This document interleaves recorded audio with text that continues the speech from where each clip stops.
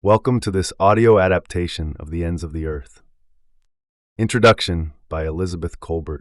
In the spring of 1888, a Norwegian doctor and explorer named Fridtjof Nansen set off for Iceland. He boarded a whaling ship in Isafjord and sailed to the east coast of Greenland. Once he arrived, he strapped on a pair of skis and began a journey of some 500 miles across the ice sheet. The trip went off without any major problems, except for some issues with the pemmican. This dried meat, which he had ordered from an outfitter in Copenhagen, was too lean.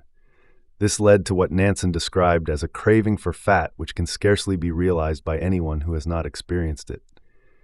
Even so, the round trip from Christiania, which is now Oslo to Gotthab, now Nuuk, took Nansen over a year. Now, let's fast forward to the spring of 2001. That's when I set off for a research station known as the North Greenland Ice Core Project. I boarded a cargo plane in Schenectady, New York, and 6 hours later, I disembarked in Kangerlussuaq on Greenland's west coast. Another 2-hour flight took me to the research station, right at the center of the ice sheet. This flight was on an LC-130, a plane specially equipped with skis and even little rockets for extra propulsion. In this way, I completed the first half of Nansen's journey, though from the opposite direction, in less than a day. Perhaps if I had spent several weeks at the camp, I would have developed a craving for something.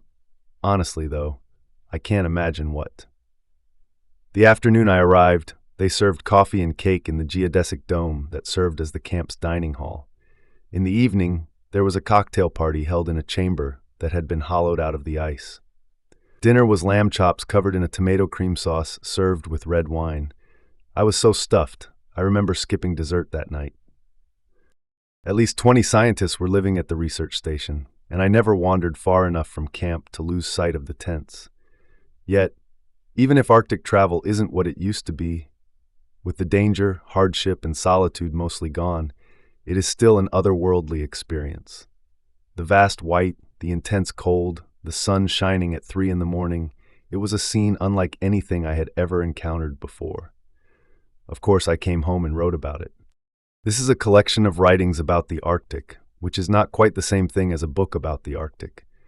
Almost all the selections you'll hear are by outsiders to the region, explorers, adventurers, anthropologists, and novelists. This focus on non-natives reflects two facts. First, Arctic people have traditionally passed down their stories orally. Second, those who have been drawn to the area have, to an amazing degree, felt a powerful urge to record their impressions. Even today, the number of people who have traveled to the far north is tiny, compared to the number who have traveled to, say, Birmingham or Philadelphia. Yet the literature of the Arctic is immense. As I was choosing the selections for this collection, it sometimes felt as if everyone who had ever visited the Arctic had left behind an account of their experience. In one of his many Klondike tales, Jack London compares the Arctic whiteness to a mighty sheet of foolscap and a dog team racing across the snow to a line drawn in black pencil. For a writer, that image can be reversed. The blank page with all its terrors can also become a metaphor for the ice. The Arctic is a difficult place to define. As the writer Barry Lopez notes, there is no generally accepted definition for a southern limit to the region. If you use the Arctic Circle as the boundary, you include parts of Scandinavia that are so warmed by the Gulf Stream that frogs can live there. At the same time, you would exclude regions around James Bay in Canada that are home to polar bears. The Arctic Circle is officially set at 66 degrees 33 minutes north latitude. However, due to a slight wobble in the Earth's tilt, the real circle of polar night shifts by as much as 50 feet a year. The works collected here cover travels as far south as Iceland, which lies almost entirely below the Arctic Circle, and as far north as the pole itself, if you accept Robert Peary's claims to have made it there. Though people have speculated about a mysterious frozen island known as Thule since the time of the Greek geographer Pytheas, this collection begins in the early 19th century. By then, the search for the Northwest Passage was already well underway and had already claimed dozens of lives. It's sometimes suggested that this search was motivated by commerce or nationalism. but neither of those forces seems quite enough to explain it. As the historian Glyn Williams has observed, the quest became almost mystical in nature, beyond reasonable explanation. I have chosen to focus on the most celebrated and most disastrous attempt to find that passage, the one led by Sir John Franklin in 1845. Franklin's disappearance sparked a series of rescue missions, many of which also ended badly. One of these missions, organized by a Cincinnati businessman named Charles Francis Hall, may have even ended in murder. In the 1960s, Hall's biographer, Chauncey Loomis, traveled to the shore of Thank God Harbor in northern Greenland, where Hall had been buried. He had Hall's body exhumed, and it was in remarkably good shape. This demonstrated a cold, hard truth. In the Arctic, nothing is ever really lost. The next generation of explorers was interested in only one direction: due north. In this audiobook, you'll hear accounts of 3 efforts to reach the pole, those led by Fridtjof Nansen, Robert Peary, and Salomon August André. Nansen's attempt involved spending a year in a boat intentionally frozen into the ice, and then 2 more years crossing the ice by dog sled. Nansen reached a latitude of 86 degrees 14 minutes north. This was 270 miles short of his goal, but in 1895 it was the highest latitude anyone had ever reached. Nansen's Swedish rival André came up with the daring, if impractical, idea of beating him by using a balloon. André set off for the pole from Spitsbergen with 2 companions on July 11, 1897. 3 days later, after drifting about 200 miles to the northeast, their balloon, the Eagle, crashed and had to be abandoned. The 3 men spent the next 10 weeks trekking across the ice, trying and failing to reach food caches that had been left for them. Their bodies were finally found more than 30 years later on an island, at roughly the same latitude from which they had departed.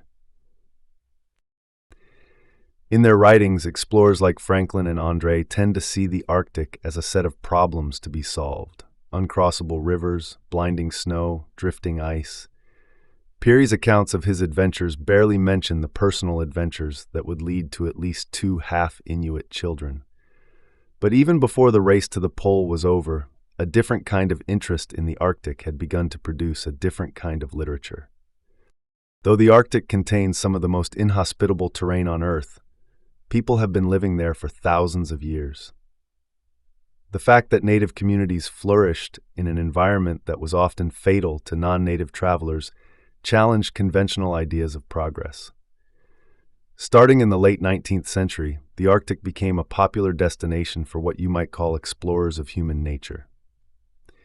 Knud Rasmussen is one of the few indigenous authors included in this volume. Born in Ilulissat to a Danish father and a Greenlandic mother, Rasmussen was both a prolific writer and a tireless traveler. He participated in 8 Arctic expeditions, known as the Thule expeditions, which studied the region's archaeology, ethnography, geology, and botany. The book Across Arctic America is Rasmussen's chronicle of his most famous expedition, a 20,000-mile journey that produced a 10-volume scientific report. Some archaeologists have made bold to assert that the Eskimos are surviving remnants of the Stone Age we know, and are, therefore, our contemporary ancestors, Rasmussen writes. We don't have to go so far to claim kinship with them, however, for we recognize them as brothers. Rockwell Kent, an American artist, went to live in northern Greenland for a year in the early 1930s. Gontranz de Ponsens, a French count, spent 15 months among the Canadian Inuit in the latter half of that decade. Both men were drawn to life in the Arctic because it was remote, dangerous, and different. A similar attraction would later lead Tete Michel Kpomasi to make his way from Togo to Greenland's west coast, and prompt Gretel Ehrlich to follow Rasmussen's trail. Their narratives of discovery are also just as significantly stories of self-discovery. Several of the works in this collection are explicitly fictional. Qasiagsak, the Great Liar, is one of many native legends collected in the late 19th century by Heinrich Rink, a Danish official in Greenland. In The Adventures of Captain Hatteras, Jules Verne invents a polar explorer just as obsessed as Peary and André. In The Voyage of the Narwhal, Andrea Barrett adds a fictional ship to the long list of real ones that went searching for Franklin and his men. And Independent People by the Nobel laureate Haldor Laxness tells the story of Bjartur of Summer Houses, a sheep-farming, poetry-loving Icelander who endures almost comically monstrous hardships. The immediate inspiration for this collection was the 2007-2008 International Polar Year, which actually lasted until March 2009 to accommodate researchers in Antarctica. This was the fourth International Polar Year. Previous ones were held in 1882, 1932, and 1957. Like its predecessors, the current IPY was intended to direct international attention and resources toward polar research. However, this IPY was different from the others because its focus was on the disappearance of its subject matter. The impact of global warming, which is becoming more and more evident all over the world, is most apparent in the Arctic. This is thanks to an effect sometimes known as Arctic amplification. While average global temperatures have risen by about 1 degree Fahrenheit, in the Arctic they have gone up by roughly twice that amount. The change is particularly striking during the coldest months. In Siberia, for example, winter temperatures have risen by as much as 7 degrees Fahrenheit. Since visiting Greenland in 2001, I've made 4 more trips to the Arctic to report on how the region is changing. Most of those trips were with scientists, but along the way I also met many native people who spoke eloquently about what is happening. An Inuit hunter named John Keogak, who lives on Banks Island in Canada's Northwest Territories, told me that he and his fellow hunters started to notice the climate changing in the mid-1980s. Then, a few years ago, people on the island began to see robins, a bird for which the Inuit in his region have no word. We just thought, oh, gee, it's warming up a little bit, he recalled. It was good at the start, warmer winters, but now everything is going so fast. The things that we saw coming in the early 1990s have just multiplied. Of the people involved in global warming, I think we're on top of the list of who would be most affected, Keogak went on. Our way of life, our traditions, maybe our families, our children may not have a future. All young people, put it that way. It's not just happening in the Arctic. It's going to happen all over the world. The whole world is going too fast. The warming that has already occurred has been enough to shrink the Arctic ice cap by almost 500,000 square miles, to bring millions of acres of permafrost close to thawing, and to cause devastating pest outbreaks in the spruce forests of Canada and Alaska. But this is only the beginning. If current trends continue, temperatures in the Arctic will rise by as much as 9 degrees Fahrenheit by the end of this century. Sometime before that point, much of the landscape described in these pages will have vanished. For example, current forecasts suggest that a Northwest Passage could be ice-free, at least in summer by 2025. The North Pole itself could be open water in summer by 2050. Perhaps most ominously of all, the Greenland ice sheet, which is 10,000 feet thick at its center, could begin to disintegrate. While it might take centuries for the ice sheet to disappear entirely, once the process of disintegration starts, it will begin to feed on itself, most likely becoming irreversible. The Greenland ice sheet holds enough water to raise global sea levels by more than 20 feet. In this way, the Arctic's claim on our imagination has been turned upside down. A landscape that once symbolized the sublime indifference of nature will, for future generations, come to symbolize its tragic vulnerability. Now we begin Chapter 1. Chapter 1, The Extreme Misery of the Whole Party, from Narrative of a Journey to the Shores of the Polar Sea by John Franklin. Sir John Franklin, an officer in the British Royal Navy, led 3 Arctic expeditions in the first half of the 19th century. His last expedition, which resulted in his own death and the deaths of all 120-plus members of his crew, is the most famous. It prompted several rescue missions, some of which ended just as disastrously. This excerpt is from the diaries Franklin kept during his first Arctic expedition, from 1819 to 1822, which took him from Hudson Bay to the Coppermine River. 9 of Franklin's men died on the journey, and 1 was shot under mysterious circumstances. The rest endured desperate hardship. Included here is the famous October 4th episode in which Franklin and his men dine on their shoes. Tripe de roche, which Franklin mentions several times, is a type of lichen.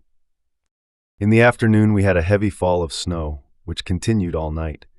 We gathered a small quantity of tripe de roche. Creddy, who had been hunting, brought in the antlers and backbone of a deer that had been killed in the summer. The wolves and birds of prey had picked them clean, but a quantity of the spinal marrow remained, which they had not been able to extract. This marrow, although putrid, was considered a valuable prize. The spine was divided into portions and distributed equally. After eating the marrow, which was so sharp it blistered our lips, we made the bones brittle by burning them, and ate them as well. The following morning, the ground was covered with snow 1.5 feet deep, and the weather was very stormy. These circumstances made the men extremely despondent again. A settled gloom hung over their faces, and they refused to pick tripe de roche, choosing to go entirely without eating rather than make any exertion. The party that went for gum returned early in the morning without finding any. But Saint Germain said he could still make the canoe with willows covered with canvas, and he moved with Adam to a clump of willows for that purpose. Mr. Back went with them to encourage his effort, as we feared his low spirits would make him slow. Augustus went to fish at the rapid, but a large trout carried away his bait, and we had nothing to replace it. The snowstorm continued all night and through the morning of the 3rd. After persuading the men to gather some tripe de roche, I shared a meal with them. Afterwards, I set out to go to Saint Germain to hurry his work, but though he was only 3/4 of a mile away, I spent 3 hours trying to reach him. My strength was not equal to the labor of wading through the deep snow. I returned completely exhausted and much shaken by my numerous falls. My companions were all in the same weakened state. Poor Hood was reduced to a perfect shadow from the severe bowel complaints that the tripe de roche always gave him. Back was so feeble that he required the support of a stick to walk. Dr. Richardson had lameness on top of his weakness. The voyagers were somewhat stronger than we were, but less willing to exert themselves because of their despondency. None of us felt the sensation of hunger anymore, yet we could barely talk about anything other than the pleasures of eating. We were much indebted to Hepburn at this time. The officers were too weak to gather tripe de roche themselves. Samandre, who had been our cook, shared in the despair of the other Canadians and refused to make the slightest effort. Hepburn, on the contrary, was animated by a firm reliance on the beneficence of the Supreme Being. He was tireless in his efforts to serve us and daily collected all the tripe de roche that was used in the officers' mess. Mr. Hood could not eat this miserable fare, and a partridge that had been reserved for him was, I am sorry to say, stolen today by one of the men. October 4th. The canoe being finished, it was brought to the encampment. The whole party assembled in anxious expectation on the beach. Saint Germain embarked, and amidst our prayers for his success, he managed to reach the opposite shore. The canoe was then drawn back again, and another person was transported. In this manner, by drawing it backwards and forwards, we were all carried over without any serious accident. These frequent crossings materially injured the canoe. Towards the end, it filled with water each time before reaching the shore, so that all our garments and bedding were wet. There were not enough willows on our new side to make a fire to dry them. It is impossible to imagine a more gratifying change than what occurred in our voyagers after we were all safely landed on the southern banks of the river. Their spirits immediately revived. Each of them shook the officers cordially by the hand and declared they now considered the worst of their difficulties over. They did not doubt reaching Fort Enterprise in a few days, even in their feeble condition. We had indeed every reason to be grateful, and our joy would have been complete if it had not been mixed with sincere regret at the separation of our poor Eskimo, the faithful Junius. The lack of tripe de roche caused us to go supperless to bed. Showers of snow fell frequently during the night. The breeze was light the next morning, the weather cold and clear. We were all on foot by daybreak, but our tents and bedclothes were so frozen that it was a long time before the bundles could be made. As usual, the men lingered over a small fire they had kindled, so it was 8 o'clock before we started. Our advance through the deep snow was slow. Around noon, we came to a spot with some tripe de roche, so we stopped to collect it and had breakfast. Mr. Hood, who was now very feeble, and Dr. Richardson, who stayed with him, walked together at a gentle pace in the rear of the party. I kept with the foremost men to make them halt occasionally until the stragglers came up. After breakfast, we resumed our march, following the track of Mr. Back's party, and we encamped early, as all of us were much fatigued. This was particularly true for Crady, who had carried the men's tent today. He was so exhausted that when he reached the encampment, he was unable to stand. The Tripe de Roche disagreed with this man and with Vaillant, and as a result, they were the first whose strength completely failed. We had a small quantity of this weed in the evening, and the rest of our supper was made up of scraps of roasted leather. The distance walked today was 6 miles. As Credit was very weak in the morning, his load was reduced to little more than his personal luggage, consisting of his blanket, shoes, and gun. Before setting out, the whole party ate the remains of their old shoes and whatever scraps of leather they had to strengthen their stomachs for the fatigue of the day's journey.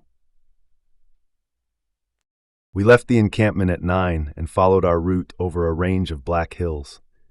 The wind had increased to a strong gale during the morning, becoming piercingly cold. The blowing snow made it difficult for those in the rear to follow the track over the heights.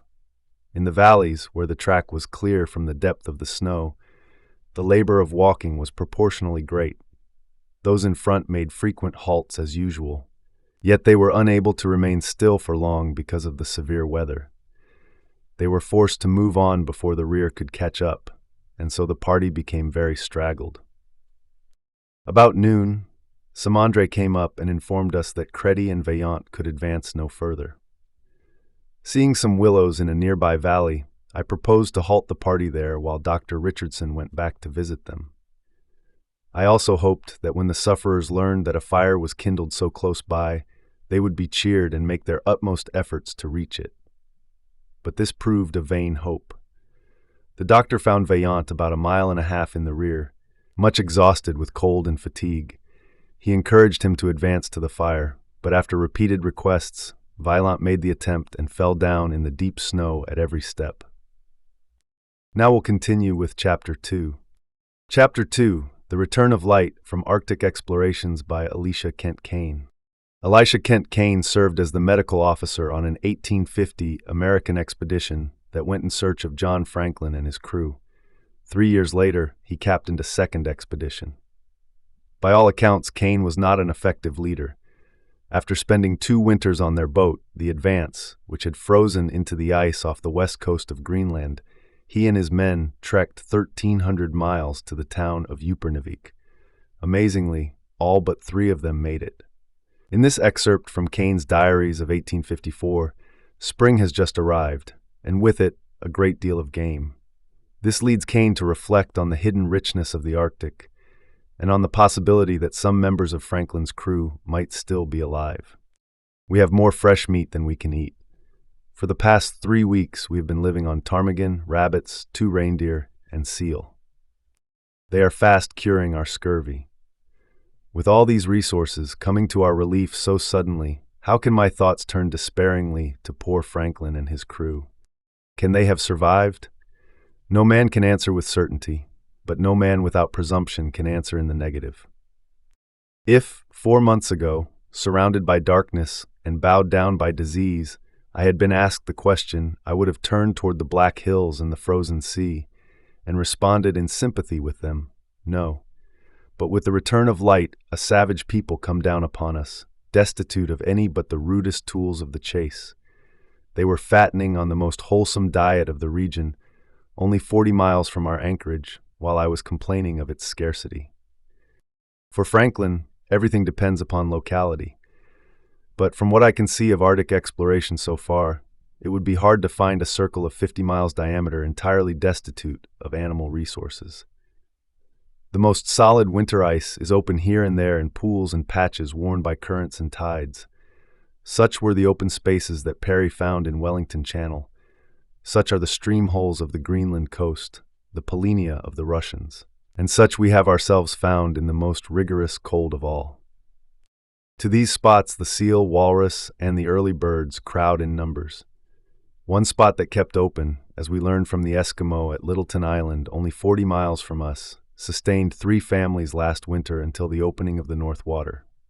Now, if we have been entirely supported for the past 3 weeks by the hunting of a single man, with seal meat alone being plentiful enough to feed us until we turn homeward, certainly a party of tolerably skillful hunters might lay up an abundant stock for the winter.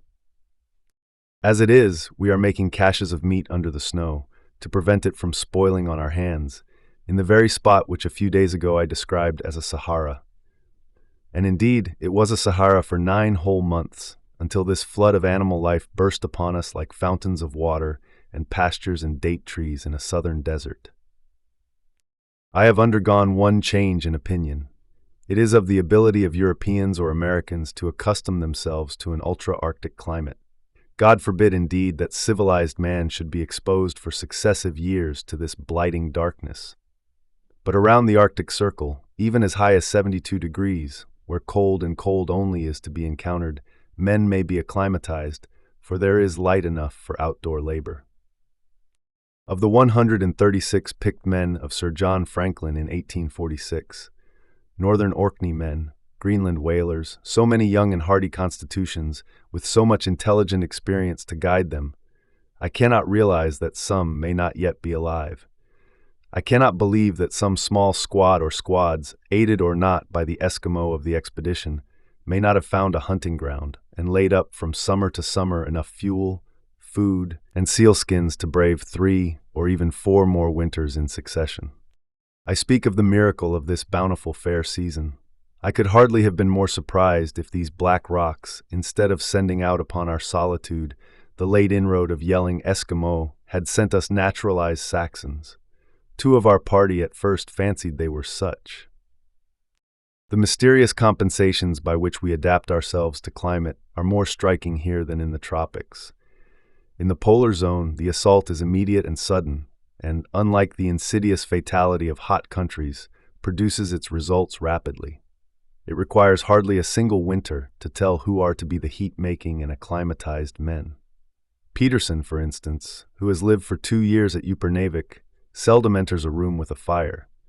Another of our party, George Riley, with a vigorous constitution, established habits of free exposure, and an active, cheerful temperament, has so accustomed himself to the cold that he sleeps on our sledge journeys without a blanket or any other covering than his walking suit, while the outside temperature is 30 degrees below zero.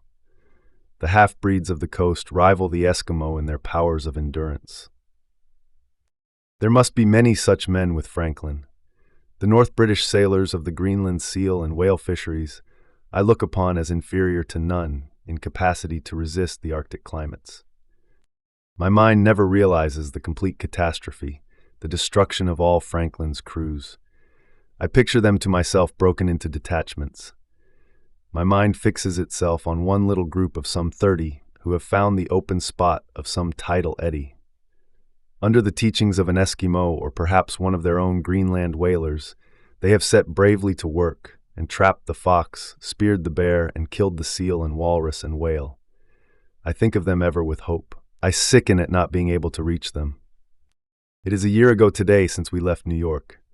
I am not as sanguine as I was then. Time and experience have chastened me. There is everything about me to check enthusiasm and moderate hope. I am here enforced in action, a broken-down man, oppressed by cares, with many dangers before me. I am still under the shadow of a hard-wearing winter which has crushed 2 of my best associates. Here on the spot, after 2 unavailing expeditions of search, I hold my opinions unchanged.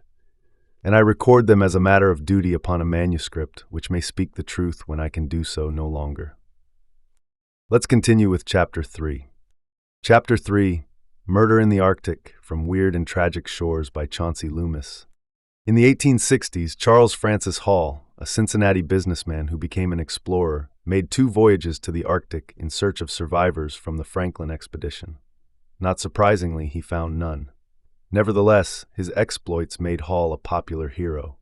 In 1871, Hall set out on a government-sponsored voyage to the North Pole and within months died mysteriously.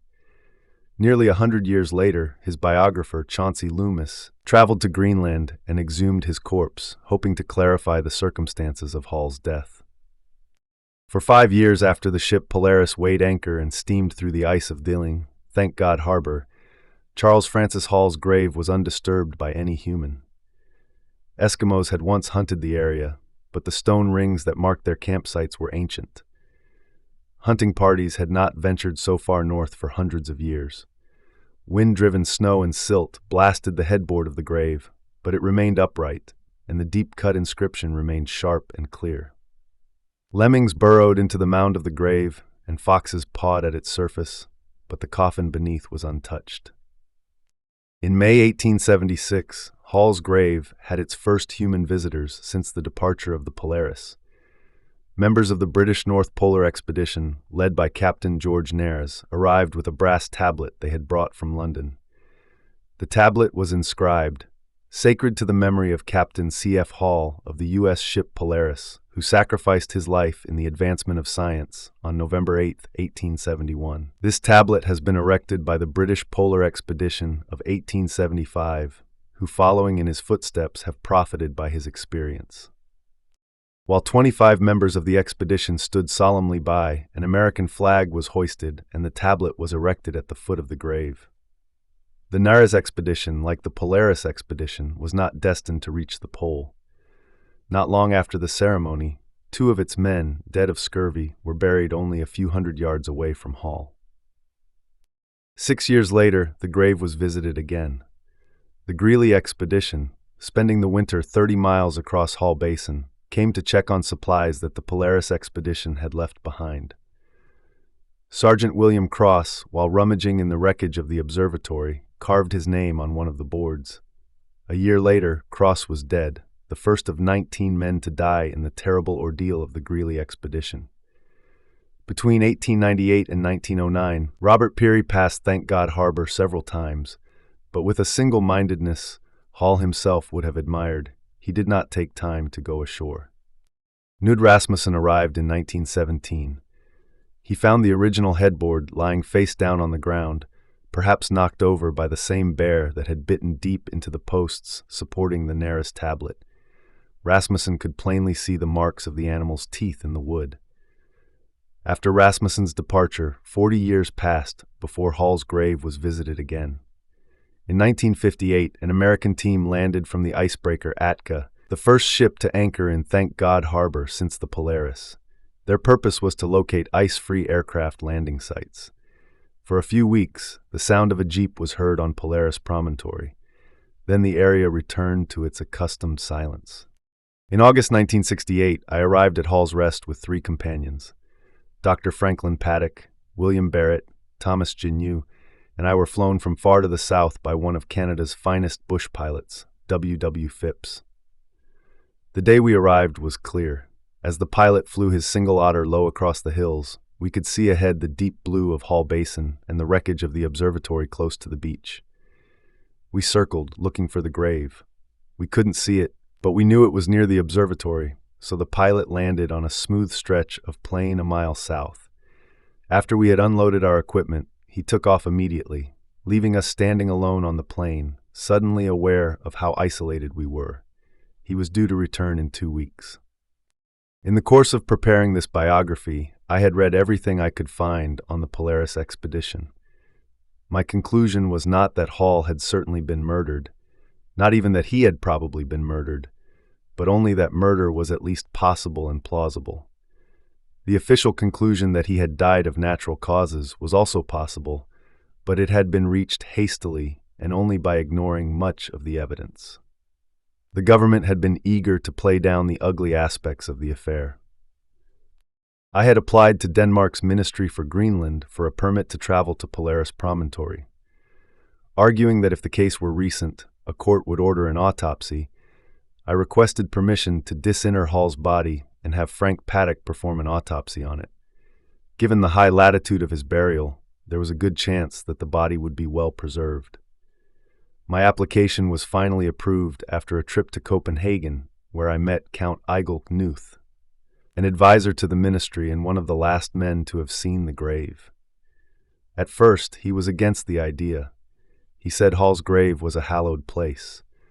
But after I assured him that I would leave the grave in the condition in which I found it, he finally approved. On the day we arrived, we set up camp about a mile south of the observatory and the grave. We decided not to begin the exhumation until the next day, but after the camp was complete, we walked to the gravesite. We could see the Nares tablet first, then the shape of the mound covered with large rocks, then a crowbar strangely jutting from the head of the grave, and finally the original headboard lying face down in the dirt. Under the benign blue of the sky that day, the place was peaceful and profoundly still. We wandered on to the observatory. Here was the litter of man, scattered around the building's floor as if it had burst from within. Rusted cans, brass nails, iron stoves, shattered glass, and pieces of sailcloth spread out from the observatory. Tom Jingyu turned over a board, and there was Sergeant Cross's name, carved more than 70 years before. Bill Barrett found a broken blue bottle on which the word poison could still be seen. After a moment of excitement, we realized it was of little significance. On the beach, I found a Danish shotgun shell. Such sites in the Arctic usually contain layers of history. During the night, the weather changed. When we set out early in the morning, the sky was suitably lowering, the land suitably bleak. For a year, I had wondered how I would feel when the coffin was opened. Hall might well have become a skeleton, but in the Arctic air, he might have been perfectly preserved. I dreaded finding only a skeleton from which nothing could be proved, but I also dreaded finding the man himself, just as he had been. I had been haunted by a vision of a rather offended face peering out of the coffin, asking, "Is there no limit to what a biographer will do?" While Frank Paddock, Bill Barrett, and I stood nervously by, Tom Jignew, not long back from Vietnam, did most of the digging. Our nerves got the better of us, and we found ourselves making absurd jokes. As Tom scraped earth off the long coffin lid, revealing pine that was still pale and fresh, Frank looked down and said cheerfully, "They didn't build it for the short haul, did they?" We laughed, immoderately. We stopped laughing a minute later, when we caught a whiff of decay from within the coffin. While Tom pried carefully at the lid, we stood silent. A piece of the lid broke off, and inside we could see a flag, part of the field of stars and ice. I removed the lid, and we stood by the edge of the grave looking down. The body was completely shrouded in a flag. From the waist down, it was covered by opaque ice, but at the base of the coffin, a pair of stockinged feet stuck abruptly through it. The front of the torso was clear of the ice, but we could see that its back was frozen into the coffin. Frank carefully peeled the flag back from the face. It was not the face of an individual, but neither was it yet a skull.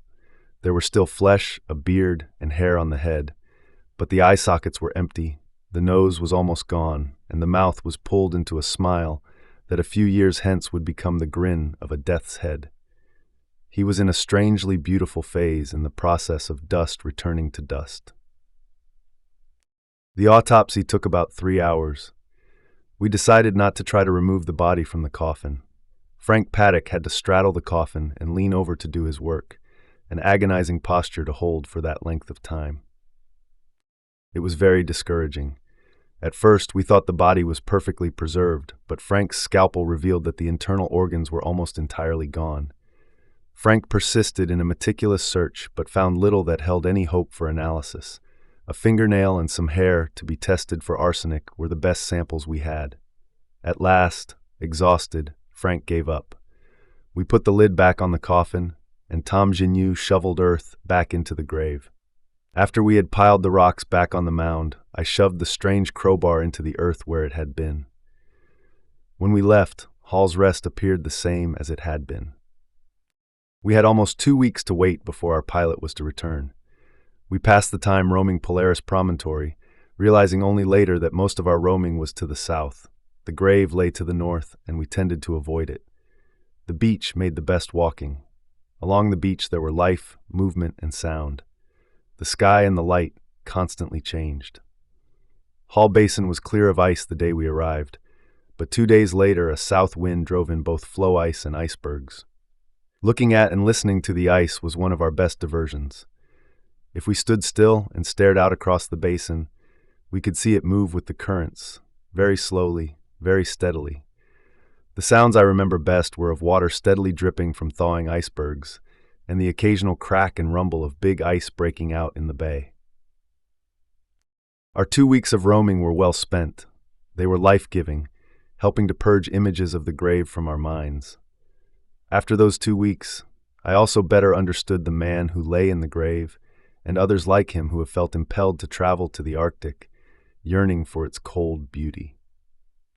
Our pilot picked us up on schedule, and a few days later, we were back in the United States.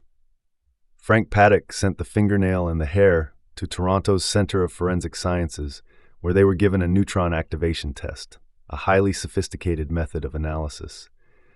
It came as a surprise when the center reported that the tests had revealed an intake of considerable amounts of arsenic by C.F. Hall in the last 2 weeks of his life. The fingernail had provided the best evidence. A doctor at the center had sliced it into small segments, from tip to base. The test indicated increasing amounts of arsenic in the base segments. At the tip, the fingernail contained 24.6 parts per million of arsenic. At the base, it contained 76.7 parts per million. The doctor concluded that the large jump in Hall's body burden of arsenic occurred in the last 2 weeks of his life. We checked with other authorities, all of whom accepted the accuracy of the center's report and agreed with its conclusion.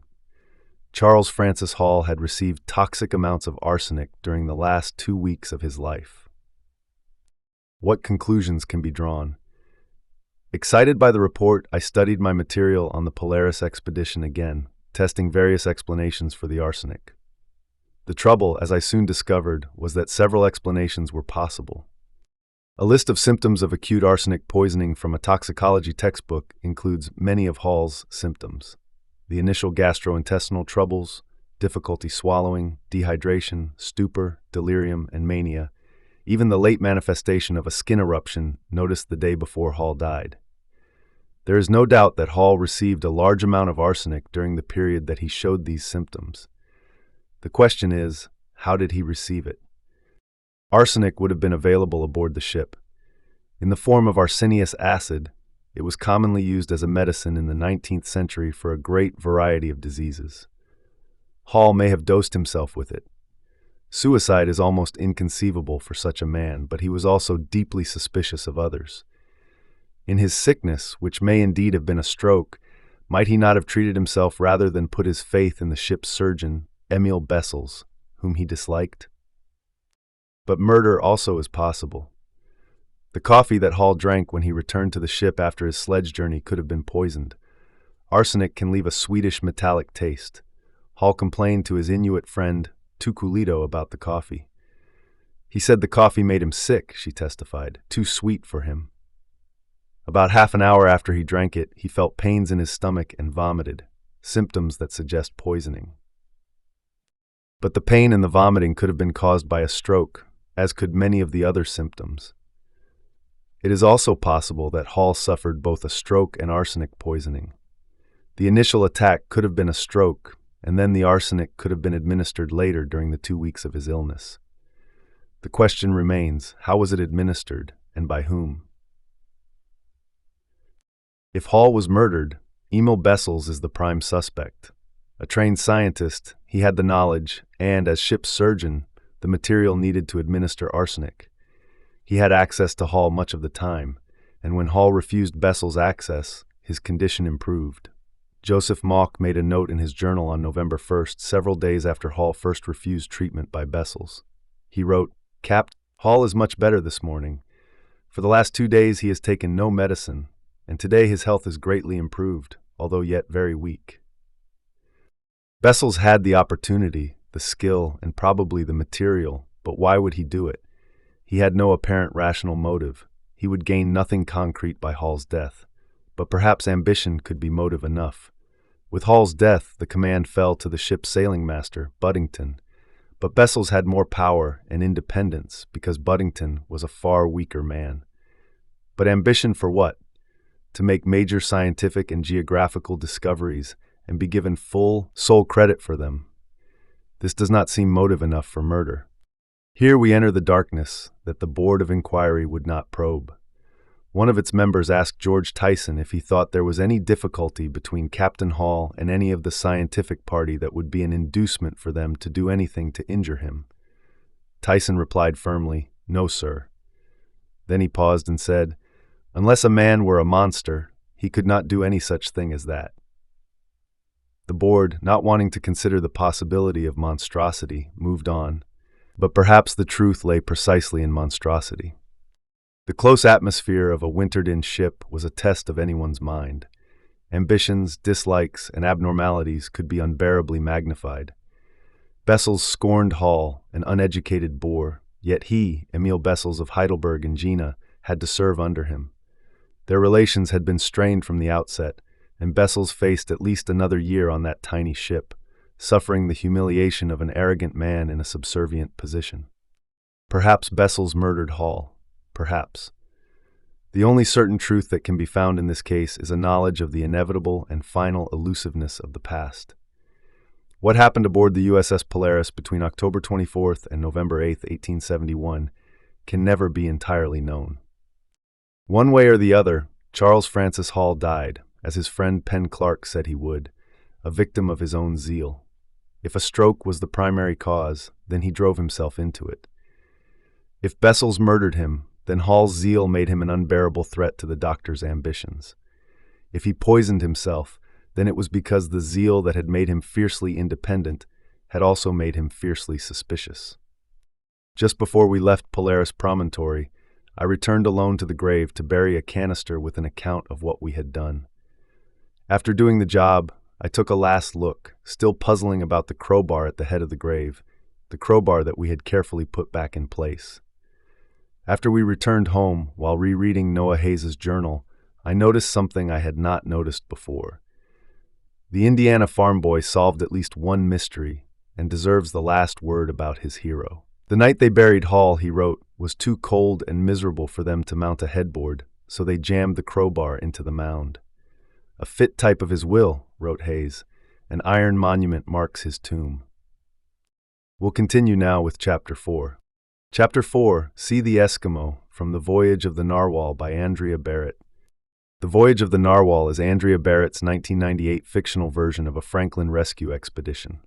The captain of the Narwhal, Zechariah Zeke Voorhees, gets separated from his men and is presumed dead. Months later, he returns home with the Eskimos, Annie and Tom, who have saved him. In this passage, two old friends of Voorhees, Alexandra Copeland and Erasmus Wells, attend his public exhibition of his rescuers. Here in the theater's gallery, near the prostitutes scattered like iridescent fish through the shoals of dark-clothed men, Alexandra felt drab in her brown silk dress. 2 seats down from her, a woman in a chartreuse gown was striking a deal with a pleasant-looking man. They would meet on the landing. Alexandra heard them agree, directly after the lecture. The man's voice dropped and the woman shook her head. $20, she said. The man nodded and disappeared, leaving Alexandra to marvel at the transaction. There must be 1,000 people, Erasmus said, scanning the crowd. Maybe more. It's frightening, she said, how good Zeke is at promoting himself. All around the city, posters advertised the exhibition. A clumsy woodcut showed Zeke holding a harpoon and Annie a string of fish, with Tom peeping out from behind her flared boots. In the background were mountains, and above those, a banner headline, My Life Among the Eskimo. A caption touted the remarkable discoveries made by Zechariah Voorhees, 2 fine specimens of the native tribes, more exotic than the Sioux and Fox Indians. See the Eskimo demonstrate their customs. Zeke had run a smaller version in the newspaper and mailed invitations to hundreds of his family's friends. Ahead of him lay Baltimore, Washington, Richmond, New York, and Boston. Can you see Lavinia? Erasmus said. Alexandra scouted the boxes on the second tier and finally spotted her, flanked by Zeke's parents and sisters. She was touching her hair, then her cheek, then her brooch, then her nose, turning her head from side to side. Everyone, Alexandra thought, was made nervous by this month's chain of disasters. Across the ocean, the telegraph cable had broken. 2 trains had crashed south of Philadelphia. Last week, a steamship had sunk. Each of these seemed to heighten the financial panic set off by a bank failure in Ohio. Suddenly it mattered what Zeke charged for the exhibition tickets and how many tickets were sold. The theater was full of people desperate for distraction. In the glow of the gaslights, Zeke strode out in full Eskimo regalia, adjusted 2 large crates, and took his place at the podium. The roar of applause was startling, as was the ease with which he spoke. Swiftly, eloquently, he sketched an outline of the voyage of the narwhal, making the confused first months into a spare, dramatic narrative. Their first sights of Melville Bay, their encounters with the Netzilik, their long winter, and the first trip to Anahuac. No mention, Alexandra noticed, of Dr. Borhov's death, nor of the other men who died, nor of Erasmus. It was I all the time, I and me and mine, occasionally we or my men. No names, only him. Beside her, Erasmus fidgeted. 20 minutes for the part of the voyage involving the crew, then another 15 for Zeke's solo trip north on foot and his return to the empty ship. Now, Zeke was saying, now began the most interesting part of my experience in the Arctic. I was all alone, and winter was coming. I had to prepare myself. From the crates he began to pull things. His hunting rifle, sealskins, a tin of ship's biscuit, his black notebook. He read aloud the section about the arrival of Annie and her companions. The Angakok is the tribe's general counselor and advisor, he explained, as well as its wizard. His chief job is to determine the reason for any misfortune visiting the tribe, and the Angakok of Annie's tribe determined that the cause of their children's sickness was me. From the day these people arrived, I entered into a new life. He described the journey to Anahuac and his first days there. Then he said, "But you must meet some of the people among whom I stayed." He stepped back from the podium and whistled. There was a rattling backstage and the crack of a whip. 2 dogs appeared, not as huge black hunting dogs, but beagles, ludicrous in their harnesses. Behind them they pulled a small sledge on wheels, with Tom crouched on the crossbars and Annie grasping the uprights and waving a little whip. Both wore fur jackets with their hoods pulled up. When the sledge reached the podium, Zeke gave a sharp command that stopped the beagles. They sat, drooling eagerly as Zeke held out bits of biscuit. But Annie and Tom stared straight out at the audience, shielding their eyes against the glare. "These are 2 of the people who rescued me," Zeke said. "The names they use among us are Annie and Tom." While they stood still, he recited some facts about them. They belonged to a group John Ross had called Arctic Highlanders. They were nomadic, and all food was shared among them as if they were one large family. Because no driftwood reached their shores, they had no bows and arrows, nor kayaks. They had developed their own ways, substituting bone for wood. "The term Eskimo is French and means raw meat eaters," Zeke said, "but there's nothing disgusting in this." From a crate he took a paper bundle, which he unwrapped to reveal a shad. With a few strokes of a knife he cut 3 small squares of flesh. 2 he held out to Annie and Tom, keeping the third for himself. Zeke popped the flesh in his mouth and chewed, while Annie and Tom did the same. The audience gasped, and Alexandra could see this pleased Zeke enormously. "With the help of my 2 friends," he said, "I would like to demonstrate for you some of the elements of daily life among these remarkable people." He must have made some of the objects here with Annie's help. There was a long-handled net, which Tom seized and carried to the top of one crate, making swooping motions as Zeke described, capturing small birds called dovekies. "When the hunter's net is full," Zeke said, "he kills each bird by pressing its chest with his fingers until the heart stops." Zeke filled a soapstone lamp with whale oil and had Annie light it.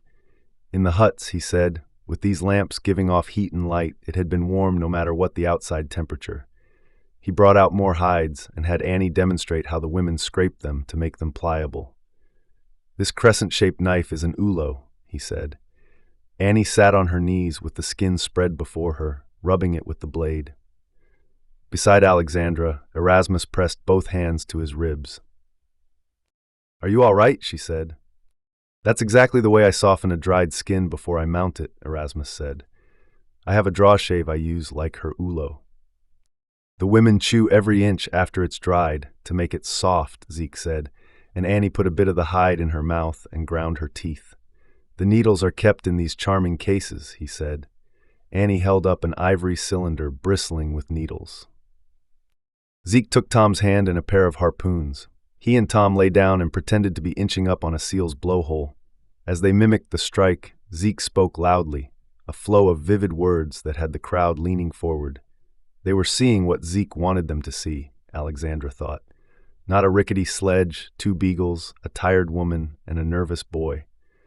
Not them, or a man needing to make a living, but the Arctic in all its mystery.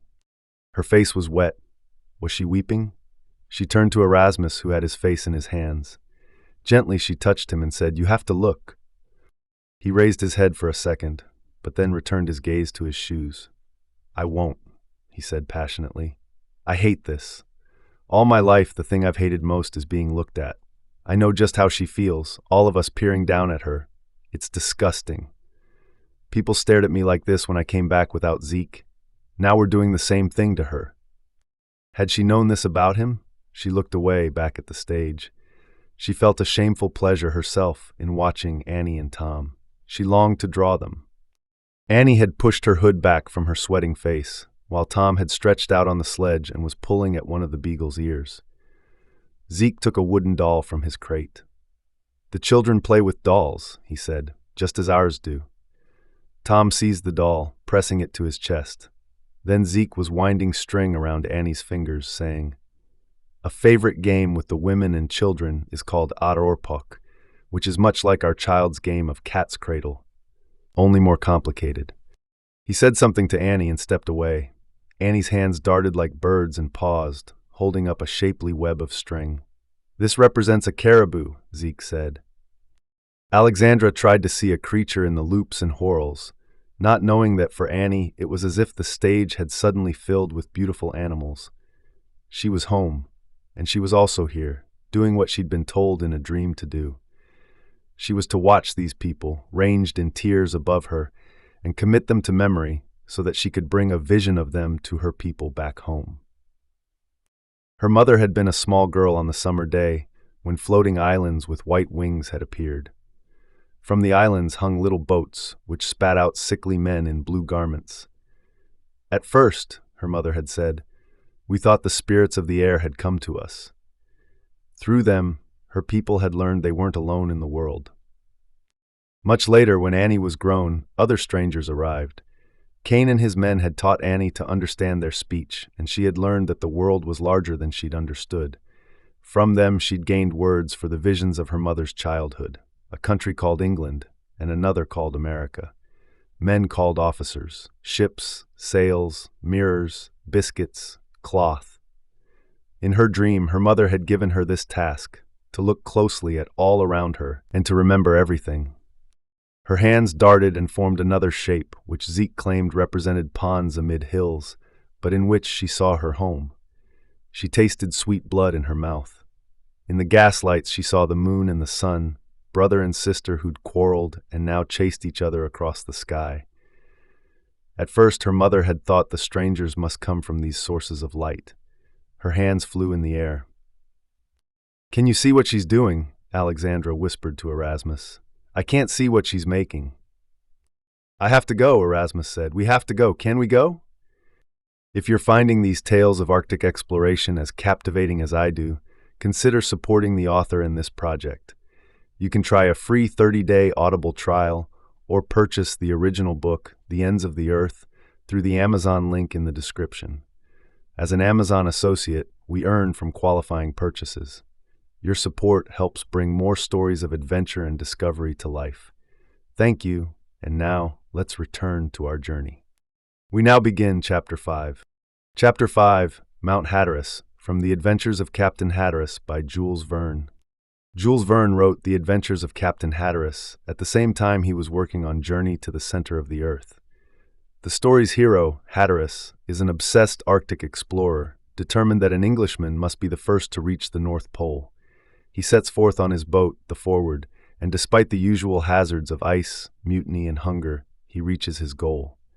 There, he finds not just ice but land, specifically, a volcano. The passage below chronicles his decision to touch the exact pole, even if that means leaping into a flaming crater.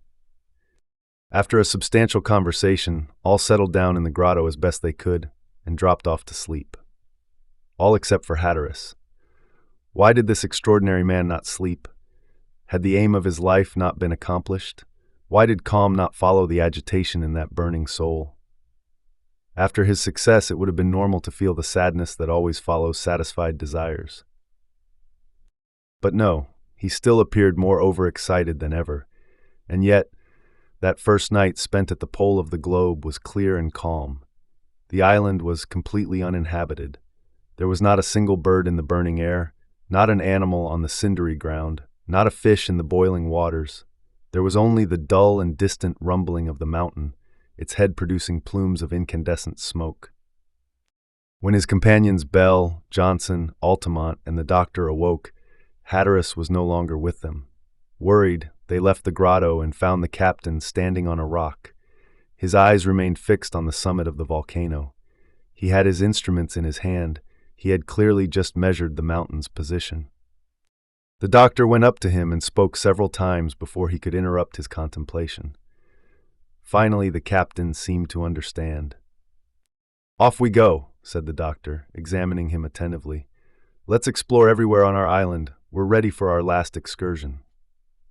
"The last," said Hatteras, as if dreaming out loud. "Yes, the last, but also," he added keenly, "the most wonderful." As he spoke, he rubbed his hands over his forehead as if to calm the boiling inside. Altamont, Johnson, and Bell joined them. Hatteras now seemed to emerge from his hallucinatory state. "My friends," he said emotionally, "thank you for your courage. Thank you for your perseverance. Thank you for your superhuman efforts, which have enabled us to set foot on this land." "Captain," said Johnson, "we only followed orders, and the honor belongs to you." "No, no," replied Hatteras violently. "To all of you as much as to me, to Altamont and all of us and the doctor as well. Oh, may my heart blow its top in your hands. It can no longer contain its joy and gratitude." Hatteras seized the hands of his companions. He came and went. He was no longer in control of himself. "We only did our duty as Britons," said Bell. "And friends," added the doctor. "Yes, but not everyone was able to do his duty. Some failed," Hatteras said. "However, those who betrayed should be forgiven, like those who let themselves be dragged into betrayal. Poor men, I pardon them. Do you hear, doctor?" "I do," replied Clawbonny, who was seriously worried at Hatteras's excitement. "So I don't want them to lose the riches they came so far to earn," Hatteras continued. "No, nothing in my arrangements has changed, and they will be wealthy, if ever they get back to Britain." It would have been difficult to remain unmoved by the tone in which Hatteras said these words. "But, Captain," said Johnson, trying to joke, "you'd think you were making your last will and testament." "Perhaps I am," replied Hatteras gravely. "But you still have a good long life of fame before you," continued the old sailor. "Who knows?" said the captain, followed by a long silence. The doctor did not dare interpret the meaning of these last words. But Hatteras needed to ensure he was understood, for he added, in a hurried voice he could hardly control, "My friends, listen to me. We have done a great deal so far, and yet there remains much to do." The captain's companions looked at each other with astonishment. "Remember, we're at the land of the pole, but not the pole itself," he declared. "What do you mean?" said Altamont. "Could you please explain?" exclaimed the doctor, afraid to guess.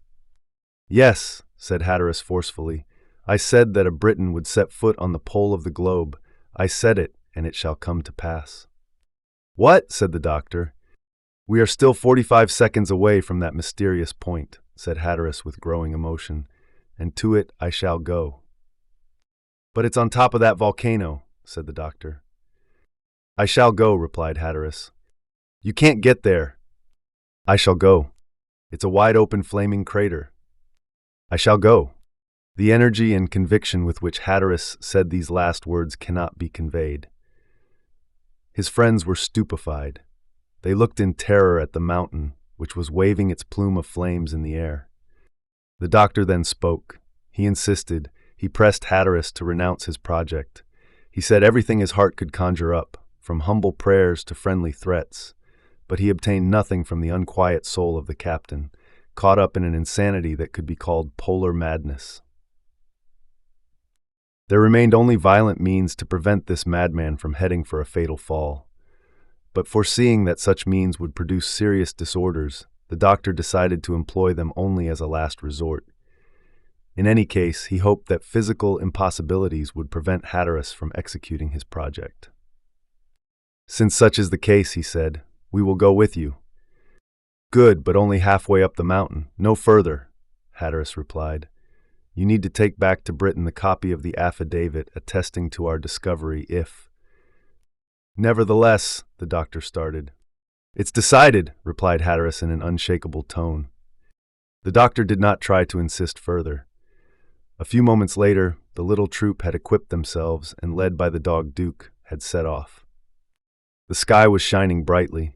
The thermometer read 52 degrees. The air was dramatically imbued with the clarity particular to that high latitude. It was 8 in the morning. Hatteras took the lead with his good dog. Bell, Altamont, the doctor, and Johnson followed close behind. "I'm afraid," said Johnson. "There's nothing to fear," replied the doctor. "We're right beside you." As the men climbed, the going became more and more difficult. The flanks of the mountain were approaching the vertical, and careful precautions had to be taken to avoid landslides. Often, tall clouds of ash twisted around the travelers, threatening to suffocate them, and torrents of lava blocked their path. On the few horizontal parts, streams of cooled lava formed a hard crust, allowing hot lava to flow bubbling underneath. Each man had to carefully test the ground in front of him so as not to be suddenly plunged into the rivers of fire. From time to time, the crater vomited out blocks of rock, red-hot from the inflamed gases. Some of these masses exploded in the air like bombs, and the debris flew enormous distances in all directions. One can imagine what countless dangers this ascent involved, and how insane one had to be to attempt it. However, Hatteras climbed with surprising agility, disdaining the help of his iron-tipped stick and moving up the steepest slopes without hesitation. Soon he arrived at a circular rock, a sort of plateau about 10 feet wide. An incandescent river divided at a ridge higher up, then surrounded it, leaving only a narrow pathway, along which Hatteras boldly moved. There he stopped, and his companions were able to join him. He seemed to be visually estimating the distance still to be covered. Horizontally, he was less than 600 feet from the crater and the mathematical point of the pole. But vertically, 1,500 feet still remained to be climbed. The climb had already lasted 3 hours. Hatteras did not appear tired. His companions were exhausted. The summit of the volcano could apparently not be reached. The doctor resolved to prevent Hatteras from climbing any more, at any price. He tried first with gentle means, but the captain's excitement had reached the point of delirium. "Hatteras," the doctor said to him, "enough, we can't take a single step more." "Stay then," replied the captain in a strange voice. "I am going higher." "No, what you're doing is useless. You're at the pole of the world." No, higher. My friend, it's me talking to you, Dr. Clawbonny. Do you recognize me?" Higher, repeated the madman. "No, we will not let—" The doctor had not finished before Hatteras made a superhuman effort, jumped across the lava flow, and was out of the reach of his companions. They uttered a cry. They thought Hatteras had fallen into the torrents of fire, but the captain had landed on the other side, together with his dog Duke, who refused to leave him. He was hidden behind a curtain of smoke, and his voice could be heard diminishing with the distance. "Northwards, northwards," he was crying. "To the top of Mount Hatteras! Remember Mount Hatteras!" They could not consider joining him. It was impossible to cross that stream of fire. Altamont tried in vain to get over and nearly perished. His companions had to restrain him bodily. "Hatteras, Hatteras!" the doctor shouted, but the captain did not reply. Nevertheless, Hatteras could occasionally be glimpsed through the columns of smoke and ash. Sometimes his arms, sometimes his head emerged from the swirling shapes. Then he would vanish, only to reappear higher up, clinging on to rocks. He got smaller at a fantastic speed. Half an hour later, he already seemed to be only half his real height. Hatteras was still climbing. Duke still followed. Occasionally, landslides occurred behind them, and enormous boulders rushed down into the polar basin. Hatteras did not even turn around. He had used his stick as a shaft to hoist the Union Jack. His terrified companions hung on to his every move. The vision of this frightening ascent lasted more than an hour of battle with loose rocks and holes full of ash. Sometimes he performed acrobatics, buttressing himself with his knees and back. Sometimes he hung by his hands from some ridge blown in the wind like a dried tuft of vegetation. Finally, he reached the top of the volcano, the very mouth of the crater. The doctor hoped that the wretch, having reached his goal, would come back down again. He shouted one last time, "Hatteras! Hatteras!" The doctor's appeal was heartrending and moved the American to the depths of his soul. "I'll save him!" exclaimed Altamont. With a single leap across the torrents of fire, he disappeared amongst the rocks. Clawbonny had not had time to stop him. Meanwhile, having reached the peak, Hatteras was advancing over the abyss on an overhanging rock. Boulders rained down all around. Duke was still with him. The poor animal was apparently caught up in the vertiginous attraction of the abyss. Hatteras was waving his flag, which was lit up with incandescent reflections. Hatteras was shaking the standard with one hand. With the other, he was pointing at the pole of the celestial globe directly above him. However, he still seemed to be hesitating. He was still seeking the mathematical point where all the lines of meridian meet, and where, in his sublime obstinacy, he wanted to set foot. All of a sudden, the rock gave way under his feet. He disappeared. A terrible cry from his companions sounded. A century passed, but Altamont was there and Duke too. The man and the dog had seized the unfortunate creature just as he fell into the chasm. Hatteras was saved against his will. Half an hour later, the captain of the Forward was lying senseless in the arms of his despairing companions. When he came to again, the doctor examined his eyes in silent distress, but his unconscious gaze, like a blind man who looks without seeing, did not respond. "Good God," said Johnson, "he's blind." "No, he isn't," the doctor replied. "My poor friends, we have saved only Hatteras's body. His soul has remained at the summit of the volcano. His reason is dead." "Insane!" cried Johnson and Altamont in dismay. "Insane," the doctor replied, and large tears ran from his eyes.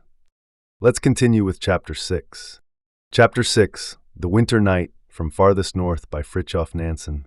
In 1888, the Norwegian explorer Fridtjof Nansen completed the first ski crossing of the Greenland ice. 5 years later, he set out for the North Pole.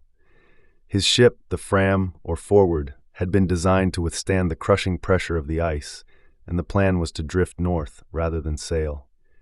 The excerpt below describes the arrival of winter and a Christmas dinner on board the Fram. Nansen eventually reached a latitude of 86 degrees 14 minutes north, the highest achieved to that point. One day differed very little from another on board, and the description of one is, in every important particular, a description of all. We all turned out at 8 and breakfasted on hard bread, cheese, corned beef, and other tinned meats. We also had oatmeal biscuits or English ship biscuits with marmalade. 3 times a week we had fresh-baked bread and often cake of some kind. For drinks, we had coffee, tea, and chocolate on different days. After breakfast, some men went to attend to the dogs, giving them their food of dried fish or dog biscuits. The others all went to their different tasks. Each man took a week's turn in the galley, helping the cook wash up and lay the table. At 1 o'clock, we all assembled for dinner, which generally consisted of 3 courses: soup, meat, and dessert, or sometimes fish, meat, and dessert. With the meat, we always had potatoes and either green vegetables or macaroni. I think we all agreed that the food was good. It would hardly have been better at home. We looked like fatted pigs. As a rule, stories and jokes circulated at the table along with the beer. After dinner, the smokers would march off to the galley, which was our smoking room as well as the kitchen. There they had a good smoke and a chat. Many a story was told, and not seldom some warm dispute arose. Afterwards came, for most of us, a short siesta. Then each went to his work again until we were summoned to supper at 6 o'clock, when the day's work was done. Supper was almost the same as breakfast, except that tea was always the drink. Afterwards, there was again smoking in the galley, while the saloon was transformed into a silent reading room. Good use was made of the valuable library presented to the expedition by generous publishers and other friends. If the kind donors could have seen us, sitting round the table at night with heads buried in books, they would have felt rewarded. They had materially assisted in making the Fram the little oasis that it was in this vast ice desert. About 7:30 or 8, cards or other games were brought out, and we played well into the night. One or other of us might go to the organ and perform some of our beautiful pieces, or Johansen would bring out the accordion and play many a fine tune. About midnight we turned in, and then the night watch was set. Each man went on for an hour. Besides this, every 2 or 4 hours the watch had to go up to take meteorological observations. I believe I may safely say that on the whole, the time passed pleasantly, and that we thrived because of the regular habits imposed upon us. My notes will give the best idea of our life in all its monotony. They are not great events that are recorded here, but in their very bareness they give a true picture. Such and no other was our life. I shall give some quotations directly from my diary. Tuesday, September 26th. Beautiful weather. The sun stands much lower now. Winter is rapidly approaching. There are 14 degrees of frost this evening, but we do not feel it cold. Today's observations unfortunately show no particular drift northward. I wandered about over the floe towards evening. Nothing more wonderfully beautiful can exist than the Arctic night. It is dreamland, painted in the imagination's most delicate tints. One shade melts into the other, so that you cannot tell where one ends and the other begins, and yet they are all there. It is all faint, dreamy color music, a faraway melody on muted strings. The sky is like an enormous cupola, blue at the zenith, shading down into green and then into lilac and violet at the edges. Over the ice fields there are cold violet-blue shadows, with lighter pink tints where a ridge here and there catches the last reflection of the vanished day. Up in the blue of the cupola shine the stars, speaking peace. In the south stands a large red-yellow moon. Presently the aurora borealis shakes its veil of glittering silver over the vault of heaven, changing now to yellow, now to green, now to red. It spreads, it contracts in restless change. Then it breaks into waving bands of shining silver, over which shoot billows of glittering rays, and then the glory vanishes. And all the time this utter stillness, impressive as the symphony of infinitude. Friday, October 13th. Now we are in the very midst of what the prophets would have had us dread so much. The ice is pressing and packing round us with a noise like thunder. It is piling itself up into long walls and heaps high enough to reach a good way up the Fram's rigging. It is trying its very utmost to grind the Fram into powder. But here we sit quite tranquil, not even going up to look at all the hurly-burly, but just chatting and laughing as usual. The men have grown so indifferent to the pressure now that they do not even go up to look, let it thunder ever so hard. They feel that the ship can stand it, and so long as that is the case, there is nothing to hurt except the ice itself. It is evident that the pressure here is caused by the tidal wave. It occurs with the greatest regularity. The ice slackens twice and packs twice in 24 hours. The very great pressure just now is probably due to the spring tide. We had a new moon on the 9th, which was the first day of the pressure. Such an ice conflict is undeniably a stupendous spectacle. One feels oneself to be in the presence of titanic forces. The ice cracks on every side of you and begins to pile itself up. All of a sudden, you too find yourself in the midst of the struggle. There are howlings and thunderings round you.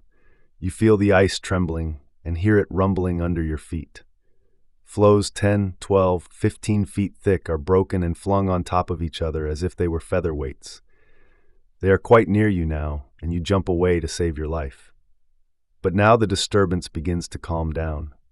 The noise passes on and is lost by degrees in the distance.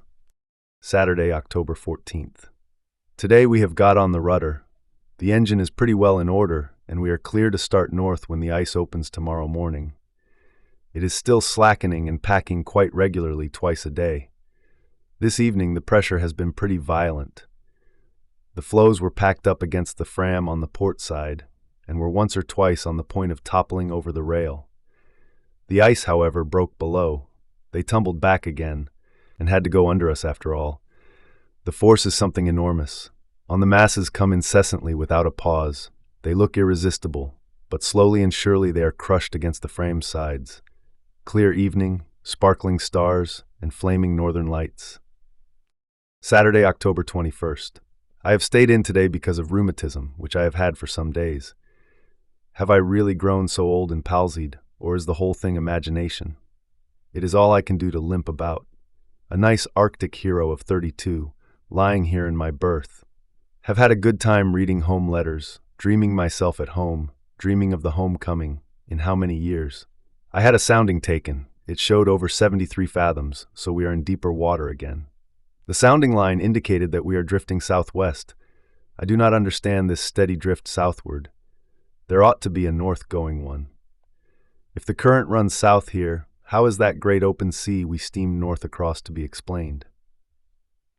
Tuesday, October 24th. Between 4 and 5 in the morning there was strong pressure, and the Fram was lifted up a little. It looks as if the pressure were going to begin again. We have a spring tide with a full moon. In the afternoon, the pressure began once more and was violent from 4 to 4:30. The Fram was shaken and lifted up. She didn't mind a bit. Wednesday, October 25th. We had a horrible pressure last night. I awoke and felt the Fram being lifted, shaken, and tossed about, and heard the loud cracking of the ice breaking against her sides. After listening for a little while, I fell asleep again with a snug feeling that it was good to be on board the Fram. It is quickly getting darker. The sun stands lower and lower every time we see it. Soon it will disappear altogether. The long, dark winter is upon us. There is now a southwesterly wind, and the windmill, which has been ready for several days, has been tried at last and works splendidly. We have beautiful electric light today. Electric lamps are a grand institution. What a strong influence light has on one's spirits. There was a noticeable brightening up at the dinner table today. The light acted on our spirits like a draught of good wine. Thursday, October 26th. Great celebration of the Frame's launch day, beginning with target shooting. Then we had a splendid dinner of 4 courses. The Fram's health was drunk amidst great and stormy applause. Sitting here now alone, my thoughts involuntarily turned to the year that has gone since we stood up there on the platform, and she threw the champagne against the bow, saying, "Fram is your name." And to think of all that has happened these 4 last months, separated by sea and land and ice, coming years too lying between us. Today, moreover, we took solemn farewell of the sun. Half of its disk showed at noon for the last time above the edge of the ice in the south, a flattened body, with a dull red glow, but no heat. Now we are entering the night of winter. What is it bringing us? Where shall we be when the sun returns? No one can tell. Sunday, November 5th. A great race on the ice was advertised for today. The course was measured, marked off, and decorated with flags. The cook had prepared the prizes, cakes, numbered and properly graduated in size. The expectation was great, but it turned out that, from excessive training, the whole crew were so stiff in the legs that they were not able to move. We got our prizes all the same. So it is Sunday once more. How the days drag past. I work, read, think, and dream. I go for a walk on the ice in the dark. Low on the horizon in the southwest there is the flush of the sun, a dark, fierce red as if of blood aglow with all life's smoldering longings, low and far off, like the dreamland of youth. I can sit and gaze, my eyes entranced by the dream glow yonder in the west, where the moon's thin, pale, silver sickle is dipping its point into the blood, and my soul is borne beyond the glow to the sun, so far off now, and to the homecoming. Our task accomplished, we are making our way up the fjord. On both sides of us the homeland lies smiling in the sun. Ugh, that was a bitter gust. I jump up and walk on. What am I dreaming about? So far, yet from the goal. Monday, December 25th. Christmas Day. Thermometer at 36 degrees below zero. I took a walk south in the beautiful light of the full moon. At a newly made crack, I went through the fresh ice with one leg and got soaked. But such an accident matters very little in this frost. The water immediately stiffens into ice. They will be thinking much of us just now at home and giving many a pitying sigh over all the hardships we are enduring. But I am afraid their compassion would cool if they could look in upon us, hear the merriment that goes on, and see all our comforts and good cheer. They can hardly be better off at home. I myself have certainly never lived a more sybaritic life. Just listen to today's dinner menu: oxtail soup, fish pudding with potatoes and melted butter, roast of reindeer with peas, French beans, potatoes, and cranberry jam, cloudberries with cream, and finally, cake and marchpane. Was this the sort of dinner for men who are to be hardened against the horrors of the Arctic night? Tuesday, December 26th, 36 degrees below zero. This is the greatest cold we have had yet. I went a long way north today and found a big lane of open water. It was strange once more to see the moonlight playing on the coal-black waves, and it awakened a remembrance of well-known scenes. The same luxurious living as yesterday, a dinner of 4 courses. Wednesday, December 27th. The windmill is going again, and the arc lamp once more brightens our lives. Johansson gave notice of a shooting match by electric light with free concert for the evening. It was a pity for himself that he did, for he and several others were shot into bankruptcy and had to retire one after the other, leaving their cigarettes behind them. Thursday, December 28th. A little forward of the Fram there is a broad, newly formed open lane. It is strange how indifferent we are to this pressure, which caused such great trouble to many earlier Arctic navigators. We have not so much as made the smallest preparation for a possible accident. Proud of our splendid strong ship, we stand on her deck watching the ice come hurtling against her sides, being crushed and broken there. I am reading the story of Kane's expedition just now. Unfortunate man, his preparations were miserably inadequate. Almost all his dogs died of bad food. All the men had scurvy from the same cause, with snow blindness, frost bites, and all kinds of miseries. I am almost ashamed of the life we lead, with none of those darkly painted sufferings of the long winter night, which are indispensable to a properly exciting Arctic expedition. We shall have nothing to write about when we get home. Let's proceed to Chapter 7. Chapter 7, André's Second Diary, from André's story by Salomon August André. Salomon? August André was a Swedish engineer who worked in the Stockholm Patent Office. His plan to reach the North Pole by hydrogen balloon held great appeal for the Swedes, who feared they were losing the polar competition to Fridtjof Nansen and the Norwegians. With 2 companions, André took off from Spitsbergen on July 11, 1897. There is strong evidence that André knew but kept secret the fact that his balloon, the Eagle, was leaking gas and could not make it to the pole. On July 14, 1897, just 200 miles from its departure point, the Eagle crashed. André and his companions spent the next 10 weeks trekking over the ice, finally reaching a tiny island in the Svalbard archipelago. The excerpt that follows is all that was decipherable from the final pages of André's diaries. They were discovered 30 years later along with his body and those of his companions. Here are the final decipherable entries from André's diary. October 2nd. At 7:30 in the morning, Frankel dies. Moved camp to the southeast. October 3rd, moved camp. October 4th, moved camp. October 5th, moved ashore. Snowstorm. October 7th, snowstorm, moved into a cleft in the rock on the windward side. October 8th, at home all day. October 9th, at home all day. October 10th, at home all day. October 11th, at home all day. October 12th, at home all day. October 13th, at home all day. October 14th, at home all day. October 15th, at home all day. October 16th, at home all day. October 17th, at home all day. Let's continue now with Chapter 8. Chapter 8, We Reach the Pole from the North Pole by Robert Peary. The American explorer Robert Peary claimed to have reached the North Pole on April 6, 1909, after having wintered on Ellesmere Island. This claim has been much disputed. Critics have noted that no one who accompanied Peary on the final leg of his journey was trained in navigation, and that the pace the explorer supposedly set was several times faster than during the rest of the journey.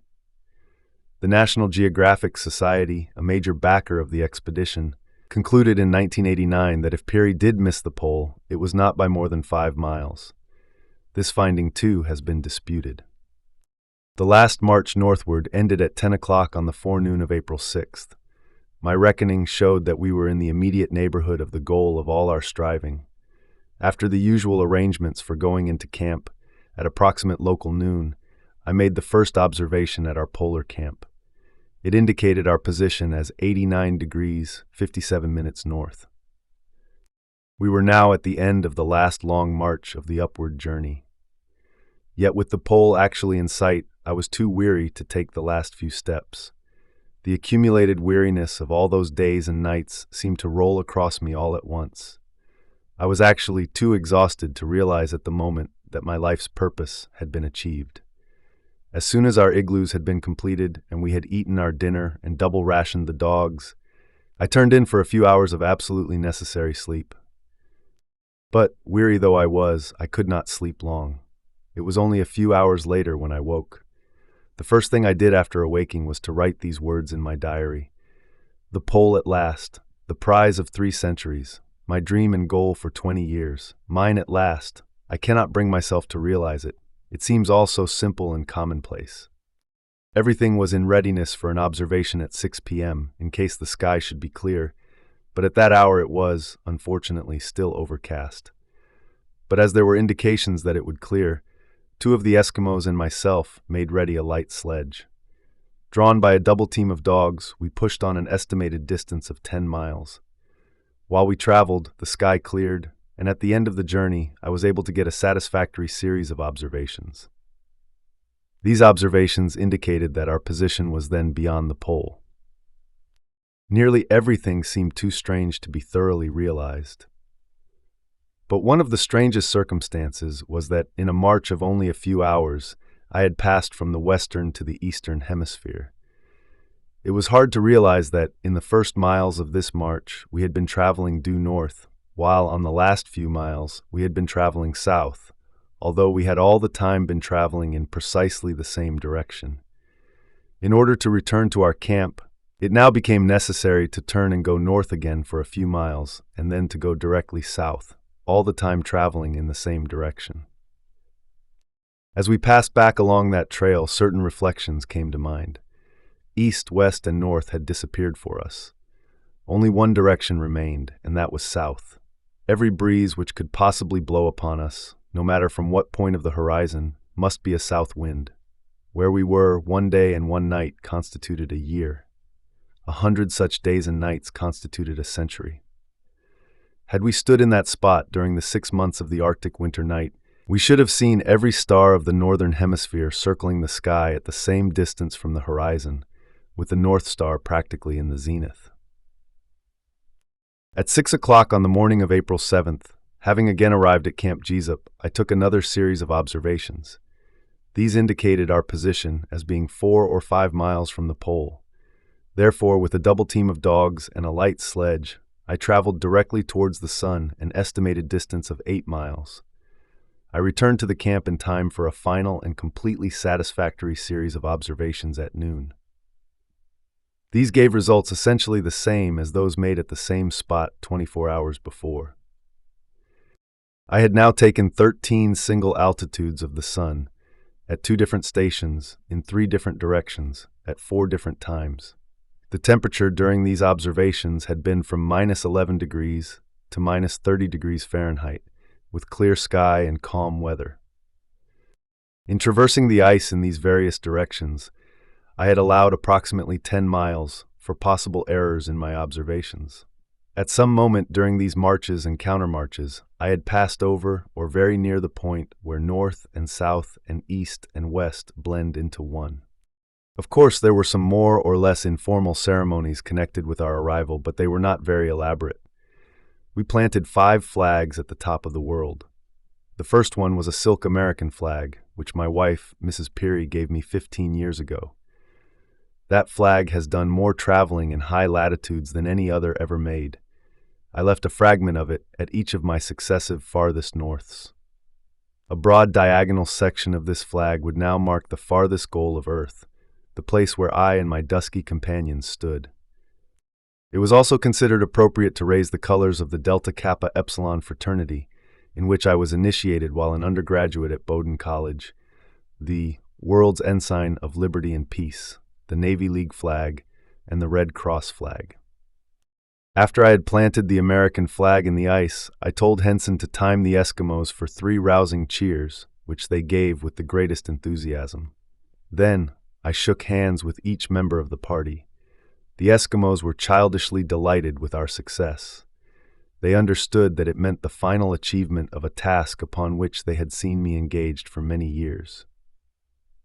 Then, in a space between the ice blocks of a pressure ridge, I deposited a glass bottle containing a diagonal strip of my flag and 2 records. The first read, 90 degrees north latitude, North Pole, April 6, 1909. Arrived here today, 27 marches from Cape Columbia. I have with me 5 men, Matthew Henson, colored, Uda, Ijingwa, Siglu, and Ukia Eskimos, 5 sledges, and 38 dogs. My ship, the SS Roosevelt, is in winter quarters at Cape Sheridan, 90 miles east of Columbia. The expedition is under the auspices of the Peary Arctic Club of New York City for the purpose of securing this geographical prize for the honor and prestige of the United States of America. I start back for Cape Columbia tomorrow. Robert E. Peary, United States Navy. The second record read, 90 degrees north latitude, North Pole, April 6, 1909.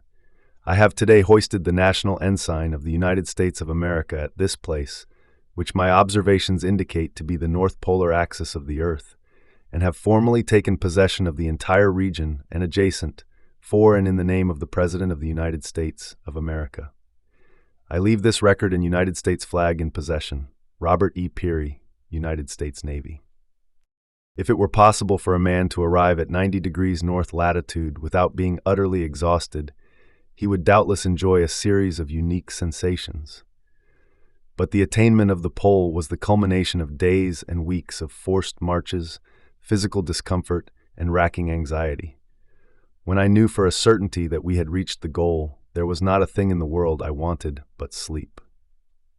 But after I had a few hours of it, there followed a condition of mental exaltation which made further rest impossible.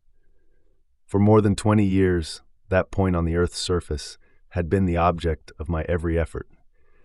The determination to reach the pole had become so much a part of my being that I long ago ceased to think of myself save as an instrument for the attainment of that end.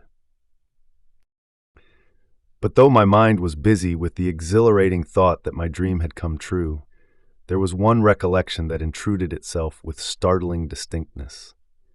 It was the recollection of a day 3 years before, when my expedition had been forced to turn back from 87 degrees 6 minutes north latitude because our supply of food would carry us no further. During the dark moments of that return journey, I had told myself that I was only one in a long list of valiant men who had striven and failed. I had only succeeded, at the price of the best years of my life, in adding a few links to the chain. But now, I tried to realize that, after 23 years of struggles, I had at last succeeded in placing the flag of my country at the goal of the world's desire. I knew that we were going back to civilization with the last of the great adventure stories, a story the world had been waiting to hear for nearly 400 years, a story which was to be told at last under the folds of the stars and stripes. The 30 hours at the pole were pretty well crowded. I found time, however, to write to Mrs. Peary on a United States postal card which I had found on the ship.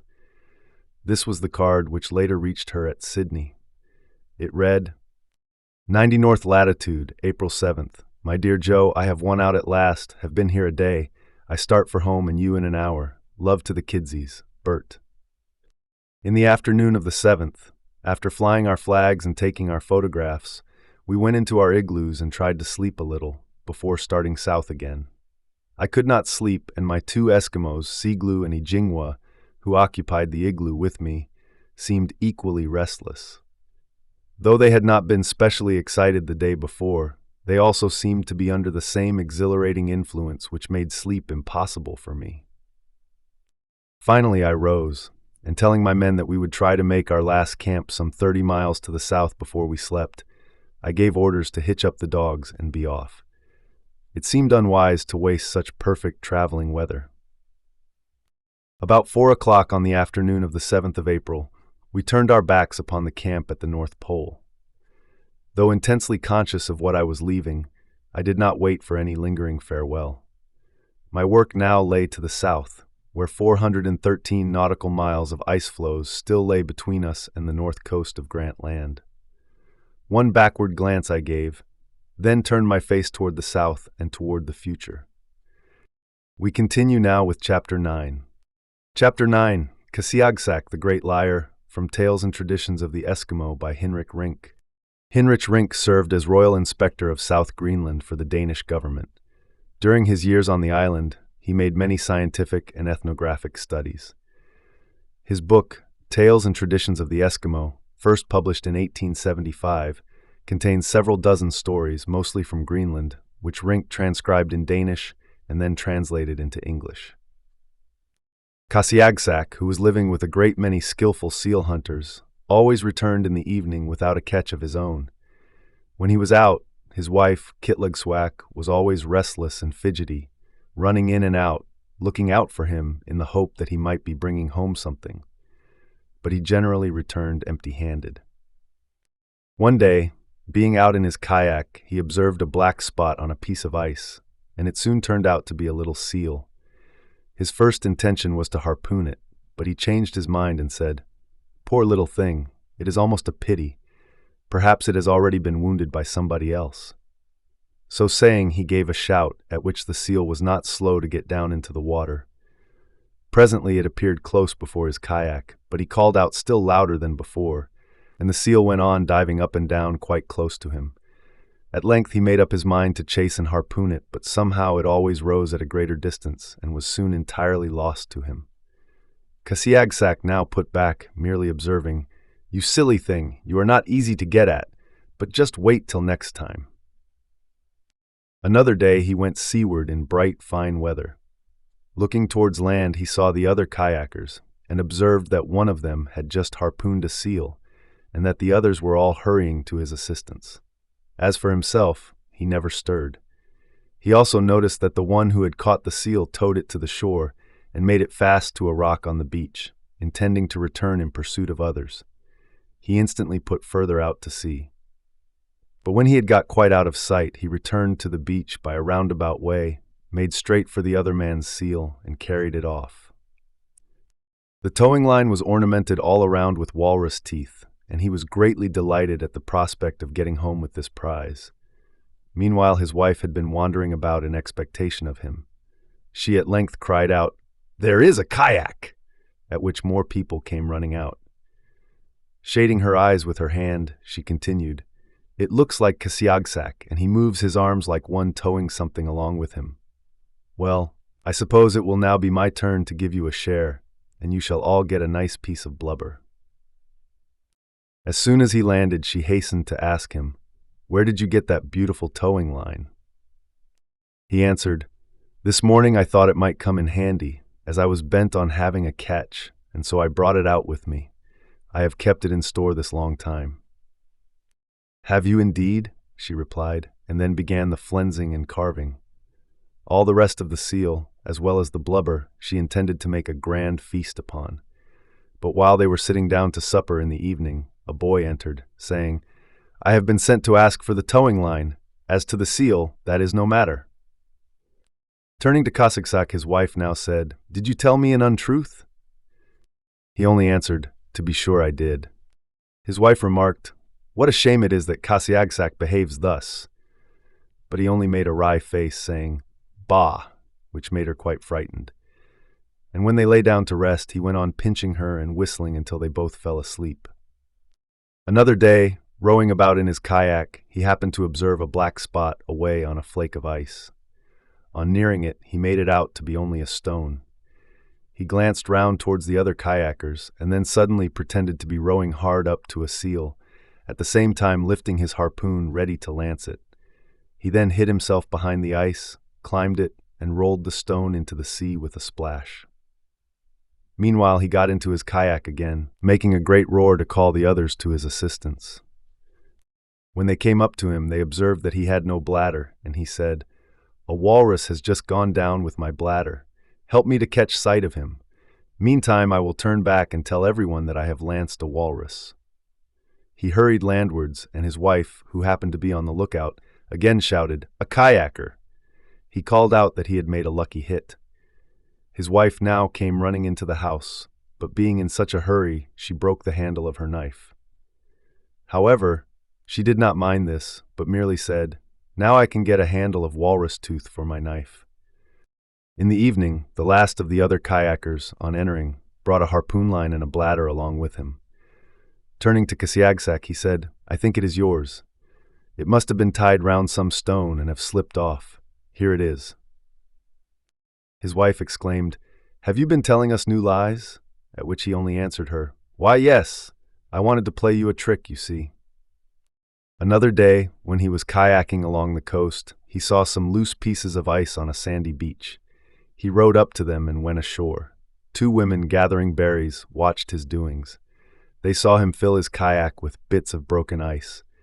This done, he waded down into the water until it reached his very neck, and then turned back and hammered his kayak all over with stones. Finally, he stuffed his coat with ice and turned towards home. At some distance, he commenced shrieking aloud and crying, "Ah me! A big iceberg went bursting right across my kayak and came down on the top of me." His wife repeated his ejaculations, adding, "I must go and see about some dry clothes for him." At last they got him up on shore, and large bits of ice came tumbling out of his clothes, while he went on groaning as if with pain. His wife repeated the tale of his misfortunes to every kayaker on his return home. But at last, the two women who had seen him also returned, and they at once exclaimed, "Is not that he whom we saw down below the sand cliffs, stuffing his clothes with ice?" On this, the wife cried out, "Dear me, has Kasiagsak again been lying to us?" His last invention was this. He one day found a small bit of whaleskin floating on the water, and bringing it home he said, "I have found the carcass of a whale. Follow me and I will show you it." The boat was got out, and they started. After a good while they asked him, "Where is it?" But he merely answered them, "Away yonder." But when they had gone a long way from home without seeing anything like a floating whale, they got tired of Kasiagsak, and put a stop to all his fibs by killing him then and there. We now continue with Chapter 10. Chapter 10, Songs of the Inuit, from Across Arctic America by Knud Rasmussen. Knud Rasmussen, an explorer and anthropologist, was born in 1879 in what is now Ilulissat, Greenland, to a Danish father and an Inuit mother. His knowledge of the Greenlandic language allowed him to communicate with native people across the region. Across Arctic America chronicled his 3-year, 20,000-mile trek by dog sled from Greenland to Siberia. This excerpt is from a section of the book devoted to a song festival of Inuit living on the shore of a lake in northern Canada. The singing takes place in the tent of Rasmussen's host, Ijugardjuk. An Angakuk is a shaman. Women do not, as a rule, sing their own songs. No woman is expected to sing unless expressly invited by an Angakok or shaman. As a rule, they sing songs made by the men. Should it happen, however, that a woman feels a spirit impelling her to sing, she may step forth from the chorus and follow her own inspiration. Among the women here, only 2 were thus favored by the spirits. One was Ijugardjuk's first wife, Kivkarjuk, and the other was Akjartok, the mother of Kinalik. Here is Kivkarjuk's song. "I am but a little woman, very willing to toil, very willing and happy to work and slave. And in my eagerness to be of use, I pluck the furry buds of willow, buds like the beard of a wolf. I love to go walking far and far away, and my soles are worn through as I pluck the buds of willow that are furry like the great wolf's beard." And here is Akshartok's song. "I draw a deep breath, but my breath comes heavily as I call forth the song. There are ill rumors abroad of some who starve in the far places and can find no meat. I call forth the song from above, Hayaya, Haya. And now I forget how hard it was to breathe, remembering old times when I had strength to cut and flay great beasts. 3 great beasts could I cut up while the sun slowly went his way across the sky." In addition to ordinary hunting songs and lyrics, there are songs of derision, satires with a mercilessly personal address. 2 men will stand up in turn and accuse each other before the assembled neighbors. These accusations, even when well-founded, are received with surprising calmness, whereas evil or angry words may have far more serious effects. Here is Eudahenia's impeachment of one Kanaijuak who had quarreled with his wife and attempted to desert her. The woman, however, had proved able to stand up for herself and left her husband of her own accord, taking her son with her. Eudahenia sang, "Something was whispered of man and wife who could not agree. And what was it all about? A wife who in rightful anger tore her husband's furs across, took their canoe and rowed away with her son. All who listen, what do you think of him, poor sort of man? Is he to be envied, who is great in his anger but faint in strength, blubbering helplessly, properly chastised? Though it was he who, foolishly proud, started the quarrel with stupid words." Kanaijuak retorted with a song accusing Eudahenia of improper behavior at home. His hard words, however, seemed to make no difference to their friendship. Far more serious was the effect of malicious words in the case of Eudahenia's foster son, who was once upbraided by his foster father as follows, "I wish you were dead. You are not worth the food you eat." And the young man took the words so deeply to heart that he declared he would never eat again. To make his sufferings as brief as possible, he lay down the same night stark naked on the bare snow and was frozen to death. Halfway through the festival, it was announced that Kinalik, the woman Angakok, would invoke her helping spirits. All the singing now ceased, and Kinalik stood forth alone with her eyes tightly closed. She uttered no incantation, but stood trembling all over, and her face twitched from time to time as if in pain. This was her way of looking inward and penetrating the veil of the future. Igjugarjuk, who never let slip an opportunity of exalting his own tribe, informed me that their Angakoks never danced about doing tricks. The one essential was truth and earnestness. All the rest was mere trick work designed to impress the vulgar. When Kinalik had reached the utmost limit of her concentration, I was requested to go outside the tent and stand on a spot where there were no footmarks, remaining there until I was called in. Here, on the untrodden snow, I was to present myself before Sela, the spirit of the sky and air, standing silent and humble, and desiring all the forces of nature to look upon me and show me goodwill. It was a peculiar form of worship which I now encountered for the first time. After I had stood thus for a time, I was called in again. Kinalik had now resumed her natural expression and was beaming all over. She assured me that the Great Spirit had heard her prayer and that all dangers should be removed from our path. Also, that we should have success in our hunting whenever we needed meat. This prophecy was greeted with applause and general satisfaction. It was plain to see that these good folk, in their simple, innocent fashion, gave us their blessing. There was no doubting the sincerity of their goodwill. On the following night, we were racing at full speed over the wintry surface of a lake. The long rest with plenty of fresh caribou meat had given our dogs a degree of vitality that made it a pleasure to be out once more. Early in the morning, we reached the southern shore of the lake and camped in a pleasant little valley. In the course of the day, we went out to look around. It was not long before we came upon a solitary caribou hunter observing us from a little hill. He was just about to run away when our two young guides recognized him and called him by name. He informed us that there was a village of 5 tents a couple of hours' journey farther inland. He preferred to go on ahead and tell his comrades of the strange meeting. Before we had gone far, the whole party came down and overtook us, too impatient to wait for our arrival. It was hard work for the dogs to get the sledge over the numerous hills. There were plenty of willing hands, however, and we made our way, albeit slowly, with a great deal of merriment. Maitek and I had to face an endless rain of questions. These inland folk look upon the sea as something wonderful and mysterious. When we explained that we had had to cross many seas in coming from our own land to theirs, they regarded our coming in itself as something of a marvel. Suddenly speech and laughter died away.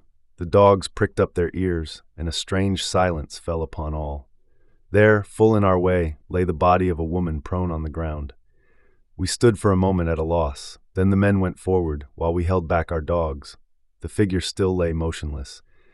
A loud wailing came from the party ahead, and Mitik and I stood vaguely horrified, not knowing what it meant. Then one of the men came back and explained that we had found the corpse of a woman who had been lost in a blizzard the winter before. He pointed to one of those bending over her. That was her husband. It had been a hard winter, and just when the cold was most severe, 6 of those in the village had died of hunger. A man named Atangagjuak then decided to set out for a neighboring village in search of aid. His wife, fearing he might be unable to complete the journey, had followed after him. She herself, however, had been lost in the snow. They had searched for her that winter, and in the following spring, but without result. And now here she lay, discovered by the merest accident right in our path. I walked forward to view the body. There was nothing repulsive in the sight. She just lay there with limbs extended and an expression of unspeakable weariness on her face. It was plain to see that she had walked on, struggling against the blizzard till she could go no farther, and sank exhausted while the snow swiftly covered her, leaving no trace. The body was left lying as it was. No one touched it. We drove on, and in an hour's time reached the Eskimo camp. These people are quick to change from one extreme of feeling to another. We had not gone far before the dead woman, it seemed, was forgotten, and the merriment that had met with so sudden a check broke out afresh. As soon as we had put up our tent, the men got hold of our skis and went off to try them in a good deep snowdrift. They had never seen skis before, and great shouts of laughter greeted their first attempts. One of the gayest of the party was Atangjuak, who but a few minutes earlier had stood weeping beside the body of his wife. Let us continue with Chapter 11. Chapter 11, The Garden of Eden, from Salamina by Rockwell Kent. In Salamina, the American artist Rockwell Kent chronicles the year he spent living and painting in Greenland, from 1932 to 1933. This selection describes a 5-day stay in an isolated house on the Karat Ford. Accompanying Kent is a native Greenlander named Pauline, who has been delivered to him, along with rice, coffee, and oatmeal, by his local provisioner, David. Sunlight to see by, ice to travel on, and work to do. The work was painting. It was for that I had come to Greenland. By that, and maybe for that, I lived and found it almost good most anywhere, alone. If a man, said Socrates, sees a thing when he is alone, he goes about straightway seeking until he finds someone to whom he may show his discoveries and who may confirm him in them. So does the artist then seek solitude that, seeing when he is alone, he shall be constrained to such utterance as may endure to seek and find his friends. They will confirm him. We writers, poets, sculptors, and painters, are we discoverers then? It is all anyone at most can be. Leif Erikson, Magellan, Cook, Homer, Shakespeare, Newton, Einstein, all are discoverers, revealers of what was and is, of continents, of natural law, of the human soul. God, let us say, made Adam. It was for Michelangelo to discover as though for the first time how beautiful God's Adam was, and it remains for all of us, forever, to discover as though for the first time how beautiful the sunrise is, and the moon and night and plain and mountain, land and sea and man and woman, how beautiful life is. About 5 miles from the settlement of Nugatsiak is the island of Karat. It is an imposing landmark because of its comparative isolation and the noble architecture of its mountain mass. With towers and buttressed walls, it has the dignity of a great citadel. I'd thought of some day camping there to paint. So when, on a trip with my provisioner David, I heard that there was an empty house on the western end of Karat, I had at once but one idea: to look it over with a view to staying there. I promptly called upon the owner, a Nugatsiak man. I sat with him and his numerous family in one of the smallest, lowliest, dirtiest, and most friendly houses I'd entered, and got at once his glad consent to use his Karat house. "You'll need the key," he said. "It is standing in the lock." That I went next day to Karat with supplies for only one night was sheer stupidity. As soon as I saw the cove where the house stood, and had one glimpse of its stupendous views, it was settled in my mind to stay my time out there. "You'll leave me here," I said to David. "Go straight back to Nugatsiak for the night, bring me more canvases and food tomorrow, and then go hunting where you please, and stay 5 days. The cove, surrounded on 3 sides by steep hillsides, was beautifully sheltered from most winds. Its background was the great keep of Karat. It faced the mountainous surroundings of a nearby fjord. The house I might not have found if I had been there alone, so dwarfed were man-sized things. David, who knew the place, drove straight to the head of the cove, whipped the dogs up a steep embankment, and stopped. An edge of turf across a mound of snow. That was the house. It took us only a minute or two to clear the drifted snow from the doorway and enter. We found ourselves inside a sort of ice cave, dimly illuminated by cold daylight filtering through the snowbank at the window. Where water had trickled through the roof, great glittering ice stalactites hung down. Directly under the stovepipe hole, there was no stove, was a mound of ice a foot thick. Walls, ceiling, floor, all ice. It wasn't as you'd picture home. No matter, it would do. We brought my things indoors. I set up my small Primus stove, lit it, and put on snow to melt. In 20 minutes, we were drinking coffee. The sound of dripping water filled the house. And now, with David waiting to depart, I took a pencil and paper and drew up a list of things I'd need. It was a problem to express my wants in such a way as old Pavia back at the settlement would understand. I supplemented my broken Eskimo with art. Rice, oatmeal, coffee, a Greenland halibut, that's all. Oh no, a postscript just for fun to make old Pavia laugh. And I wrote, a pretty girl. I drew a picture of the thing. Then, instructing David to bring canvases from my own supplies, I sent him on his way. Who hasn't, over and over again, fixed up places to live in? Houses out of chairs and shawls, houses in trees, houses of snow, tents, homes. The thrill of making them is never lost. I looked my ice cave kindly in the face. It wept encouragement, and with great ardor I set to knocking the stalactites from its brow, scraping the ice from its cheeks, and digging the ice up from the floor. At bedtime, I had the deep satisfaction of having converted a dry, cold ice cave into an ice-cold sump.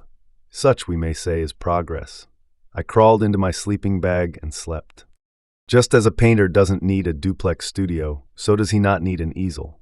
Outdoors, they're such a nuisance that I never use them. A stick to prop the canvas with and stones to hold it down. That's good most any time of year. But in deep snow, a couch. I found one in my Karat house. With this couch planted in the snow, my canvas propped up, my palette flat in front of it, I sat next morning on the hill and worked. My theme was mountains and its foreground, snow. It must have been near noon when, looking up, I saw a minute sledge propelled by insect dogs. I left my work and went to meet them at the house. David had brought my things, but what a lot of stuff. My canvases bulked up large, but it was hard to see just what he had. The hill now hid both sledge and dogs. I heard the whips report, the shrill yap of a dog. Heads down, tails up, the dogs appear, the dogs the sledge, the driver, David, and by God, the girl. My postscript in the flesh. So you brought everything, I said to David as we unpacked. Yes, he said, I think so. Then come indoors, we'll all have coffee. 5 days, remember David, and come back, I said. I will, said David, and drove off. Pauline, that was her name, and I watched from the hilltop till he turned the point. We waved goodbye. She was a pleasant, quiet, mature young woman of 20. She was dumpy, round-cheeked, good-looking only if one fancied Greenland looks. She was a normal, healthy Greenland Eve. And whether, during the days that followed, she was occupied with chipping ice from the ceiling, or with digging filth from the frozen bog which was the floor, or shivering in idleness, she was absolutely, peacefully content and happy. Entering that dripping house, I'd shudder and ask, "Are things too bad?" She'd look up from her work and smiling say, "It's good." We praised the lark for singing under summer skies. Pauline would stand there singing by the hour in that cave. We hadn't much to eat. I hadn't figured on 2 mouths to feed. For lunch, I cooked a mess of rice and pemmican or fish. For supper, oatmeal porridge, eaten plain. We had no dishes, so we ate by turns out of the pot. We had no tableware, so I whittled a wooden spoon from a piece of board. "Delicious," said Pauline, tasting the porridge. It never got warm in the house. The Primus was too small, and I couldn't burn it continuously, for I had little petroleum. Within an hour of putting out the stove, the floor and lower walls would freeze again. Pauline had little on. "Where are your clothes, Pauline?" I asked. "There," she answered, pointing to a pair of kamiks and an anorak. There was no way for us to sleep but in my sleeping bag. We both got in. We tried to get in with our clothes on, and we couldn't. Then we took them off. 2 fingers in one finger of a glove. That tight, we managed it. The nights were hell. We shared the privilege by turns of working an arm out and leaving it outside to cool and almost freeze. That was our one relief. She slept a little, but she didn't sing. I could have sent Pauline back home the day she came. Not for the world would I have sent her back. I'd written for a girl. Well, here she was, sent home. Pauline could never have lived down the ignominy. She knew that well, and stayed. By day she'd clean the house, and wash the pot and spoon, and stroll around and sing. And then at night she'd strip her pauper's garments off and slither into the warm reindeer bag beside me. Poor little shivering, ice-cold, uncomplaining Eskimo. Then warmth would come, and with it, sometimes, sleep. The days were uneventful. They were mild and fair. Over our heads, the dark, deep vault of blue. Before our eyes, huge, snow-covered mountain walls. We had 2 visitors. The first, a hunter, was a most unhappy man. He told me that his wife had died and how his house stood empty now. He used to catch a lot of seals, he said, but now he caught none. Hard days, hard times. He asked if I would lend him 25 Our second visitor was named Abraham. He brought me a letter from a friend named Salamina and 2 ptarmigan. Of these we made a feast. 2 visitors and a brace of ptarmigan. These were the events of 5 days in the life of Pauline. The routine of her island days might be the type of what her life would be for 40 years. A house, a man, household chores, long idle hours, a little food, a little warmth. These make the pattern of a Greenland woman's life, and children as a byproduct. I wonder what it would be like, that island and Pauline, for life. I wonder whether a white man would have sense enough to let things be.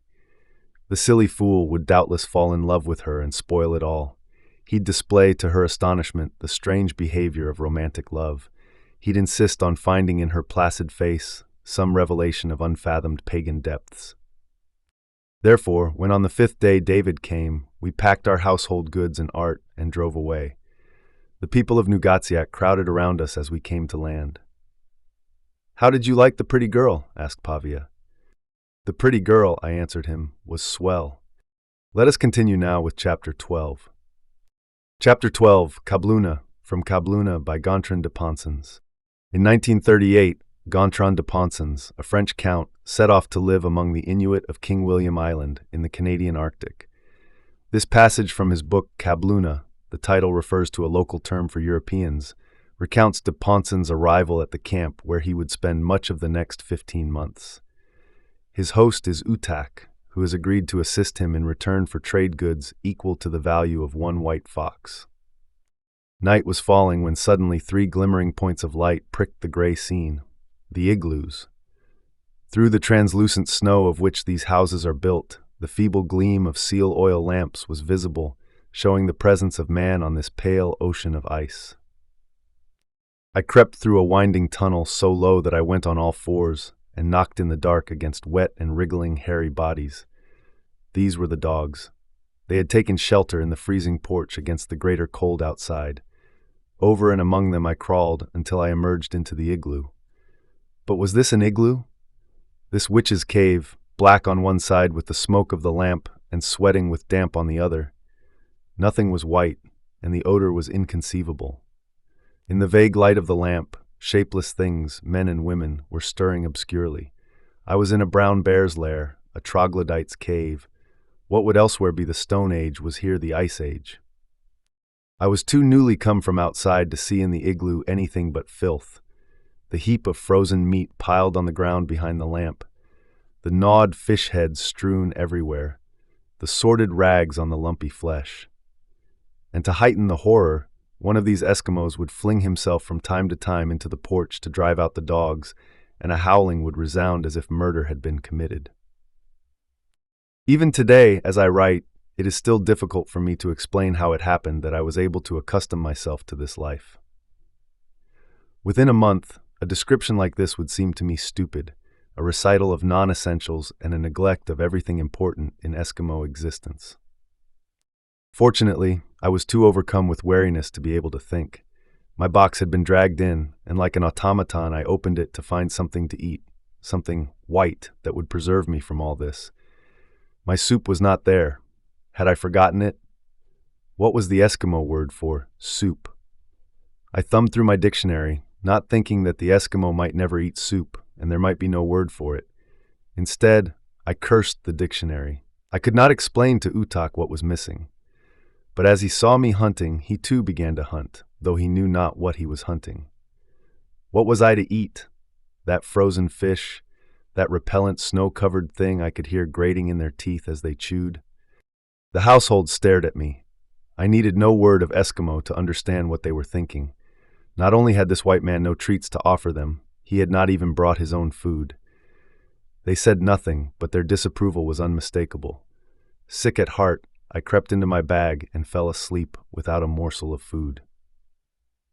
We slept 6 in a row, squeezed together in an igloo built to hold 3, our heads turned towards the porch. The men lay naked in their caribou sleeping bags. I kept my clothes on, and it was as if I were sleeping in a cage with wild beasts. All night long, something dripped from the ceiling upon my face. All night long, too, my neighbor, Utak's brother, made use of the tin that served as a chamber pot, and each time he would hold it out at arm's length and empty it under my nose. In a corner, an old woman spat the whole night through. In a spirit of the deepest gloom, I fell finally asleep.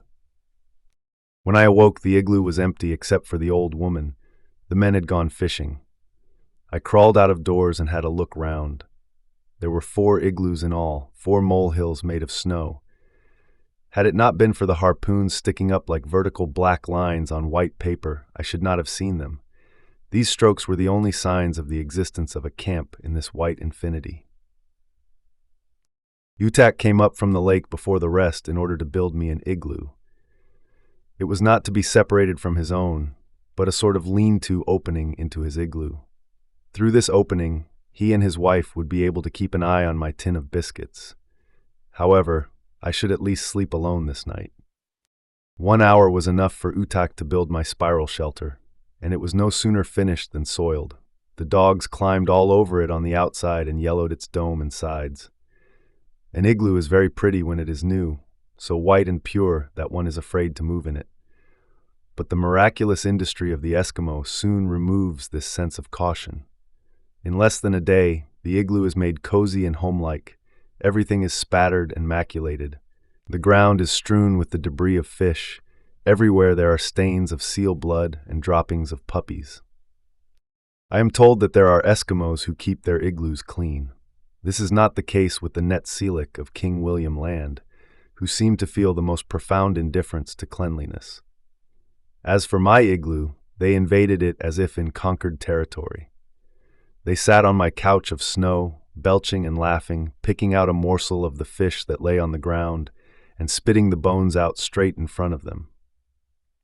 I say again that I was too green to have any notion of Eskimo values. Every instinct in me prompted resistance, impelled me to throw these men out, to do things which would have been stupid. I knew nothing of the variant of communism they practiced, which explained their taking possession of me. They were the masters, I the captive, I said to myself. You wanted to live with the Eskimos, did you? I said. Well, here you are, you silly ass. Thus, my beginnings went very badly. Worse than the pillage was the fact that 2 days later my hands froze. Unaikto! It is cold, Utak had said on waking that morning. But we had gone off together on his sled to fish on the Great Lake. Half a mile out, Utak began by clearing the snow off the surface with a native shovel. Then he knelt down, his nose to the ice, and tried to judge whether the depth of the lake was right. I did as he did, and could see the bottom of the lake perfectly, the grasses waving and the fish moving past.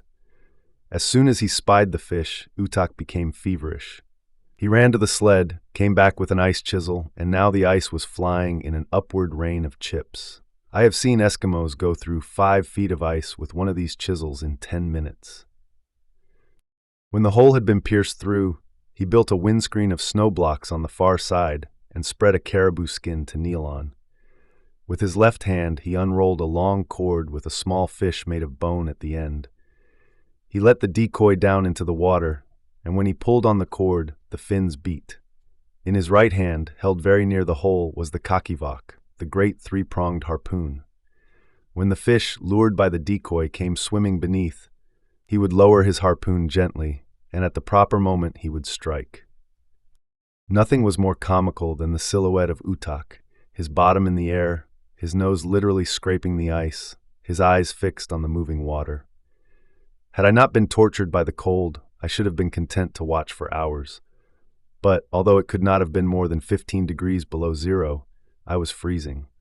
My fingers burned in my gloves, and I was too vain to speak of it.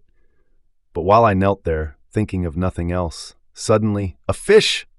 Utak's right hand was closing over the handle of the kakivok, and before I could see what had happened, the fish was gasping on the ice, frozen almost on the spot, and Utak was back in the same posture, absorbed again in his chase. We had been out several hours, and the pain in my fingers became so unbearable that I could have screamed. When, finally, we stood up, I took off my gloves to have a look and saw that my fingers were waxen. I had frozen my 8 fingertips. 3 days later, my fingers were still useless, hard as wood and very painful. I could not so much as roll myself a cigarette. Rubbing them with snow did no good. There was no remedy. Meanwhile, I was chained to the igloo like a hospital patient to his bed. From my couch, I watched the life of the women through the opening in the wall between our igloos. Unarnak, Utak's wife, was industriously at work with her louse catcher, a long caribou bone with a tuft of polar bear hair glued to the end. The hares must have had an extraordinary attraction for the lice, for this species of hunting was always successful. It was a treat to see Unarnak pull 3 lice in succession off the hares and crack them in her teeth. At the other end of the couch, Utak's mother, Neakognuluk, sat in her habitual seat. She sat all day long scraping skins, a task that never ends in the life of the Eskimo. Weather, snow, and water are constantly soaking and hardening the clothes he wears, and it is only by this process of continual scraping that the hides can be softened again. Neakognuluk is the only completely bald woman I have ever seen. She sat in her corner wearing an old woolen bonnet, dressed in hides so worn that all fur was long gone. Bowed over the lamp, working with misshapen hands, her feet folded beneath her, she scraped and scraped. The real softening was done with her teeth. I have said before that the Eskimo's teeth serve him as a third hand. The miracle was that when Neakognuluk had finished a skin, it was really white and as supple as a glove. Among these Netsilik Eskimos, the routine upon waking in the igloo never varied. It went like this. First, hawk and spit for at least half an hour. Second, grumble and mutter until your wife has cut off a great piece of the frozen fish that lies on the ground. Third, eat the fish. Fourth, between each bite, suck your fingers noisily and tell a story or recount your dream. Fifth, light the Primus stove. If it refuses to go, fling it across the igloo and slide down growling into your deerskin bag. If the Primus should catch, sixth, brew tea, gulp down 2 or 3 mugs and say, "It is cold," so that the kabluna, the white man, may be seized with compassion and get up to prepare his food for you. Finally, having eaten and drunk, come up out of your bag, ready to be off fishing. The men came in from their jigging, and the silent igloo was suddenly filled with stampings and snortings as of beasts in a stable. The tea, which had been boiling all day above the seal oil lamp, was poured into mugs and bowls. Almost immediately an incident took place that gave me a great fright. Ohudlerk's son, Kakokto, had come to visit. He and his wife were standing before me in my igloo, and as it was time to eat, I fed them. While I was talking to the young couple, Unarnak came in, picked up my sack of flour, and took it into her igloo. There she proceeded to bake an impressive quantity of flat bread, which she distributed to everybody.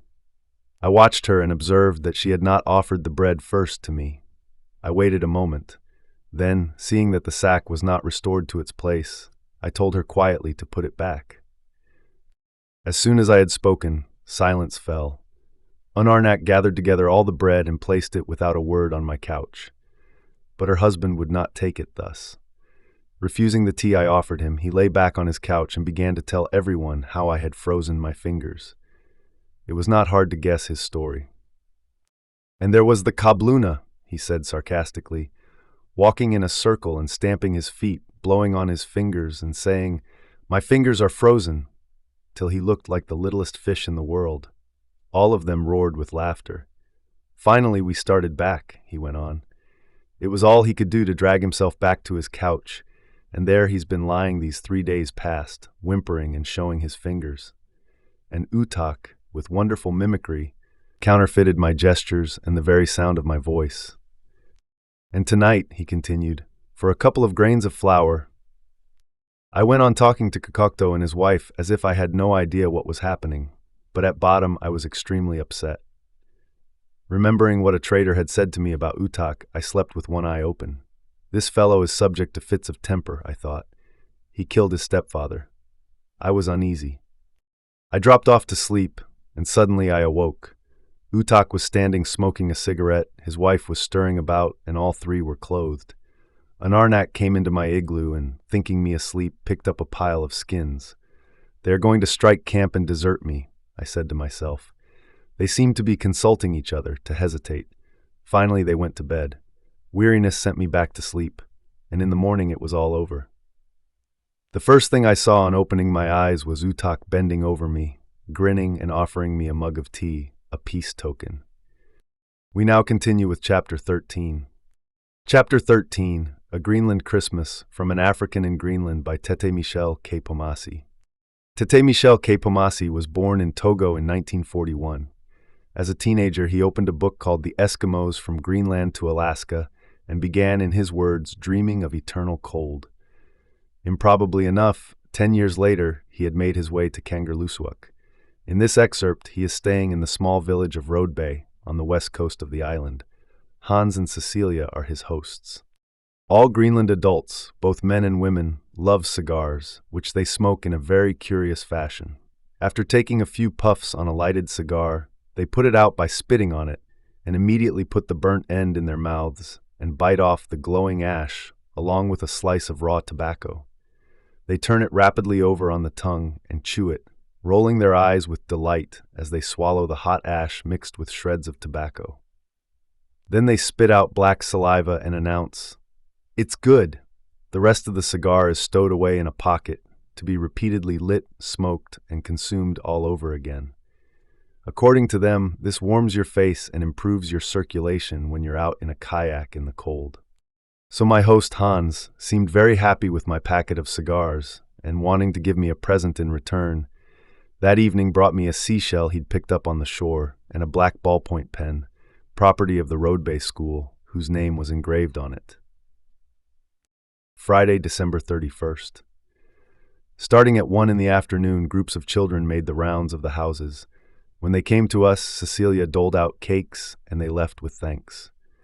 That day produced the strangest sight I'd seen since the start of the festivities. Young men disguised as spirits roamed the village in the endless night. They were called Midartut. I was oddly reminded of those grotesque creatures called Zangbeto, who in the villages of my native land loom up out of the darkness and terrify little children who cry in the night. But unlike the Zangbeto of Togo, the Midartut of Greenland play no useful role in society. They spring out and give you a fright, run after passers-by, perform a ponderous dance, and almost never say a word. We were at a neighbor's house, clasping hands and singing carols round the Christmas tree, when a Midartok arrived. He was covered in such an array of skins that he must have had trouble breathing. As soon as he came in, the terrified children scattered and hid. Hans forgot the pious hymns we'd been singing and broke into a lively, lilting song. The Midartok answered with his own wild dance, leaping in the air and banging on the floor with his stick. At the end, they gave him a cake, and he left saying, "Kuyank, thank you," the one word he had spoken. I left to fetch my tape recorder to record those rousing tunes. But on my way home, I was stopped by a man named Eliasson and his wife. He told me, "You can see the Midartut another time. Come and have coffee with us." I followed them back to their house, which turned out to be full of people drinking and enjoying themselves. The guests were already half stewed. Eliasson, behaving as if his own wife wasn't there, started to take great liberties with one girl, darting his hand up her skirt. Meanwhile, his wife sat down opposite me and gave me a long, slow look. Then suddenly her face lit up with a sugary smile. With the same bedroom eyes, she told me 3 times, "Asavakit," "I love you," in the hearing of her husband, who burst out laughing at my embarrassment. I don't know if a savakit has some more respectable meaning. Hans and several other men had often said it to me as a sign of friendship. Probably it also means simply, I like you. Soon we heard the church bell ringing. It was midnight, and all these drunken people set off to the church for the service. After the New Year's Eve midnight mass, delirious villagers started on another round of visits. I followed the Midartut into about 10 houses, then finally stopped at a man named Knud's, where there was still light in the windows. He signaled to me not to speak too loudly. A woman was curled up asleep on the couch. I took the glass of beer he handed me, and 5 minutes later set off home. As I was crossing the yard, I met a man who kept shining his torch right in my eyes. It was Johann Dorf. Both of us lowered our torches. Thinking no more of it, I went on my way. I was right by the door of the larder when Dorf attacked me from behind and knocked me to the ground. I got up and Dorf scuttled off to Knud's house. I followed him there to have it out with him. As soon as I opened the door, he swung around, aimed a kick at my belly, and slammed the door in my face. I heard him screaming inside like a madman, "Get out of here, you rotten nigger!" It was the first time I'd ever been called that. I managed to get the door open again, but he gave me another kick in the stomach and heaved it shut again. Shouting for Nud, I pulled at the door again, and the bastard gave me a third kick. Trying to dodge it, I slipped and fell on the steps. I was just getting up when Nud came flying outside. "Run for it," he shouted. "They're fighting inside." Feebly, I went along. "Let's go and hide in the school," Knud panted as we stumbled through the deep snow. We burst into the school building, and Knud double-locked the door. He sat down and started to cry.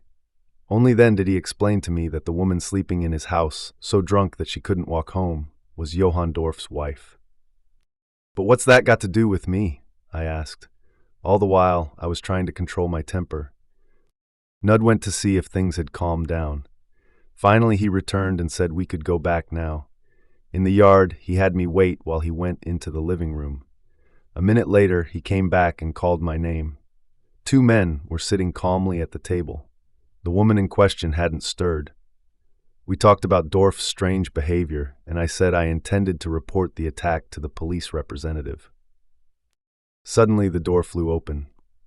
Dorf came in and made for his wife. I called his name, but he just scowled at me, so I grabbed him by the collar.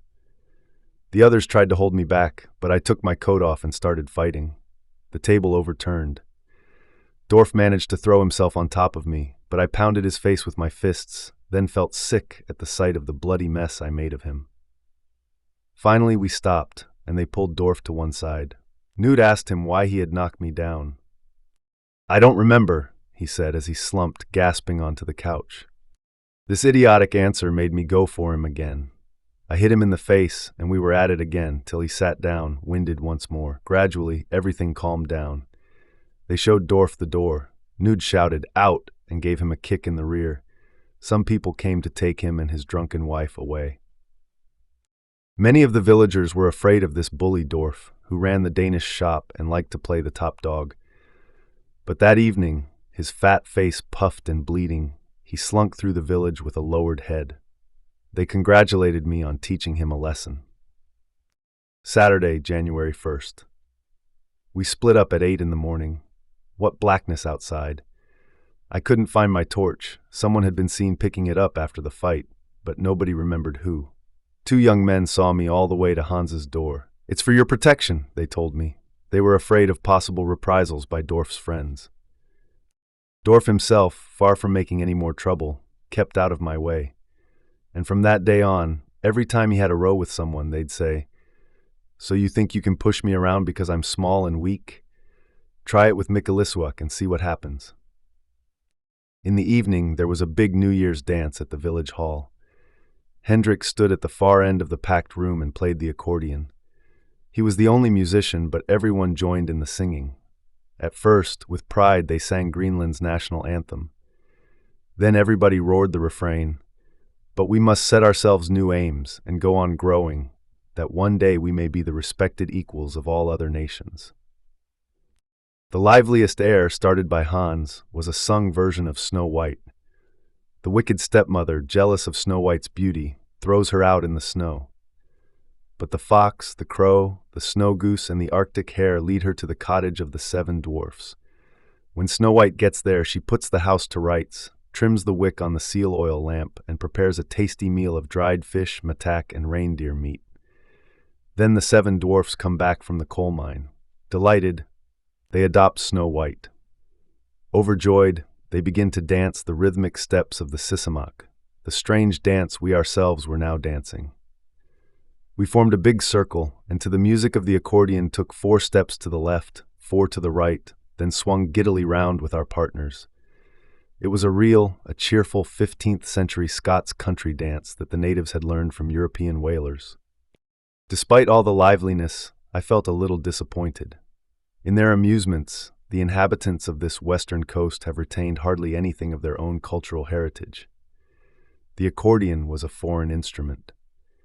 As for the Eskimo drums, nowadays they can be found only at the National Museum in Copenhagen. I rather missed the New Year festivities in my home village, where our dances are cadenced to the rhythms of the tom-toms. The holiday continued all through the first week of January. On Monday the 3rd, the whole village assembled at the pastor's, where we drank till 5 in the morning. It was his birthday. The next day was Nud's birthday, and his house never emptied. The following day it was someone else's turn, and so on. On January 6th, the festivities finally came to an end. How quiet we all were at home that night. Hans, who all day long had been alternately sullen and morose, slumped in a chair and heaved a loud sigh. He had an Eskimo book in his hand, but he kept nodding off. Cecilia shuttled silently between the living room and the kitchen. Was it post-Christmas fatigue, or was it just the weather? It was piercingly cold now. The Greenland cold, strangely enough, didn't make you shiver. It was inside you. It permeated everything. Houses, clothing, people, things. You were reluctant to touch a plate, a pan, a watch left at your bedside overnight. A few days before, I had spent the night in the house of an old couple named Sophia and Nud, in bed with their daughter Else. The coal stove went out as soon as everyone was in bed. At 2 in the morning, I still couldn't get to sleep. How cold it was, my God, how cold. A woman's warmth doesn't protect you completely from that sort of cold. Yet we had 2 blankets and an eiderdown over us, and I was wearing a pullover, too. Else wore nothing. The next day, January 7th, when school started again, the temperature dropped to -22 degrees. I looked on as poor little children emerged from houses whose windows were curtained with frost, and watched them trudge to school through the frigid whiteness. A great silence reigned in the village. That return to school after the holidays was one of the saddest sights I have ever seen. The local men, who also seemed to have taken a long Christmas holiday, returned to their hunting that same day. Clad in animal skins, with their ice picks on their shoulders, they headed for the bay, which gave off a grayish haze. On Thursday, January 13th, towards 1 o'clock in the afternoon, the villagers climbed a mountain behind the village to witness the first appearance of the sun. We did in fact see a faint yellow glow on the horizon, but the sun itself would remain invisible for another few months. This return of the sun gave rise that night to the most curious of the Greenland celebrations, a dance in the town hall that only adult males and their wives may attend. Before going, Jorgensen and his wife Augustina looked in at our house. Hans appeared in his underclothes and called to his friend's wife. Augustina got up at once and joined him in the bedroom, while her husband stayed with Cecilia in the living room and never lost his smile. The couple reappeared soon afterward. This time Hans was dressed and wearing boots of different colors. Apparently this was done on purpose, because he looked at his feet and gave a sly smile. I followed the 2 couples to the village hall, where a man standing guard at the door refused to admit me. "You're not married," he said, but the pastor spotted me from inside and asked that I be let in. For the first time, I saw coffee being served in the village hall during a dance. The women were sitting with the men. I felt out of place. After midnight, with great uproar and loud singing, people began to exchange wives. I had read that those present at these public wife-swappings practiced what was referred to as dousing the lamps, but that didn't happen on this occasion. You just saw a man get up and go sit beside another couple. He talked for a few moments, then simply left the hall with the other man's wife. The husband, thus relieved of his wife, looked around, spotted another woman, and went up to her. Soon after that, he too went off with a woman who was not his wife. Cecilia went off on Jorgensen's arm. I ran into Hans. Seeing his friend lead his wife away, he told me jokingly, "You should have got cracking with her, but now she's gone. So hard luck." Around 1 in the morning, I left the hall, which was now 3/4 empty. At home, I was getting ready for bed when the door opened. It was Hans, coming home with Augustina. She didn't leave until 9 o'clock the next morning. Cecilia didn't get home until 11. Hans simply asked her, "Were you cold there in the night?" "No," she replied. "That's good." And that was all. Life resumed as if nothing had happened. So Cecilia was Jorgensen's standby wife, while his wife Augustina was Hans's. Jorgensen was Hans's best friend. Apparently, this exchange of wives took place only among friends, obeyed precise rules, and united the two men by an unbreakable tie. Motives of survival have given rise to the strange custom of wife-swapping in the far north. It laid the basis of unfailing mutual help between the two families. But if the exchange of wives was a matter only for the couples concerned, why make a public exhibition of it? Probably so as to have no secrets from the village. Hans packed away his boots of different colors and said to me, "They fit me like a pair of gloves, but they're sometimes hard to wear." For my part, I had grasped the meaning of exchanging wives in the Arctic. All the same, I couldn't help wondering what my father and uncles, my brothers, and above all my grandfather would have to say about it. Perhaps they'd simply think I'd been living among madmen. "But you're a strange lot, too," Hans shot back, "with your 8 wives and more under one roof, when it's hard enough living with just one." We continue now with Chapter 14. Chapter 14, In a Far Country by Jack London. In 1897, Jack London joined the Klondike Gold Rush. While in the Yukon, he developed scurvy and as a result, eventually lost his 4 front teeth. In a Far Country is one of the first stories London published. He sold it to Overland Monthly in 1899, reportedly for $7.50.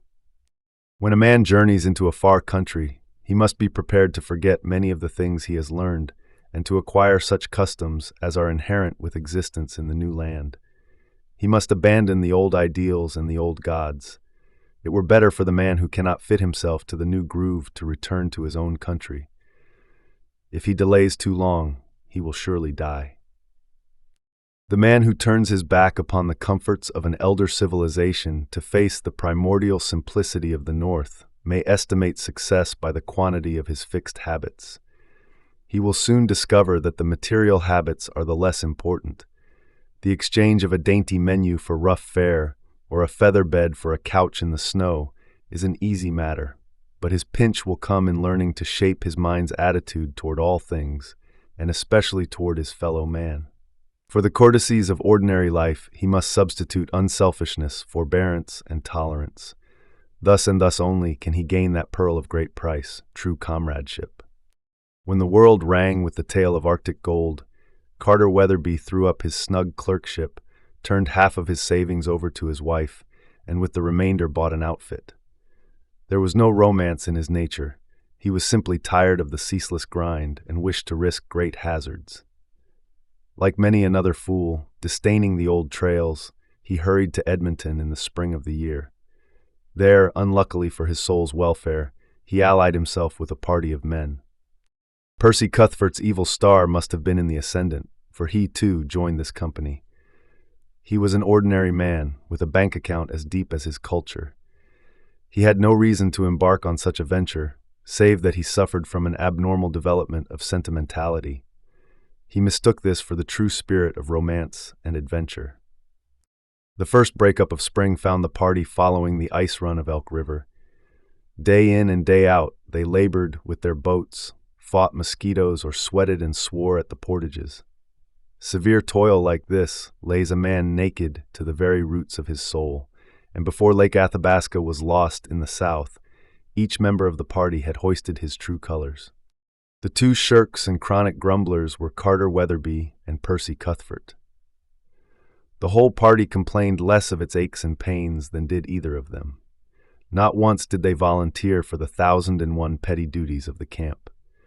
They were the first to turn in at night, with a score of tasks yet undone, the last to turn out in the morning. They were the first to fall to at mealtime, the last to have a hand in the cooking. Their comrades swore under their breaths and grew to hate them, while their guide Jacques Baptiste sneered openly and damned them from morning till night. But Jacques Baptiste was no gentleman. As the party moved ever northward, their half-breed voyageurs began to desert. Only Jacques Baptiste remained. Had he not sworn to travel even to the never-opening ice? Then began the arduous upstream toil, and the two impables, as their companions called them, fared worse than ever. One day they waxed mutinous, and being cursed by Jacques Baptiste, they turned on him. But the half-breed thrashed them both, and sent them, bruised and bleeding, about their work. It was the first time either had been manhandled. They had lost the race with winter, and one day they tied their rafts to the thick eddy ice and hurried their goods ashore. That night the river jammed and broke several times. The following morning it had fallen asleep for good. "We can't be more than 400 miles from the Yukon," concluded Sloper, one of the party leaders, multiplying his thumbnails by the scale of the map. The council was drawing to a close. "Sufferin' cracky," cried another of the party. "No whites?" "Nary white," Sloper affirmed, "but it's only 500 more up the Yukon to Dawson. Call it a rough 1,000 from here." Weatherby and Cuthbert groaned in chorus. "How long will that take, Baptiste?" they asked. The half-breed figured for a moment.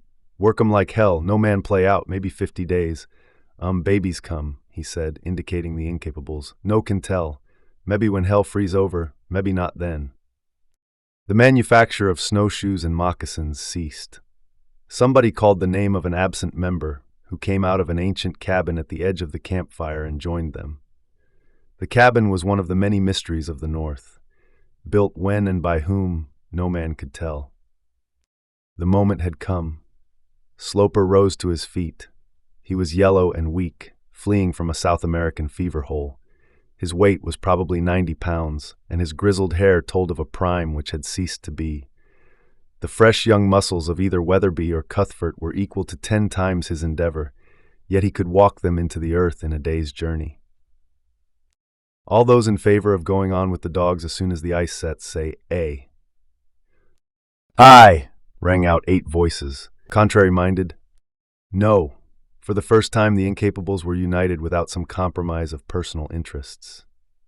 "And what are you going to do about it?" Weatherby added belligerently.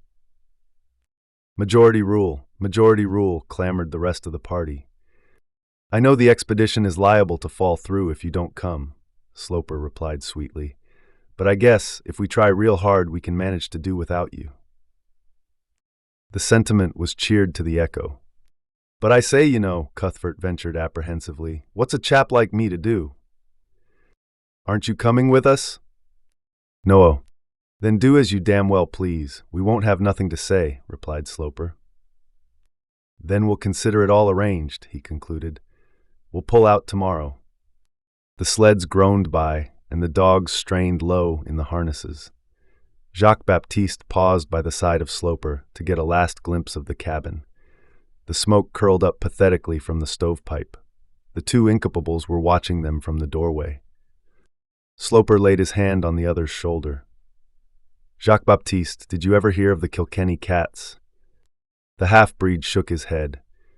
"Well, my friend," Sloper said, "the Kilkenny cats fought till neither hide nor hair nor yowl was left. You understand? Till nothing was left.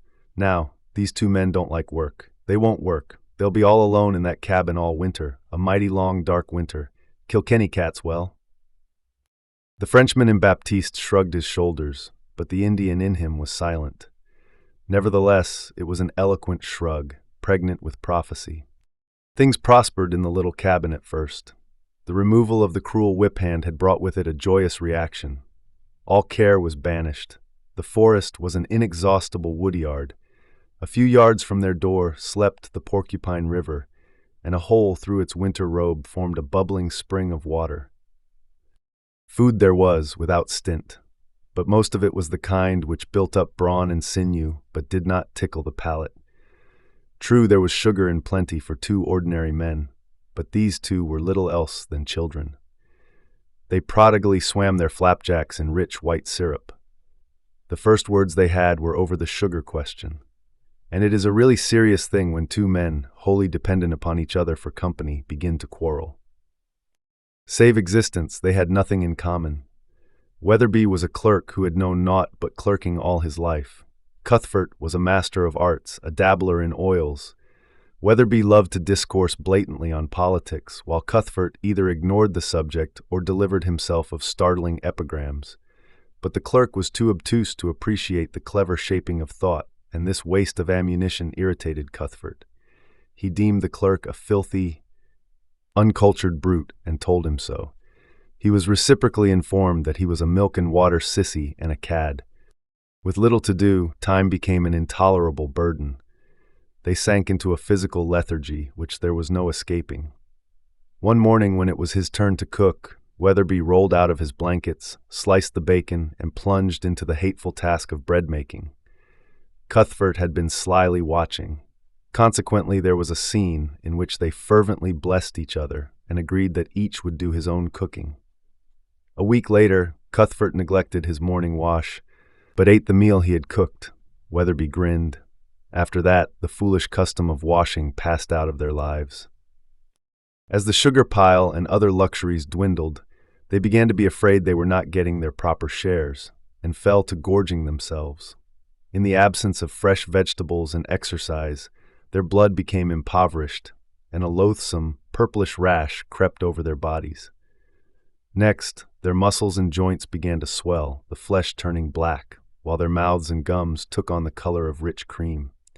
Instead of being drawn together by their misery, each gloated over the other's symptoms as the scurvy took its course. They lost all regard for personal appearance. The cabin became a pigpen, and never once were the beds made. The hair of their heads and faces grew long and shaggy, while their garments would have disgusted a rag-picker. To all this was added a new trouble, the fear of the North. This fear was the joint child of the great cold and the great silence, and was born in the darkness of December. It affected them according to their natures. Weatherby fell prey to superstitions and did his best to resurrect the spirits which slept in the forgotten graves. In his dreams, they came to him from out of the cold and snuggled into his blankets, telling him of their toils and troubles before they died. Cuthbert deemed the man going mad and so came to fear for his life. Cuthbert's own malady took a less concrete form. He dwelt upon the unseen and the unknown until the burden of eternity appeared to be crushing him. Everything in the Northland had that crushing effect: the absence of life and motion, the darkness, the infinite peace of the brooding land, the ghastly silence. The world he had so recently left seemed very far away. There was no Southland. Beyond his bleak skyline, there stretched vast solitudes. And beyond these still vaster solitudes, there was no sun. This was the universe, dead and cold and dark, and he its only citizen. Weatherby? At such moments, Weatherby did not count. He was a Caliban, a monstrous phantom. He lived with death among the dead, crushed by the passive mastery of the slumbering ages. The magnitude of all things appalled him. Everything was superlative save himself. The perfect cessation of wind and motion, the immensity of the snow-covered wilderness, the height of the sky, and the depth of the silence. Once, like another Crusoe, he came upon a rabbit track on the delicate snow crust. It was a revelation. There was life in the Northland. He forgot his swollen muscles, plunging through the deep snow in an ecstasy of anticipation. The forest swallowed him up, and the brief midday twilight vanished. He pursued his quest till he was helpless in the snow. He cursed his folly, and knew the track to be a fancy of his brain. Late that night, he dragged himself into the cabin on hands and knees, his cheeks frozen. Weatherby grinned malevolently, but made no offer to help him. A week later, mortification set in. But the clerk had his own troubles. The dead men came out of their graves more frequently now. One night, they came to him in his sleep and led him forth. Frightened, he awoke between the heaps of stones and fled wildly to the cabin.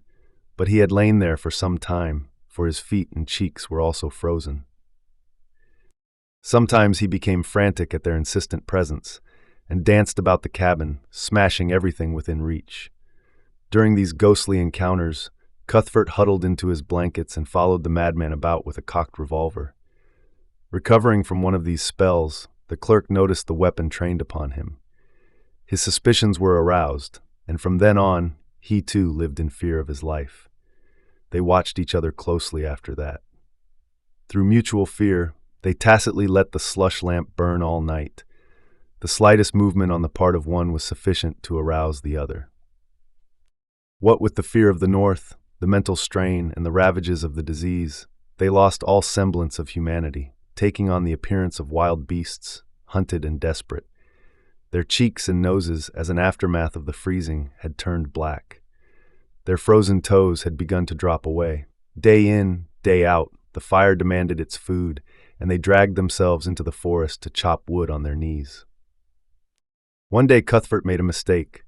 Sick with pain, with his head swimming and eyes blinded, he crept into the cache and mistook Weatherby's sugar sack for his own. January had been born, but a few days when this occurred. The sun had some time since passed its lowest southern declination, and at noon now threw flaunting streaks of yellow light upon the northern sky. On the day following his mistake with the sugar bag, Cuthbert found himself feeling better. He dragged himself outside to feast on the evanescent glow. Weatherby, also feeling somewhat better, crawled out beside him. They propped themselves in the snow and waited. Their eyes were fixed upon the north. A golden rim peeped over the mountain's snowy shoulder, smiled upon them an instant, then dipped from sight again. There were tears in their eyes as they sought each other. A strange softening came over them. They felt irresistibly drawn toward each other. The sun was coming back again. It would be with them tomorrow, and the next day, and the next. Hand in hand, they would journey back to the Southland.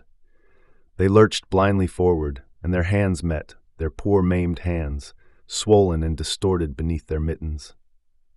But the promise was destined to remain unfulfilled. An hour later, Cuthbert put a pan of bread into the oven. Weatherby was rummaging in the cache. Of a sudden, he raised a whirlwind of blasphemy, which ceased with startling abruptness. The other man had robbed his sugar sack. The two dead men came out from under the stones and hushed the hot words in his throat. They led him gently to the woodpile, where they put the axe in his hands. Then they helped him shove open the cabin door. "Carter! I say, Carter!" Percy Cuthbert was frightened at the look on the clerk's face, and he made haste to put the table between them. Carter Weatherby followed, without haste and without enthusiasm. There was neither pity nor passion in his face, but rather the patient, stolid look of one who has certain work to do and goes about it methodically. "I say, what's the matter?" The clerk dodged back, cutting off his retreat to the door, but never opening his mouth. "I say, Carter, I say, let's talk, there's a good chap." The Master of Arts was thinking rapidly, now, shaping a skillful flank movement on the bed where his revolver lay. Keeping his eyes on the madman, he rolled backward on the bunk, at the same time clutching the pistol. "Carter!" The powder flashed full in Weatherby's face, but he swung his weapon and leaped forward. The axe bit deeply at the base of the spine, and Percy Cuthbert felt all consciousness of his lower limbs leave him. Then the clerk fell heavily upon him, clutching him by the throat with feeble fingers. The sharp bite of the axe had caused Cuthbert to drop the pistol, and as his lungs panted for release, he fumbled aimlessly for it among the blankets. Then he remembered. He slid a hand up the clerk's belt to the sheath knife, and they drew very close to each other in that last clinch. Percy Cuthbert felt his strength leave him. The inert weight of Weatherby crushed him. The cabin became filled with a familiar odor, and he knew the bread to be burning. Yet what did it matter? He would never need it. And there were all of 6 cupfuls of sugar in the cache. Would the wind vane ever move? It might even be veering now. Why not? Had he not seen the sun today? He would go and see. No, it was impossible to move. How quickly the cabin cooled. The fire must be out. The cold was forcing in. Hark! The wind vane must be surely spinning. No, a mere singing in his ears. That was all. Between the moss-chinked roof poles, little points of frost began to appear. How slowly they grew. No, not so slowly. There was a new one, and there another, 2, 3, 4. They were coming too fast to count. They had run together and formed a sheet. Well, he would have company. If Gabriel ever broke the silence of the north, they would stand together, hand in hand, before the great white throne, and God would judge them. Then Percy Cuthbert closed his eyes and dropped off to sleep. Now we will continue with Chapter 15. Chapter 15, Land Ho, from In the Land of White Death by Valerian Albanov. In 1912, Valerian Albanov, a Russian navigator, signed on to an expedition to search out new hunting grounds. 200 miles east of Novaya Zemlya, the expedition's ship, the Santa Ana, became frozen in the ice. It drifted for a year and a half, carried nearly 2,500 miles by the moving ice. Finally, Albanov and 13 other crew members left the Santa Ana and set off on foot for Franz Josef Land. Only he and one other man completed the journey. In the excerpts below, Albanov recounts his departure from the ship in January 1914 and his first sighting of land 6 months later. Late in the evening, the lieutenant called me once more into his cabin to give me a list of items we would be taking with us. Here is that list as it was entered into the ship's record. 2 Remington rifles, 1 Norwegian hunting rifle, 1 double-barreled shotgun, 2 repeating rifles, 1 ship's log transformed into a pedometer for measuring distances, 2 harpoons, 2 axes, 1 saw, 2 compasses, 14 pairs of skis, 1 first-quality Malitza, 12 second-quality Malitzas, 1 sleeping bag, 1 chronometer, 1 sextant, 14 rucksacks, and 1 small pair of binoculars. Brusilov, the lieutenant, asked me if he had forgotten to list anything. His pettiness astounded me. It was as if he thought there were horses waiting at the gangway to take us to the nearest railway station. Had he forgotten that we were about to set off on foot on a daunting trek across drifting ice to search for an unknown landmass under worse conditions than any men who had gone before us? I controlled myself and reminded Brusilov that he had forgotten to list the tent, the kayaks, the sledges, a mug, cups, and a bucket. He immediately wrote down the tent, but decided not to mention the dishes. I will not list the kayaks or sledges either, he offered. In all probability, they will be badly damaged by the end of your trip. I told Brusilov I was in agreement. I left the lieutenant's cabin very upset. On the way to my cabin, Denisov, a crew member, stopped me to ask where I would open the packet of ship's mail and post the letters. In Norway or Russia? That was the last straw. I exploded and threatened to dump not only the mail, but also the rucksacks, the cups, and the mugs into the first open water we came to. I had serious doubts that we would ever reach a mail train anywhere. But then I quickly regained my composure and promised Denisov that wherever we landed, I would make every effort to see that the ship's mail reached its destination. The ship was dark. Everyone had gone to bed. I was dismayed and depressed. It was as if I were already wandering across the endless icy wastes. On that gloomy, decisive night, filled with anxiety, I wondered about each of the men who would be accompanying me. I already had grave doubts about their health and stamina. One was 56 years old, and all of them complained of sore feet. Not one of them was really fit. One man had open sores on his legs, another had a hernia, a third had been suffering from chest pains, and all, without exception, had asthma and palpitations. Was this a premonition of some great misfortune that I was heading for, with no hope of escape? June 9th. As I have often done, at around 9 in the evening I climbed onto a high ice formation to study the horizon. Ordinarily I saw what looked like islands in every direction, but which on closer examination turned out to be either icebergs or clouds. This time I sighted something quite different. I was so staggered that I sat down on the ice to clean the lenses of my binoculars and rub my eyes. My pulse was racing. When I fixed my gaze once more on the vision that held such promise, I could see a pale silver strip with sinuous contours running along the horizon. The right-hand side of this phenomenon was outlined with unusual clarity against the azure of the sky. During the night, I returned 5 times to check on my strange discovery, and each time my original impression was more or less clearly confirmed. So far, nobody else had noticed this wonderful sight. I had to restrain myself from dashing back to the tent and shouting, "Wake up, everyone! Come and see that our prayers have been answered at last, and we are about to reach land. I was then convinced that it was land that I could see, but I wanted to keep my discovery secret. But my companions were as oblivious as ever, and had not even noticed my ill-concealed excitement.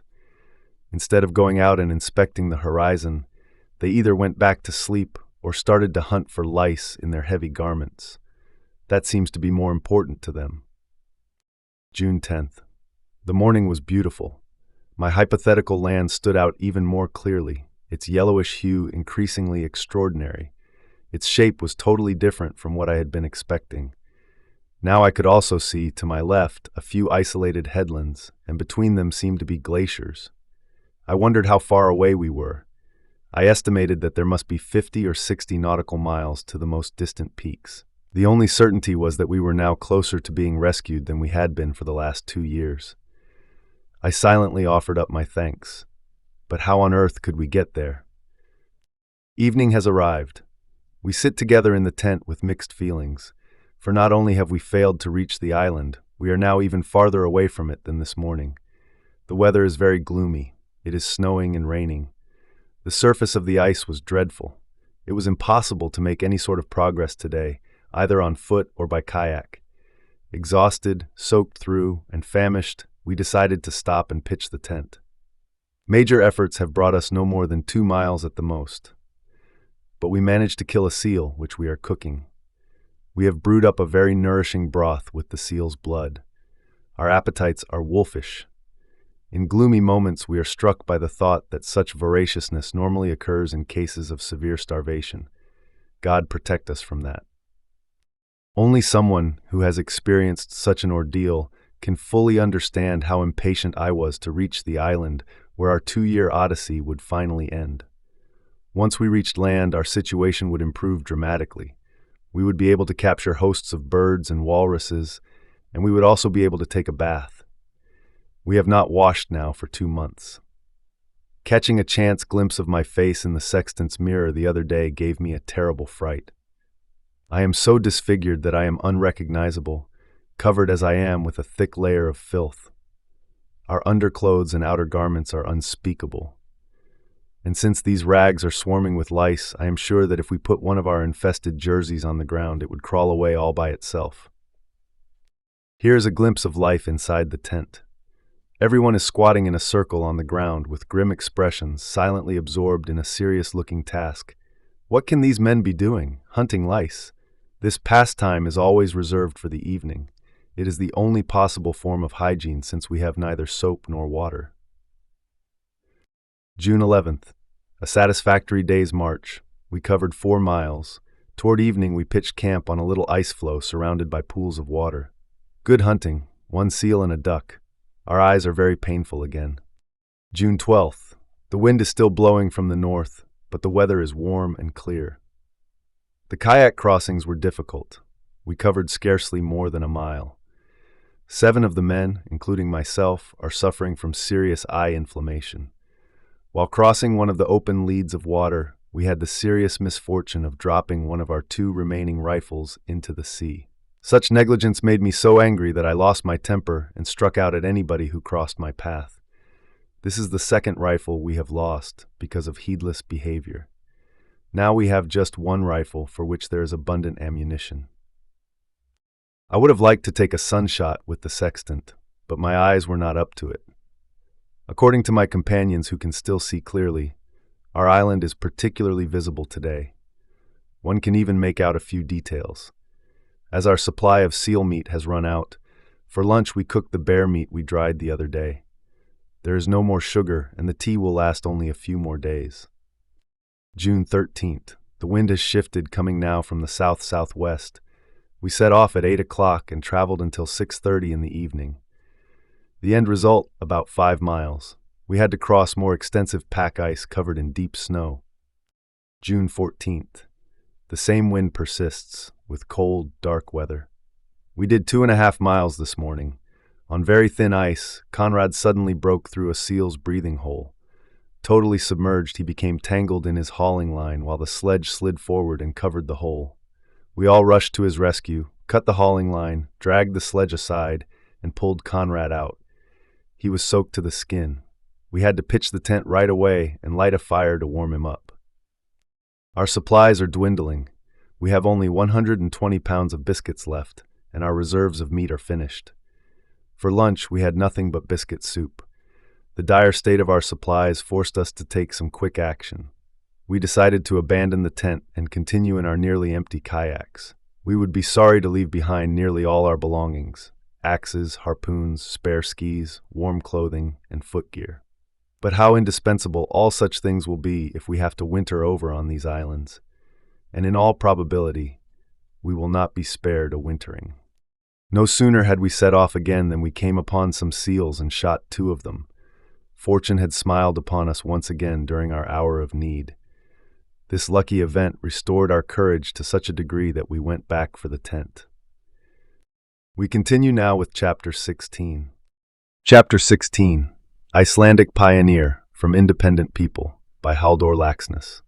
The Nobel Prize-winning author Halldór Laxness was born in Iceland in 1902. Over his long career, he wrote 51 novels. Independent People, his most celebrated work, was published in Icelandic in 1934. It tells the story of Bjartur of Summerhouses, a stiff-necked sheep farmer who recites traditional ballads while enduring unspeakable miseries. In the excerpt below, Bjartur has gone looking for a lost sheep from his flock. It is one of the peculiarities of life that the most unlikely accident may on occasion determine the place of a man's lodging. Thus it was for Bjartur of Summerhouses now. Just as he was about to cross one of the many gullies, he saw some animals leap lightly down a watercourse not far ahead. He saw immediately that they were reindeer, 1 bull and 3 cows. Halting in the gully, Bjartur eyed the animals for some moments. They were fine beasts, so it was no wonder that it occurred to Bjartur that he was in luck's way tonight. It would be no mean catch if he could trap even one of them. The bull especially looked as if it would make an excellent carcass.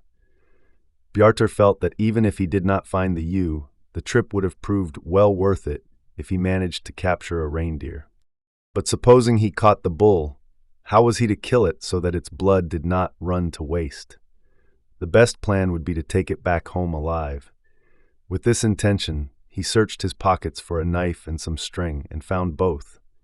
He thought, "I'll make a rush at him now and get him down. Then I'll stick the point of my knife through his nose, thread the string through the hole, and make a lead of it."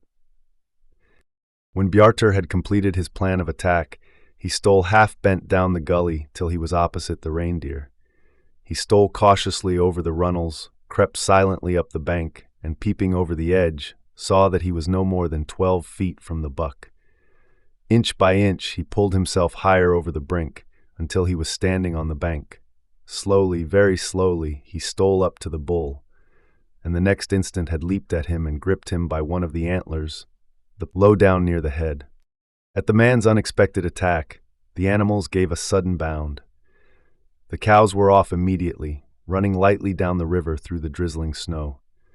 At first, the bull intended making off with Bjartur holding on to its head, but Bjartur hung on, and the bull could not get free. Bjartur soon found that his hold on the antler was uncertain.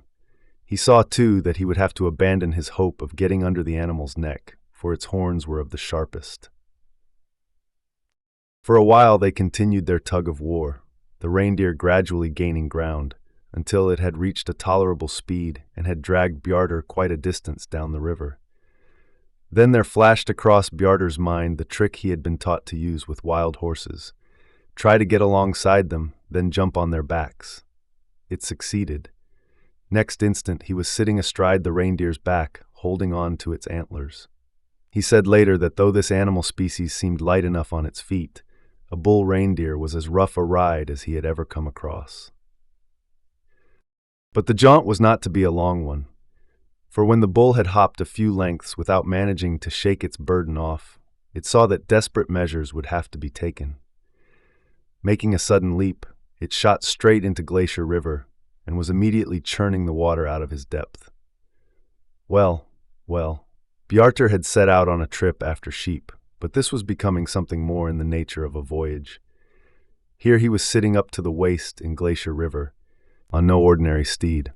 But was Bjartor really proud of this romantic progress? No, far from it.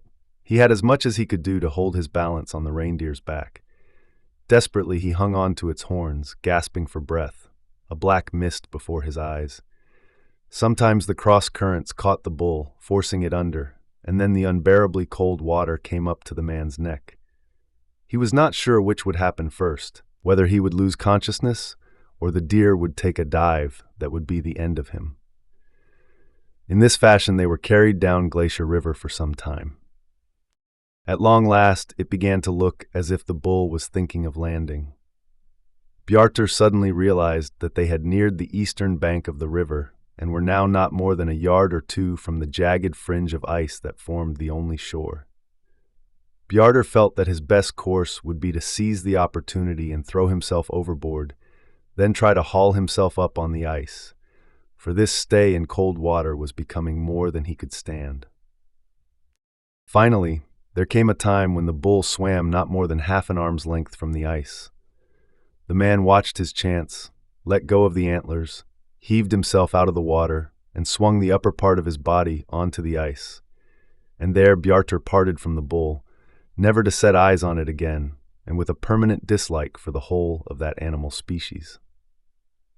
The ice was thin and broke immediately under the man's weight, but as his days were not yet numbered, he managed somehow to hang on to the unbroken ice and succeeded finally in wriggling his lower limbs also out of the water. He was shaking from head to foot with the cold, his teeth chattering, not a single dry stitch in all his clothes. But he did not feel safe on this narrow fringe of ice and began now to tackle the ascent of the river bank. This was a hazardous undertaking, for the bank was not only precipitous but also covered with icicles. Finally, the moment arrived when he was standing safe and sound on the eastern bank of Glacier River, on the far pastures of another county. He rolled about in the snow to dry himself, and considered the snow warm in comparison with the glacier water. It was not long before he realized what a trick the bull had played on him. In the first place, he had cheated him of the shepherd's hut on the western side of the river where he had planned to spend the night. More serious was to find himself suddenly switched to the eastern bank. To cross the river, he would be forced to make a detour in the opposite direction of his home, all the way down to the ferry in the farming districts. This was not less than a 20 hours walk. This adventure of his would thus delay him almost 48 hours, and that in weather like this, and his lambs still out. He was pretty well worn out. His wet clothes would be a poor protection if he decided to bury himself in the snow in this hardening frost. The night was as black as pitch, and the darkness seemed solid enough to be cut with a knife. The wind blew from the east, sweeping the blizzard straight into his face. Time and time again, he tumbled from another brink into another hollow, where the powdery snow took him up to the groin. One consolation only there was. He could not lose his way, for on his left he had Glacier River with its heavy, sullen roar. He swore repeatedly, but to steel his senses, he kept his mind fixed on the world-famous battles of the traditional rhymes he knew. He recited the most powerful passages one after another, dwelling especially on the description of the devilish heroes Grimur Aegir and Andri. It was Grimur he was fighting now, he thought. Grimur, that foul-mouthed demon in the form of a troll. He depicted the monster in the poet's words, bellowing, wading in the earth up to the thighs, filled with devilish hate, fire spouting from his grinning mouth. No matter how often he sprawled headlong down the gullies, he was up again undaunted, making yet another attack, grinding his teeth and hurling curses at the demon. This was rather a long night. Seldom had he recited so much poetry in any one night. He had recited all his father's poetry, all the ballads he could remember, whole processions of dirty poems, one hymn that he had learned from his mother, and all the lampoons that had been known in the area from time immemorial. At intervals he struggled up out of the snow and thumped himself from top to toe until he was out of breath. Finally, his fear of frostbite became so great that he felt it would be courting disaster to remain in this spot any longer. It must also be wearing on towards morning. He now decided to forsake his shelter and leave the consequences to take care of themselves. He forced his way at first with lowered head against the storm, but when he reached the ridge above the gully, he could no longer make any headway. So he slumped forward onto his hands and knees and made his way through the blizzard on all fours, crawling over stony slopes like an animal, rolling down the gullies like a peg. On the following night, long after the people of Brunn, the nearest farm, had retired to bed, it came to pass that the housewife was wakened by a hubbub at the window, a groaning, even a hammering. She woke her husband. They huddled on their most necessary garments and went to the door with a light. And when they had opened the door, there toppled in through the drift a creature resembling only in some ways a human being. He rolled in through the doorway armored from head to foot in ice, and came to rest squatting with his back against the wall. The light of the house shone on this visitor. He panted heavily, his chest heaving and groaning. When the crofter asked him who he was, he tried to get to his feet, like an animal trying to stand up on its hind legs, and gave his name, Bjarter of Summerhouses. The crofter's son had now risen also, and together he and his father made an attempt to help their visitor into the room, but he refused. "I'll walk by myself," he said. He laid himself across the son's bed and for a while made no answer to their questions, but mumbled like a drunkard. At last he said, "I am thirsty." The woman brought him a 3-pint basin of milk, and he set it to his mouth and drank it off. "Thanks for the drink, mother," he said. With her warm hands, she helped to thaw the clots of ice in his beard and eyebrows, then drew off his frozen clothes. Fingers and toes were without feeling, but otherwise he appeared to have taken no hurt. When the crust of ice had been thawed off, he stretched himself out naked in the sun's warm bed and had seldom felt so comfortable in all his life. After the housewife had gone to prepare him some food, father and son sat down beside him, their eyes bewildered as if they did not really believe this phenomenon. In the end, it was he who spoke, asking in a hoarse voice, "Were your lambs in?" They replied that they were, and asked in turn how it had come about that he had landed here on the eastern bank of Glacier River in murderous weather. "Any man," he repeated querulously. "What do the men matter? I always thought it was the animals that came first." They continued to question him. "Oh, as a matter of fact, I was just taking a little walk by myself," he said. "I missed a ewe, you see, and took a stroll along the heights there just to soothe my mind." For a while he was silent. Then he added, "It's been a trifle rough today." "It wasn't any pleasanter last night either," they said. "A regular hurricane." "Yes," agreed Bjarter. "It was just a trifle rough last night, too." They wanted to know where he had put in the night, and he replied, "In the snow." They were particularly curious about how he had managed to cross Glacier River, but he would give no details. "It's a nice thing to have one's lambs out in this," he said mournfully. They said that in his shoes, they wouldn't trouble themselves about lambs tonight, but think themselves lucky to be where they were. "It's easy to see," he replied, "that you people have found your feet, but I am fighting for my independence. I have worked 18 years for the little livestock I have, and if they're under snow, it would be better for me to be under snow too." But when the woman had brought him a meal in bed, and he had eaten his fill, he lay down without further talk and was asleep and snoring loudly. Let's continue now with Chapter 17. Chapter 17, The Land Breathing from Arctic Dreams by Barry Lopez. Barry Lopez's Arctic Dreams is a far-ranging study of the northern landscape and the creatures, musk oxen, polar bears, narwhals who inhabit it. It won the National Book Award for nonfiction. The passage below is from the chapter on migration. It was still dark, and I thought it might be raining lightly. I pushed back the tent flap.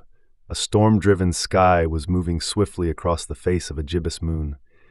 The ticking sound was not rain, only the wind, a storm bound for somewhere else. Half awake, I was again aware of the voices, a high-pitched barking like terriers. The single outcries became a rising cheer as if in a far-off stadium that rose and fell away. Snow geese, their night voices. I saw them flying down the north coast of Alaska once in September. The steady intent of their westward passage was uplifting. That fall, I went to Northern California to spend a few days with them on their early wintering ground at Tula Lake in the Klamath Basin. Tule Lake is not widely known in America, but the ducks and geese gather in huge groups on this refuge every fall, creating an impression of land in a state of health, of boundless life. On any given day, a visitor might look upon 1,000,000 birds here. The Klamath Basin is one of the richest habitats for migratory waterfowl in North America.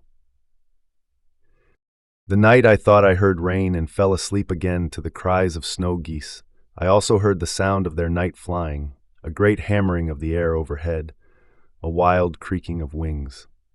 These primitive sounds made the Klamath Basin seem oddly untenanted, the ancestral ground of animals reclaimed by them each year. There were 250,000 lesser snow geese at Tule Lake. At dawn, I would find them floating on the water, close together in a raft 3/4 of a mile long. When a flock begins to rise from the surface of the water, the sound is like a storm squall arriving, a great racket of shaken sheets of corrugated tin. Once airborne, they are dazzling on the wing. The opaque whiteness of their bodies contrasts with grayer whites in their translucent wings. Up close, they show the dense, impeccable whites of an Arctic fox. When they are feeding in the grain fields around Tule Lake, the geese come and go in flocks of 5 or 10,000. Sometimes there are 40 or 50,000 in the air at once. They rise from the fields like smoke in great, swirling currents, spreading wider in the sky than one's field of vision can encompass. One fluid sweep of 10,000 of them passes through the spaces within another, counterflying flock. In the whole sky you lose your depth of field and feel as though you are looking up from the floor of the ocean through shoals of fish. What absorbs me in these birds, beyond their beautiful whiteness and their astounding numbers, is how adroitly each bird joins the larger flock or departs from it, and how each bird, while it is a part of the flock, seems part of something larger than itself. Another animal. Never did I see a single goose move to accommodate one that was landing, nor geese on the water ever disturbed by another taking off. I never saw two birds so much as brush wingtips in the air, though surely they must. Their movements are endlessly attractive to the eye. And there is something else that draws you in. They come from the ends of the earth and find this small lake every year with unfailing accuracy.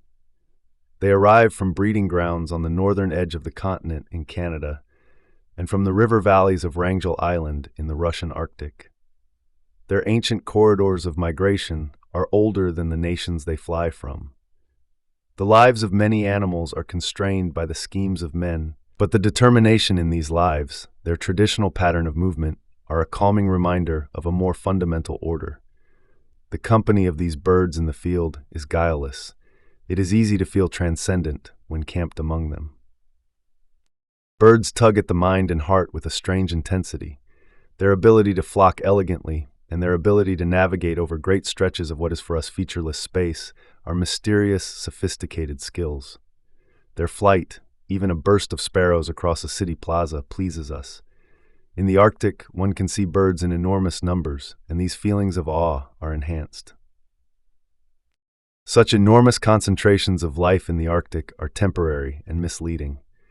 Between these Arctic oases stretch hundreds of miles of coastal cliffs, marshes, and riverine valleys where no waterfowl nests, and the flocks of migratory geese and ducks come and go quickly, laying their eggs, molting, and getting their young into the air in 5 or 6 weeks.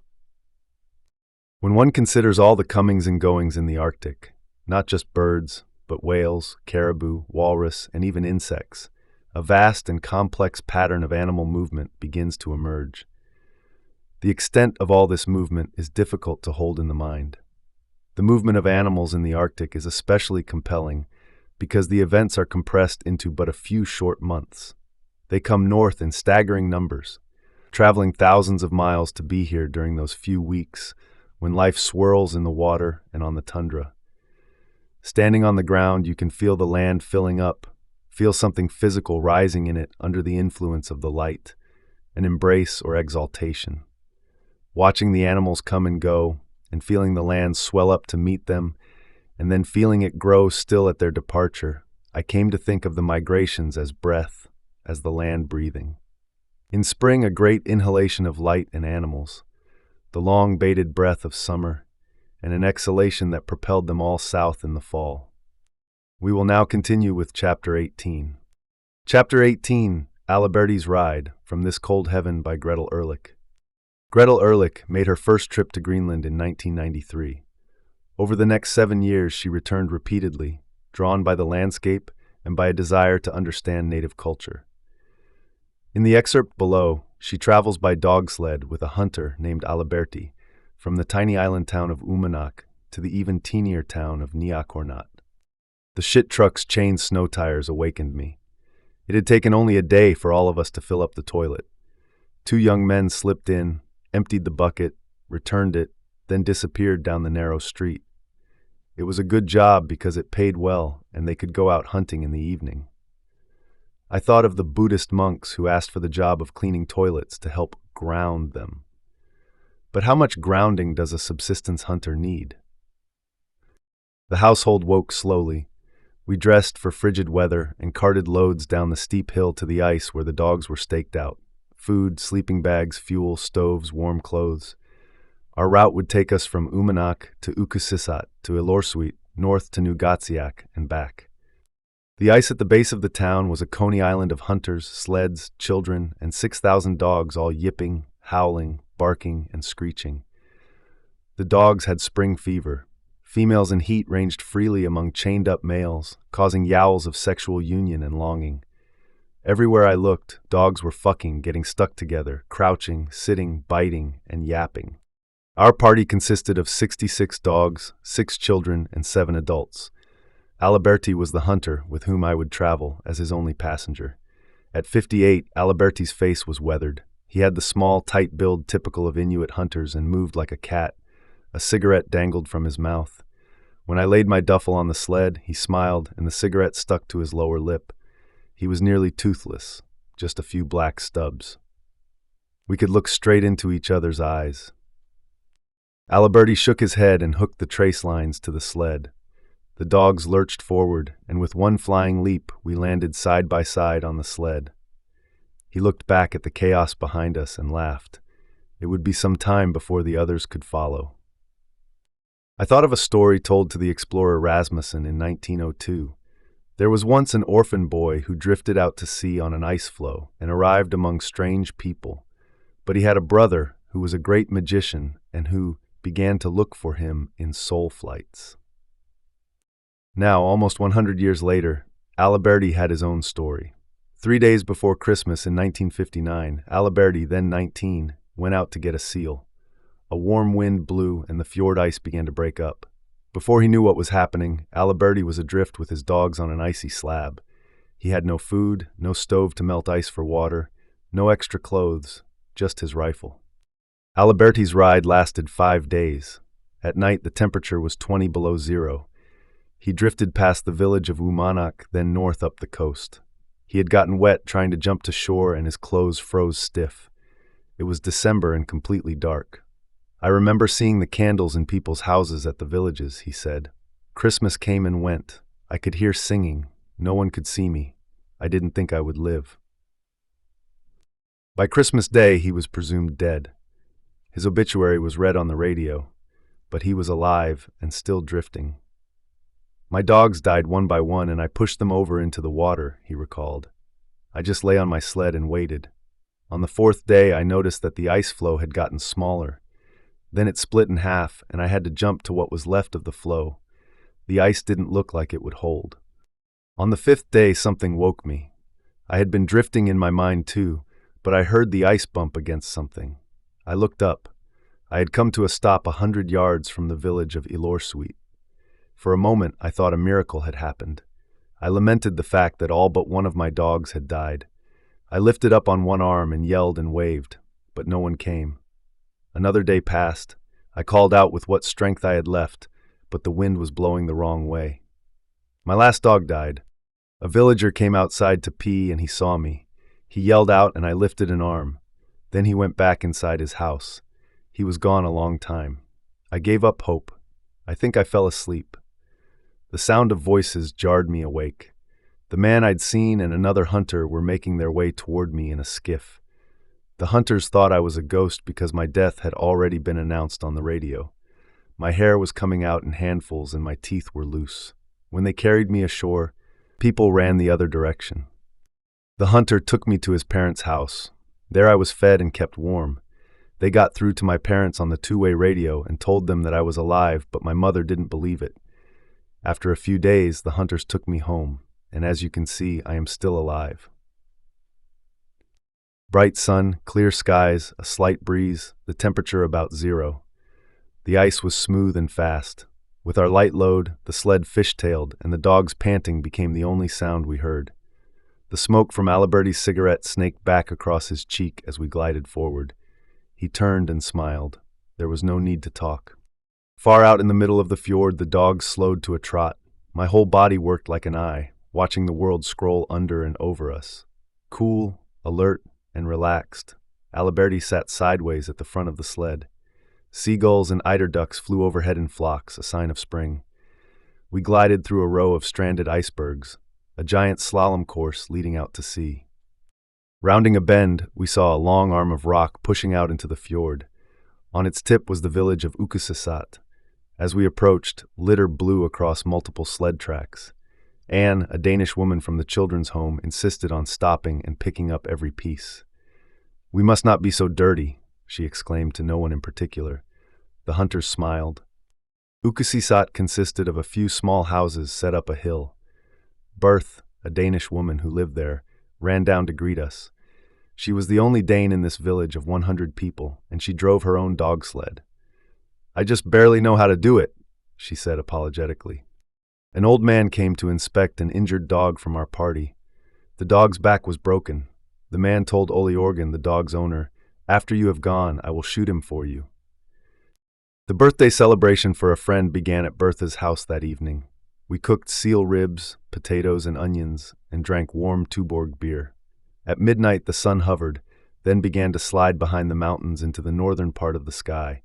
One by one the others went to bed. Anne and Ollie Organ appropriated Bertha's bed, so she and I stayed up late, talking.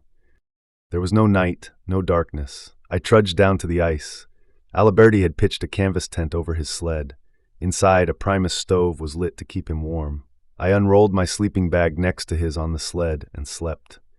At 3 a.m, gold and purple stripes of light lay across the ice. The dogs, staked out everywhere, talked for the rest of the night. When we woke, there was no sun, and the dog whose back was broken was still alive. He lay unattended in the snow. A fog had come in and sealed itself to the ice.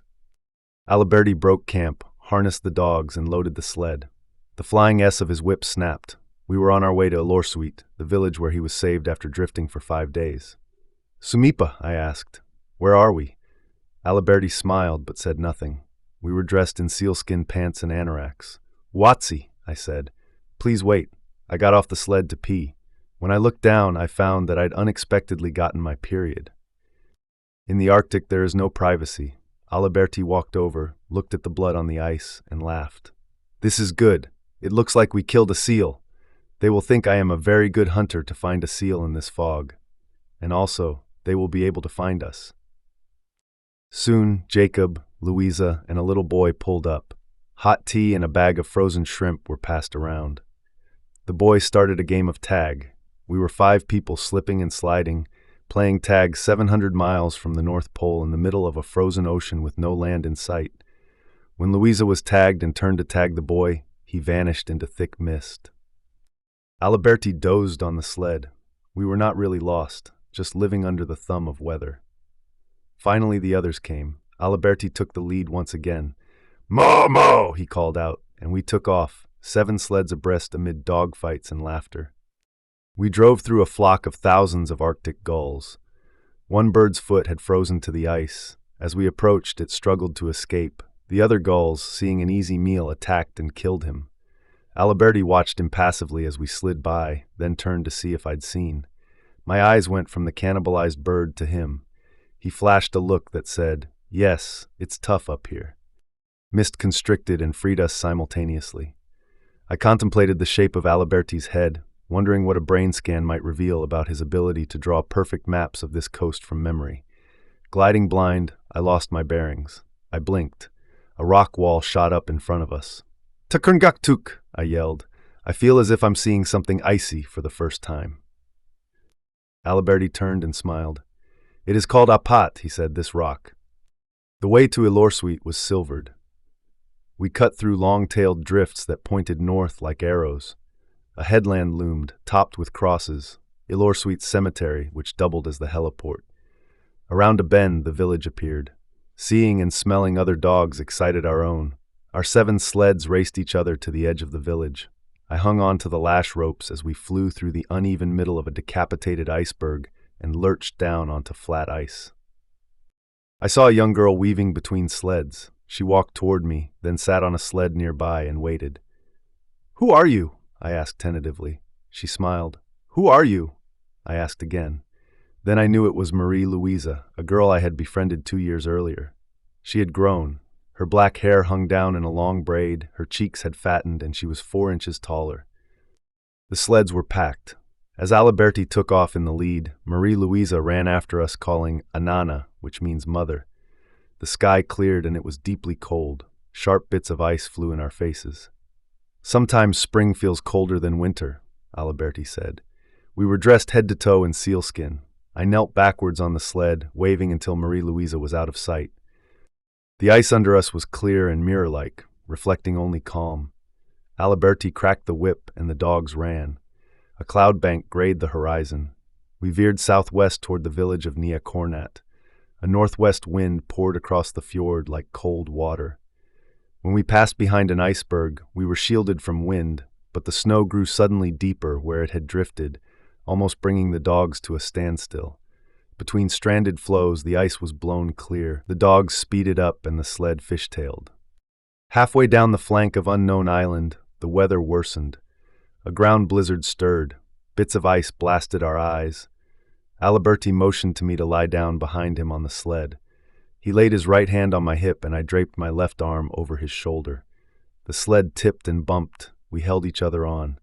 Wind-driven ice tore at the dogs. Their feet and legs were bleeding and their muzzles were encrusted. The fog lifted, but still we couldn't see. We were dressed like seals, sliding over seals with only a thin sheaf of ice separating us. Ice flew. We slid closer together and pulled our hoods down almost over our eyes. Once in a while I saw one of the other sleds in the distance. Then it disappeared. We traveled for 8 hours without talk, chastely intimate in a bond of blood, snow, and fur.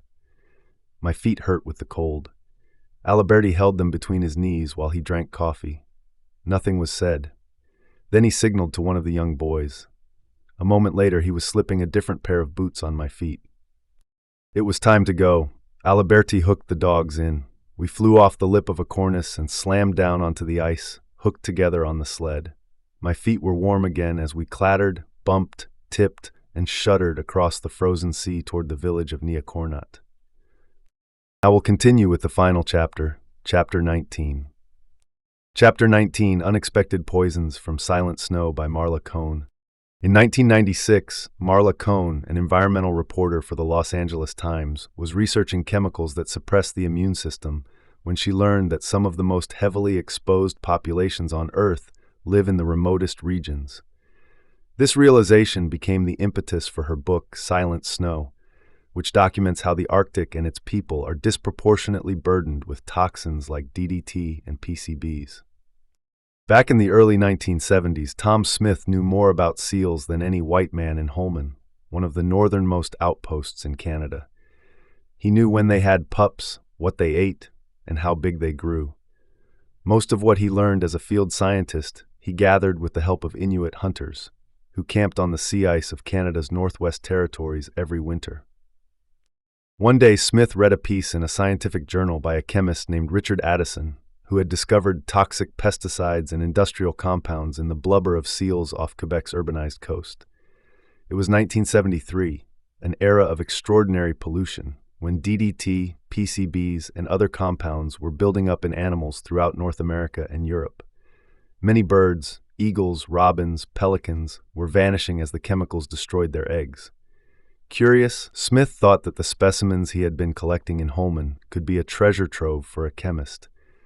So he called Addison and asked, "Would you like some Arctic blubber?" Addison had never been to the Arctic. Since the Holman seals inhabited such remote waters, He thought it was likely that they would be blanks, carrying no toxic substances. Nevertheless, on a whim, Addison told Smith, "Sure, send them, and I'll take a look." Soon afterward, blubber from about 40 Arctic seals arrived at Addison's lab in Nova Scotia. It offered the first tangible clue that chemicals were invading the far north. Addison was intrigued, but not alarmed, by what he detected in the blubber.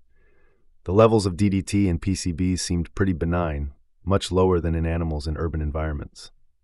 In 1974, Addison published a concise 3-page report documenting his findings. A year later, 2 Canadian scientists reported PCBs in another Arctic species, polar bears. At their labs in Scotland and Canada, scientists suspected that the chemicals they found in the Arctic were coming from distant urban lands. How else could pesticides and PCBs be turning up in northern latitudes? And what else could explain why DDT was decreasing rapidly in urban seals, but not in Arctic ones? As early as 1969, a Scottish scientist named Alan Holden sounded a warning. The global distribution of the organochlorine contaminants in the marine environment has been demonstrated, he wrote. This contamination, Holden wrote, could be potentially damaging to Arctic seals and other animals. It was a prophetic warning, but no one in the scientific community or the public heeded it at the time. The early discoveries were promptly forgotten. More pressing environmental crises were mounting in cities around the world in the 1970s. Why should anyone care about a few seals or bears near the North Pole?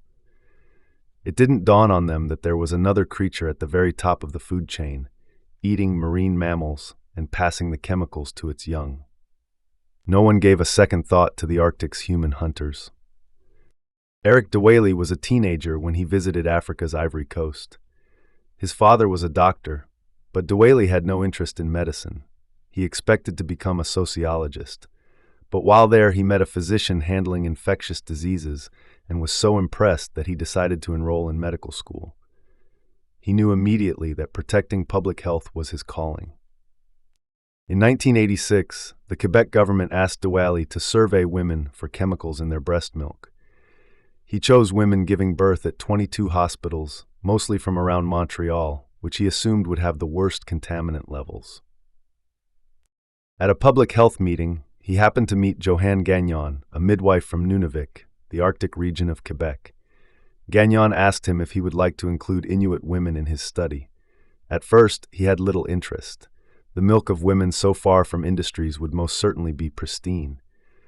Nevertheless, he agreed, thinking a few samples might be useful as blanks to compare an unexposed population to an urban one.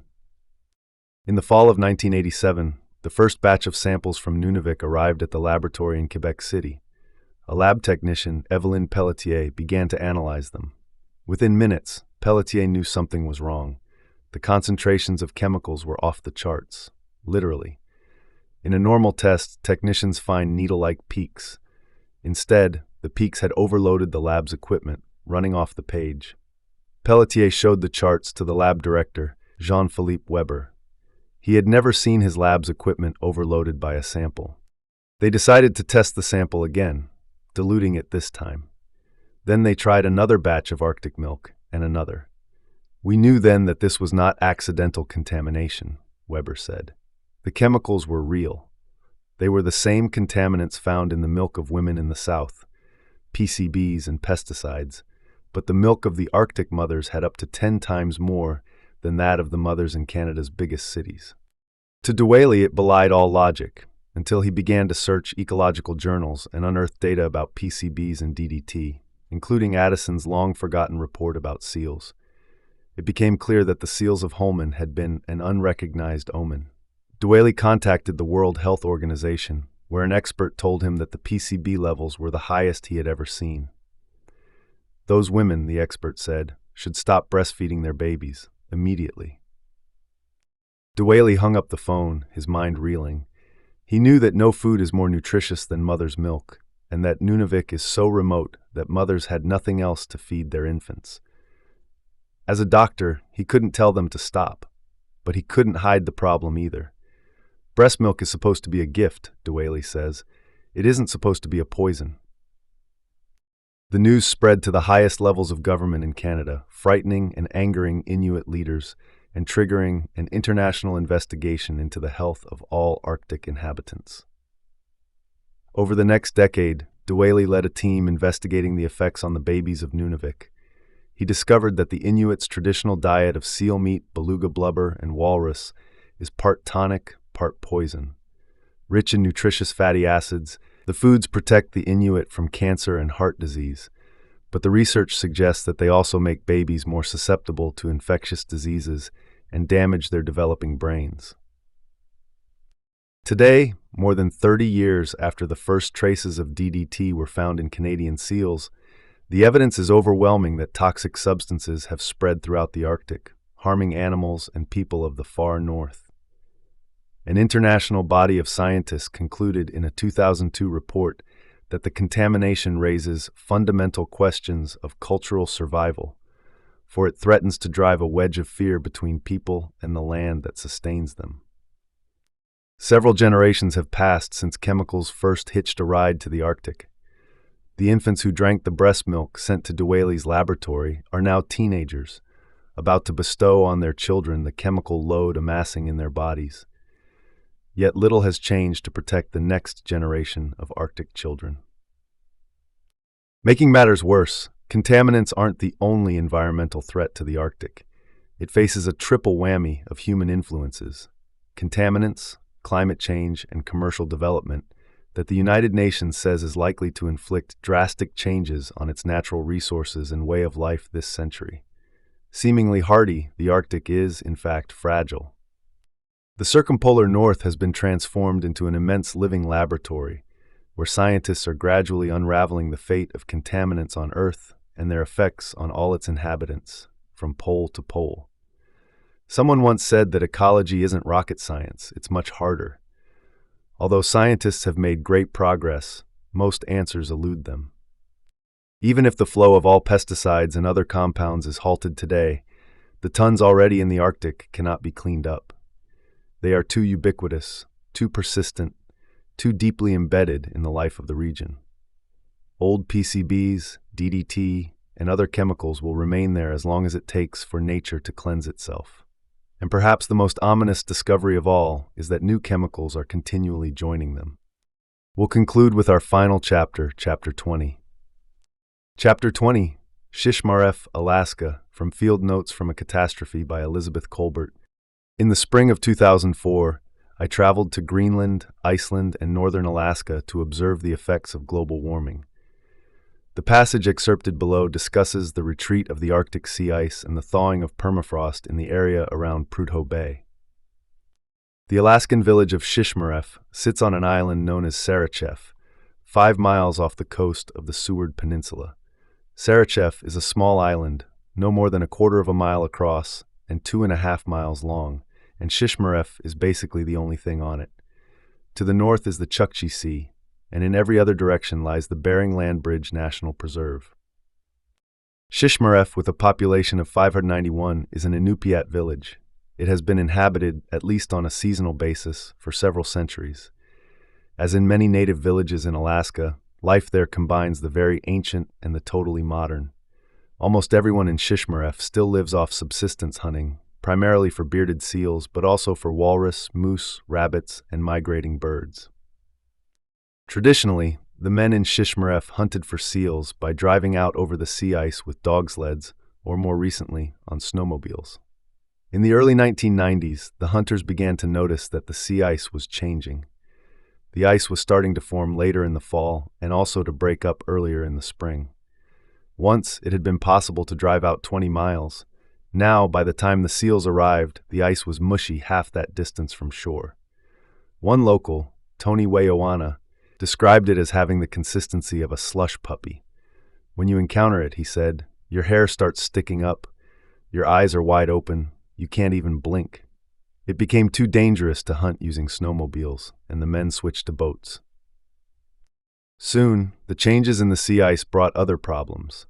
At its highest point, Shishmaref is only 22 feet above sea level.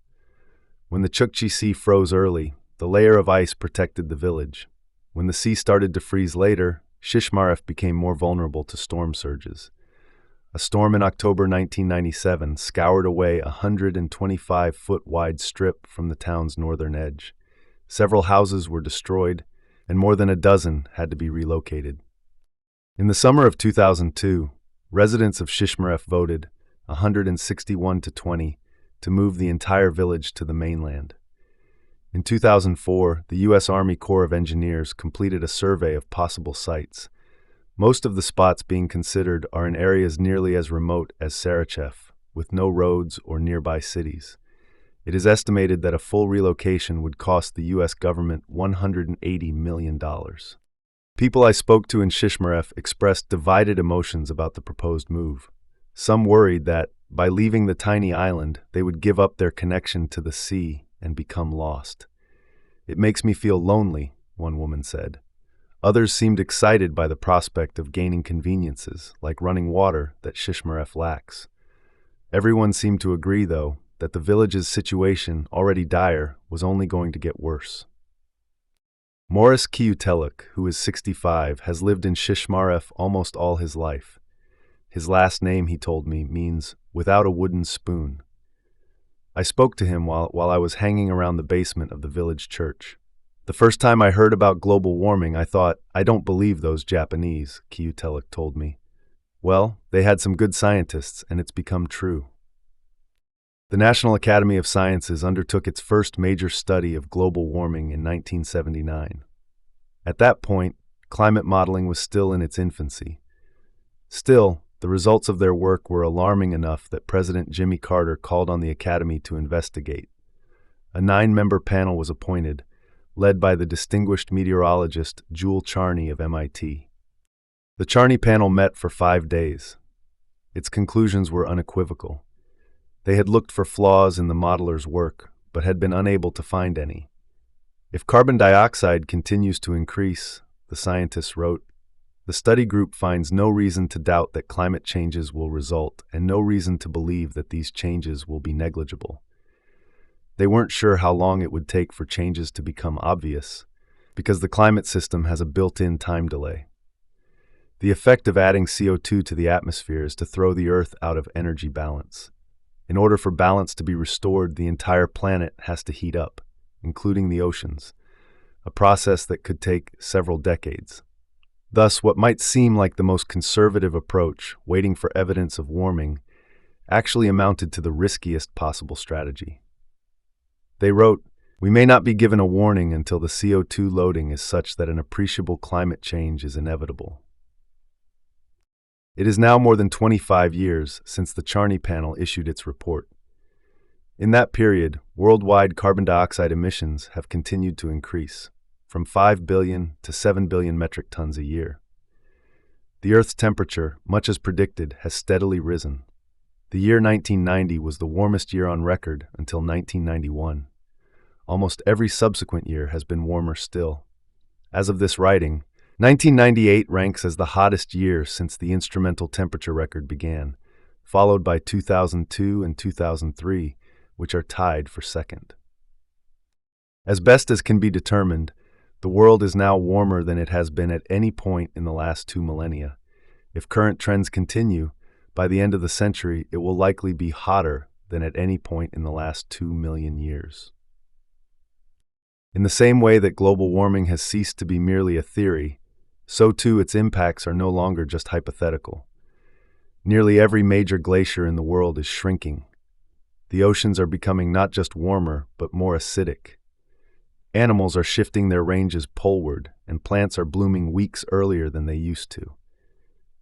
These are the warning signs that the Charney panel cautioned against waiting for. While in many parts of the globe they are still subtle enough to be overlooked, in others they can no longer be ignored. As it happens, the most dramatic changes are occurring in those places, like Shishmaref, where the fewest people tend to live. This disproportionate effect of global warming in the far north was also predicted by early climate models. Today, what was once a forecast can be measured and observed directly. The Arctic is melting. Most of the land in the Arctic, and nearly a quarter of all the land in the northern hemisphere, is underlaid by zones of permafrost. A few months after I visited Shishmaref, I went back to Alaska to take a trip through the interior of the state with Vladimir Romanovsky, a geophysicist and permafrost expert from the University of Alaska. Any piece of ground that has remained frozen for at least 2 years is, by definition, permafrost. In some places, like eastern Siberia, permafrost runs nearly a mile deep. Fairbanks, which is just below the Arctic Circle, is situated in a region of discontinuous permafrost, meaning that the city is pocked with regions of frozen ground. One of the first stops on Romanovsky's tour was a hole that had opened up in a patch of permafrost not far from his house. It was about 6 feet wide and 5 feet deep. Nearby were the outlines of other, even bigger holes, which had been filled with gravel. The holes, known as thermokarsts, had appeared suddenly when the permafrost gave way, like a rotting floorboard. Across the road, Romanovsky pointed out a long trench running into the woods. The trench had been formed when a wedge of underground ice had melted. The spruce trees that had been growing next to it were now listing at odd angles, as if in a gale. Locally, such trees are called drunken. A few of the spruces had fallen over. "These are very drunk," Romanovsky said. Measurements that Romanovsky and his colleagues have made show that the temperature of the permafrost in many places has risen to the point where it is now less than 1 degree below freezing. In places where the permafrost has been disturbed by roads or houses or lawns, much of it is already thawing. While thermokarsts in the roadbeds are a problem that really only affects the people right near them, warming permafrost is significant in ways that go far beyond local real estate losses. For one thing, permafrost represents a unique record of long-term temperature trends. For another, it acts as a repository for greenhouse gases. As the climate warms, there is a good chance that these gases will be released into the atmosphere, further contributing to global warming. When you walk around in the Arctic, you are stepping not on permafrost, but on something called the active layer. The active layer, which can be anywhere from a few inches to a few feet deep, freezes in the winter but thaws over the summer, and it is what supports the growth of plants. Life in the active layer proceeds much as it does in more temperate regions, with one critical difference. Temperatures are so low that when trees and grasses die, they do not fully decompose. New plants grow on top of the half-rotted old ones, and when these plants die, the same thing happens all over again. Eventually, a process known as cryoturbation pushes organic matter down beneath the active layer into the permafrost. There it can sit for thousands of years in a kind of botanical suspended animation. In Fairbanks, for example, grass that is still green has been found in permafrost dating back to the middle of the last ice age. This is why permafrost, much like a peat bog or a coal deposit, acts as a storage unit for accumulated carbon. One of the risks of rising temperatures is that this storage process can start to run in reverse. Under the right conditions, organic material that has been frozen for millennia will begin to break down. When it does, it gives off carbon dioxide or methane, which is an even more powerful greenhouse gas. In parts of the Arctic, this process is already happening. Researchers in Sweden, for example, have been measuring the methane output of a bog near the town of Abisko for almost 35 years. As the permafrost in the area has warmed, methane releases have increased, in some spots by as much as 60%. Thawing permafrost could make the active layer more hospitable to plants, which absorb carbon. But even this wouldn't be enough to offset the release of greenhouse gases. No one knows exactly how much carbon is stored in the world's permafrost, but estimates run as high as 450 billion metric tons. It's like a ready-use mix. Just a little heat and it will start cooking, Romanovsky told me. It was the day after we had arrived in Deadhorse, and we were driving through a steady drizzle out to another monitoring site. I think it's just a time bomb, just waiting for a little warmer conditions. Romanovsky has added new monitoring sites to his network whenever he has had funding. There are now 60 of them. While we were on the North Slope, he spent all day and part of the night rushing from one to the next. At each site, the routine was more or less the same. First, he would hook up his computer to the data logger, which had been recording permafrost temperatures every hour since the previous summer. Then he would take out a metal probe shaped like a T and poke it into the ground, measuring the depth of the active layer. The probe was a meter long, which it turned out was no longer quite long enough. The summer had been so warm that almost everywhere the active layer had grown deeper. Eventually, he explained, the heat that had gone into increasing the depth of the active layer would work its way downward, bringing the permafrost that much closer to the thawing point. "Come back next year," he advised me. On the last day I spent on the North Slope, a friend of Romanovsky's, a microbiologist named Nikolai Panikov, arrived. He was planning on collecting cold-loving microorganisms, which he would take back to New Jersey to study. His goal was to determine whether the organisms could have functioned in the sort of conditions believed to have once existed on Mars. He told me that he was quite convinced that Martian life existed, or at least had existed. Romanovsky expressed his opinion on this by rolling his eyes. Nevertheless, he had agreed to help Panikov dig up some permafrost. That same day, I flew with Romanovsky by helicopter to a small island in the Arctic Ocean, where he had set up yet another monitoring site. The island was a bleak expanse of mud, dotted with little clumps of yellowing vegetation. It was filled with ice wedges that were starting to melt, creating a network of polygonal depressions. The weather was cold and wet. The island was only about 10 feet above sea level. Romanovsky pointed out a spot along the shore where a series of ice wedges had been exposed the previous summer. They had since melted, and the ground behind them had given way in a cascade of black mud. In a few years, he said, he expected more ice wedges would be exposed, and then these would melt, causing further erosion. Although the process was different from what was going on in Shishmaref, it had much the same cause and, according to Romanovsky, was likely to have the same result. "Another disappearing island," he said, gesturing toward some freshly exposed bluffs. "It's moving very, very fast." On September 18, 1997, the De Groseille, a 300-foot-long icebreaker, set out from the town of Tuktoyaktuk on the Beaufort Sea and headed north. The ship was carrying a group of American geophysicists who were planning to jam it into an ice floe. They were hoping to conduct a series of experiments as they, the ship, and the ice floe all drifted together around the Arctic Ocean. The researchers were aware that the Arctic sea ice was retreating. That was precisely what they were hoping to study. Still, they were caught off guard. Based on data from a 1975 expedition, they had decided to look for a floe averaging 9 feet thick. When they reached the area where they planned to spend the winter, not only were there no floes 9 feet thick, there were barely any that reached 6 feet. One of the scientists on board recalled the reaction this way. "It was like, here we are, all dressed up and nowhere to go. We imagined calling the sponsors and saying, well, we can't find any ice." Sea ice in the Arctic comes in two varieties. There is seasonal ice, which forms in the winter and then melts in the summer, and perennial ice, which persists year-round. To the untrained eye, it all looks pretty much the same, but by licking it, you can get a good idea of how long a particular piece has been floating around. When ice begins to form in seawater, it forces out the salt. As the ice thickens, the salt collects in tiny pockets of brine. If you suck on a piece of first-year ice, it will taste salty. Eventually, if the ice stays frozen long enough, these pockets of brine drain out and the ice becomes fresh enough to drink when melted. The most precise measurements of Arctic sea ice have been made by NASA using satellites. In 1979, the data show perennial sea ice covered an area nearly the size of the continental United States.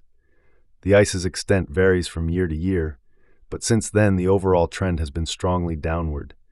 The perennial sea ice has shrunk by roughly 250 million acres, an area the size of New York, Georgia, and Texas combined. A few years ago, data gathered by nuclear submarines was declassified. It showed that between the 1960s and the 1990s, sea ice depth in a large section of the Arctic Ocean declined by nearly 40%. Eventually, the researchers on board the De Groseilles decided that they would just have to settle for the best ice floe they could find. They picked one that stretched over some 30 square miles. In some spots it was 6 feet thick, in some spots just 3. The ship spent 12 months frozen into the floe, and during that time, it drifted some 300 miles north. Nevertheless, at the end of the year, the average thickness of the ice had declined, in some spots by as much as a third. By August 1998, so many of the scientists had fallen through the ice that a new rule was added. Anyone who set foot off the ship had to wear a life jacket. Donald Perovich has studied sea ice for 30 years. He works for the Cold Regions Research and Engineering Laboratory, or CRL, a division of the U.S. Army established in 1961 in anticipation of a very cold war. His particular area of expertise is the interaction of solar radiation with sea ice. During the De Groseilles expedition, Perovich spent most of his time monitoring conditions on the floe using a device called a spectroradiometer. Facing toward the sun, a spectroradiometer measures incident light. Facing toward Earth, it measures reflected light. By dividing the latter by the former, you get a quantity known as albedo. The term comes from the Latin word for whiteness. An ideal white surface, which reflected all the light that shone on it, would have an albedo of 1. An ideal black surface, which absorbed all the light, would have an albedo of 0. The albedo of the Earth in total is 0.3, meaning that a little less than a third of the sunlight that strikes it is reflected back out. Anything that changes the Earth's albedo changes how much energy the planet absorbs, with potentially dramatic consequences. I like it because it deals with simple concepts, but it's important, Perovich told me.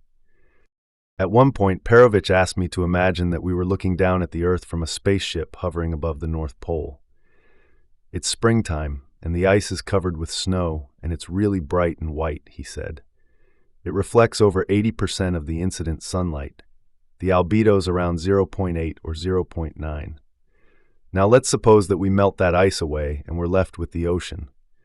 The albedo of the ocean is less than 0.1. It's like 0.07. Not only is the albedo of the snow-covered ice high, it's the highest of anything we find on Earth, he went on. And not only is the albedo of water low, it's pretty much as low as anything you can find on Earth. So what you're doing is you're replacing the best reflector with the worst reflector. The more open water that's exposed, the more solar energy goes into heating the ocean.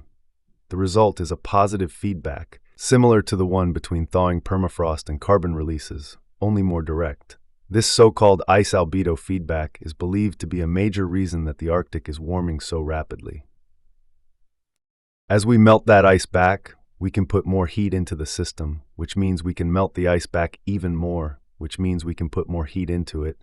And, you see, it just kind of builds on itself, Perovich said. It takes a small nudge to the climate system and amplifies it into a big change. That concludes the first part of this anthology, The Arctic, edited by Elizabeth Kolbert. We now journey to the opposite pole for the second part of our collection, The Antarctic, edited by Francis Spufford. Introduction by Francis Spufford. Polar explorers don't all come to an illustrious end. Nobu Shirase was famous once. A crowd of 50,000 people turned out in the rain when his Japanese Antarctic expedition sailed home in 1912. But at the age of 85, in the hungry year after the Second World War ended, he died of malnutrition in a rented room over a fish shop, almost completely forgotten. He left behind a farewell poem in the traditional waka form. It said, "Study the treasures of the Antarctic, even after I am dead." What treasures are these? From a financial point of view, no one got rich exploring the Antarctic in the heroic age at the beginning of the 20th century. Getting there cost so much that it took the equivalent of a space program to land a few humans and their dogs or ponies on the shore of the southern continent. In effect, exploring the interior of Antarctica was a space program, 1900 style. You had to take along every scrap of food and fuel and equipment you needed, and every night retreat into a capsule of the warmer climate you came from. Only the air to breathe was provided, and that sometimes came choked with flying snow. So there were no fortunes to be won at that time, no literal treasures to be had. Moreover, almost all Antarctic travelers insisted on the physical misery of Antarctic living. Polar exploration, runs the famous opening line of Apsley Cherry Garrard's Worst Journey in the World, is at once the cleanest and the most isolated way of having a bad time which has been devised. Or, as Shirasa's own account put it, the whole enterprise was indescribably difficult and fraught with danger, and it was without doubt the worst of the trials and tribulations we had experienced since we left our mother's wombs. The human body, in the classic exploration narratives, was usually in a state of discomfort at best. It was chilled, it was soaked, it was blinded by glare, it craved food. And beyond discomfort, bodies were subject to utterly untreasurable catastrophes. Sensations to look forward to included having the pus in your blisters turn to ice, having wounds 10 years old reopen, and having the soles of your feet fall off. Yet these same books did indeed open Antarctica to their listeners as a treasure house. They made it self-evident that the snow has treasures, as Shirasa had found it, as almost everybody finds it who has been fortunate enough to go to the Antarctic themselves and to feel the cold brilliance of the South Light and to see the enormity of the ice. Antarctica is rarely a continent that towers. Its sublimity lies in width, in horizontals that go on and on. A tabular iceberg will lie across a whole quadrant of the horizon. The fractured white band of an ice shelf will stretch as far as the eye can see in both directions. The frieze of a far mountain range will be colored by tender early light. Antarctica reaches round you on clear days. Its bigness takes you by the heart and squeezes. Once it has you, it tends to keep you. Oh yes, there are treasures. Antarctica is a wonder and a delight. But how it is treasured has changed with the changing perceptions of travelers. The human history of Antarctica is very short, barely more than 100 years. Serious exploration did not begin until the 1890s. Geologically speaking, Antarctica may be a piece of Gondwanaland. Imaginatively, it is an artifact of the 20th century, about as old as jazz or the Ford Motor Company. Yet the 20th century was a densely packed one for alterations in our understanding of nature and science and human society. It is these that have played out in the way we have seen Antarctica, in the way we've treasured it. The first layer of Antarctic history was the heroic one. People usually put quote marks around heroic, and there's certainly a lot to be skeptical about in the nationalistic fervor that surrounded the great expeditions of the decade leading up to the First World War. But heroic is the right word for the role those expeditions have played in Antarctic memory. Together, the stories of them make up Antarctica's Iliad, a collective epic in which figures not quite of human scale struggle and clash and sometimes die.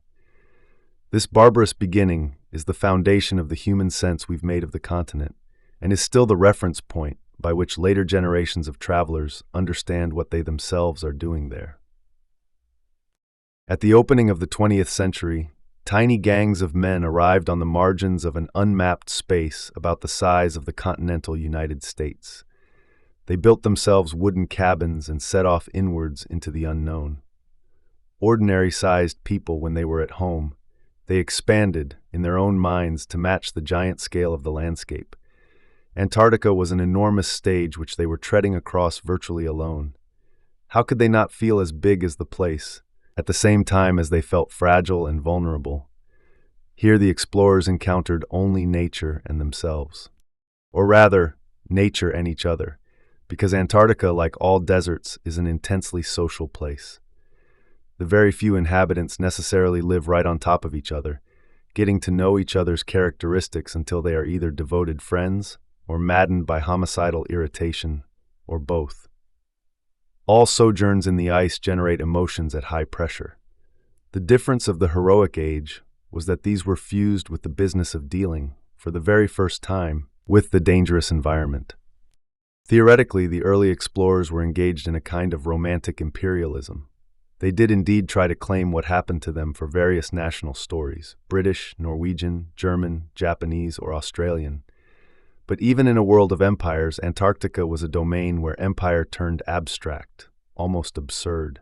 You could impose only a kind of vacuous diagram of possession on the snow. Not surprisingly, what has survived of the heroic age in the modern imagination is more personal. It's a set of iconic figures and events. Apsley Cherry Garrard and his companions suffer through the horrors of the winter journey in a state of unearthly calm. Douglas Mawson loses both his sledging partners and all their food and walks home to base alone, holding his feet together with string. We look at what was endured and ask if we could endure it. We look at the expeditions, famous leaders, and ask ourselves who we resemble. Are you a Captain Scott, tense, anxious, man-hauling your way through the snow by main force? Are you a Shackleton with the same prejudice against dog sledging as Scott, but with a wonderfully supple gift for managing people? Are you an Amundsen, driven, impeccably self-educated in polar technique, yet more of a polar performance artist than a word man? So the main treasures of Antarctica's first age are pieces of human behavior. But there were treasures for the senses, too. The early explorers were romantic observers. They saw Antarctica with eyes for wilderness that had been developed by Romantic literature. Not too long before, wild landscapes had only looked to travelers like a barren mess. But now, people had learned to see beauty in the unplanned complexity of stone, of snow, of water, of ice. The journeys of the heroic age were often journeys into visual delight, reverently noted down by cold hands holding colder pencils. Antarctica, the explorers learned, was a place of sensory extremes. In the winter dark, or in the strange glow of a whiteout, it shut down your senses, but at other times it overloaded them with color and dazzle. The Antarctic light refracted shades of cobalt or emerald or lilac off snow crystals. Extra suns danced in the sky. The moon rose as a gilded smudge, as a burning slit, as a crimson block. The aurora shimmered against black. In this lay the seed of what the continent would become. Many of the early expeditions did substantial scientific work. Scott's 1910 expedition produced his heroic defeat in the race for the pole and tragic death, but it also produced 6 volumes of scientific results in geology, marine biology, and meteorology. Science, though, tended to be subordinated to the language of conquest. The prize, of course, was never more abstract than in the competition to reach the South Pole itself, an unmarked spot corresponding to human map-making, not to any physical feature. It turned out to be located on an ice plateau 10,000 feet high. Beyond mountains, you could only climb by mounting glaciers, like ladders of smashed glass. And then the imaginary war cost real lives. But when the explorers were actually gazing at the intricacies of what was in front of them, the rhetoric of war sometimes went away. Scott has been much criticized for stopping on the miserable homeward march from the pole to collect 35 pounds of rock specimens. But the fossil plant leaves in the samples were beautiful early evidence of the continent's ancient past. Carrying them along was, perversely, among the most forward-looking things Scott ever did. It anticipated the coming time when scientists, not explorers, would be Antarctica's defining inhabitants. But first came an interlude with airplanes. The heroic age ended with the coming of the First World War. The outbreak of the war was less decisive than the news of its nature. Shackleton went back to the Antarctic in 1914. When he next caught up with the news in 1917, the manager of a whaling station told him that millions are dying. Europe is mad, the world is mad. That was the age's end. And in the 1920s and 30s, Antarctica was quiet again, except for the planes in its sky. The 2 expeditions of the American explorer Richard Byrd used dog sledges for land travel, but for covering distance, he flew. The route to the pole that had taken Amundsen a season to cover, Byrd covered in 2 days. A human being in Antarctica could now possess, imaginatively, a much wider spread of it than was visible through the eye holes of any one helmet. The other new technologies of communication changed Antarctica too. Even when Byrd wintered by himself in an isolated weather station, he was linked to the world by radio. Byrd's Antarctica was halfway between times. It was still a place of adventure and danger, and the ski-mounted biplanes could always be drafted in to serve in high-speed versions of the old fantasy of empire. War had stopped the expeditions. Now war restarted them. As the Second World War turned into the Cold War, the continent became an arena for a confrontation between the 2 new superpowers. To add further complications, Latin American expeditions busily scribbled new land claims over the earlier European ones. The International Geophysical Year in 1957 brought activity to a new level. The U.S. Navy started building a giant base at McMurdo, another at the South Pole itself, and a string of field camps and runways. Meanwhile, Soviet efforts went into building a chain of stations in the coldest, bleakest spots. The scene seemed set for a deadlock. But instead, something remarkable happened. The deadlock turned into an international agreement to put Antarctica outside the reach of the global dispute. The Antarctic Treaty, signed in 1961, suspended all territorial claims and reserved the continent for science. Protocols added since have forbidden mining or oil drilling and protected Antarctica from human settlement. So far, the treaty has held. To begin with, the new, permanently inhabited Antarctica was still a noticeably military place. Into the 1970s and 80s, the U.S. Navy ran the facilities at American bases. But the patriarchal days of Antarctica were ending. The continent was no longer reserved exclusively for men. Women had first set foot in Antarctica in the 1950s, but only as naval wives. From the 1970s on, women were there in growing numbers in their own right, as scientists, as pilots, as support staff. The gender ratio on the continent remained skewed, but the perceptions and experiences of the other half of the human race did at last have the chance to inform Antarctic thinking and writing. The sensibility that created the new picture of Antarctica was the scientific one. Antarctica was run for the scientists who came to spend the polar summer searching for trace gases of ancient climates in ice cores or fossil hunting in the mountains. From thousands of separate studies, a sense built up of Antarctica's unity as a physical system, with its components of ice and rock and air and sea, all subtly dependent on one another. And the whole system, in turn, was delicately interrelated with the functioning of the rest of the planet. This was another great change of perception. From the beginning, it had been crucial to its imaginative impact that Antarctica was a place apart, locked away at the bottom of the world. Now the separateness was going away. First came the awareness that the industrial processes of the populated planet did indeed reach down and touch the ice. Cans of oven spray in Tokyo could bore a hole in the atmosphere in the southern polar sky. Then, more troubling, came the realization that Antarctica could act back upon the rest of the planet. In the 1990s, it became plain that the Antarctic ice shelves, by locking away vast amounts of fresh water, governed world sea levels. If the CO2 pumped out by humans raised global temperatures enough to loosen the ice sheets, the meltwater would come pouring down our streets at home.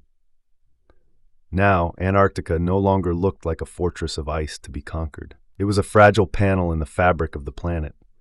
The balance of threat had reversed.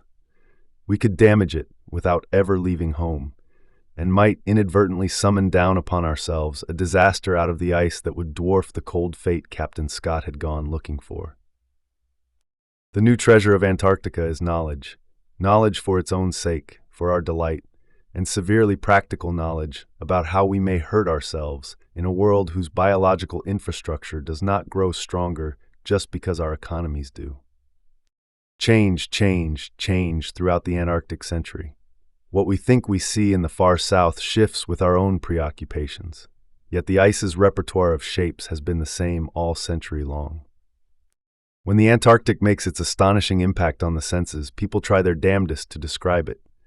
That's why there has been so much good writing about it. But being in Antarctica is also a constant reminder of language's secondary status.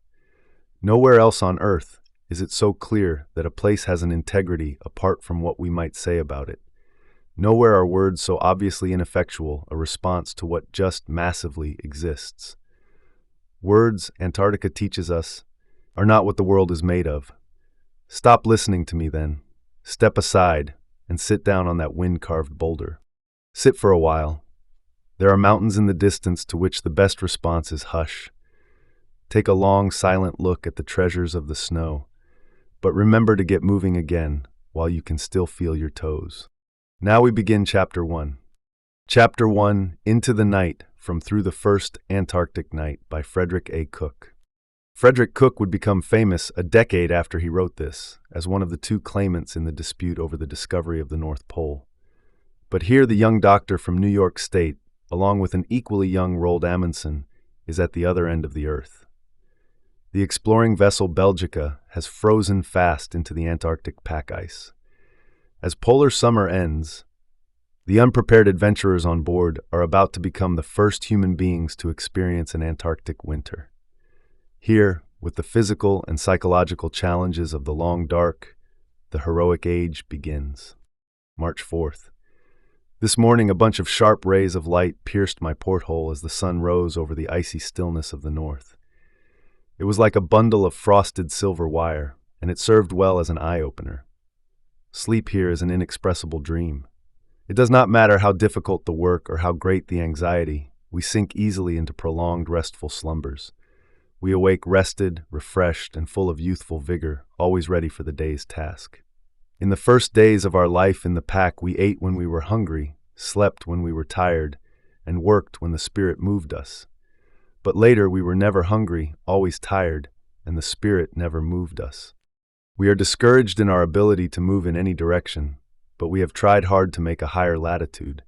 Nature frowns upon us. She guards the mysteries of the frozen south with much jealousy. She tempts us by permitting a small advance and a long look ahead, but when we have resolved to force on into the white blank, the icy gates close as if to say, "You can look, but you must not enter." A water sky, a land blink, or some other sign, indicative of land or open water, is constantly before us. Pressing ice, blasting headwinds, blinding snow squalls, and all the worst elements of sea and weather combine to bewilder and defeat us. The South Polar lands are carefully shielded and fenced off by the circumpolar pack.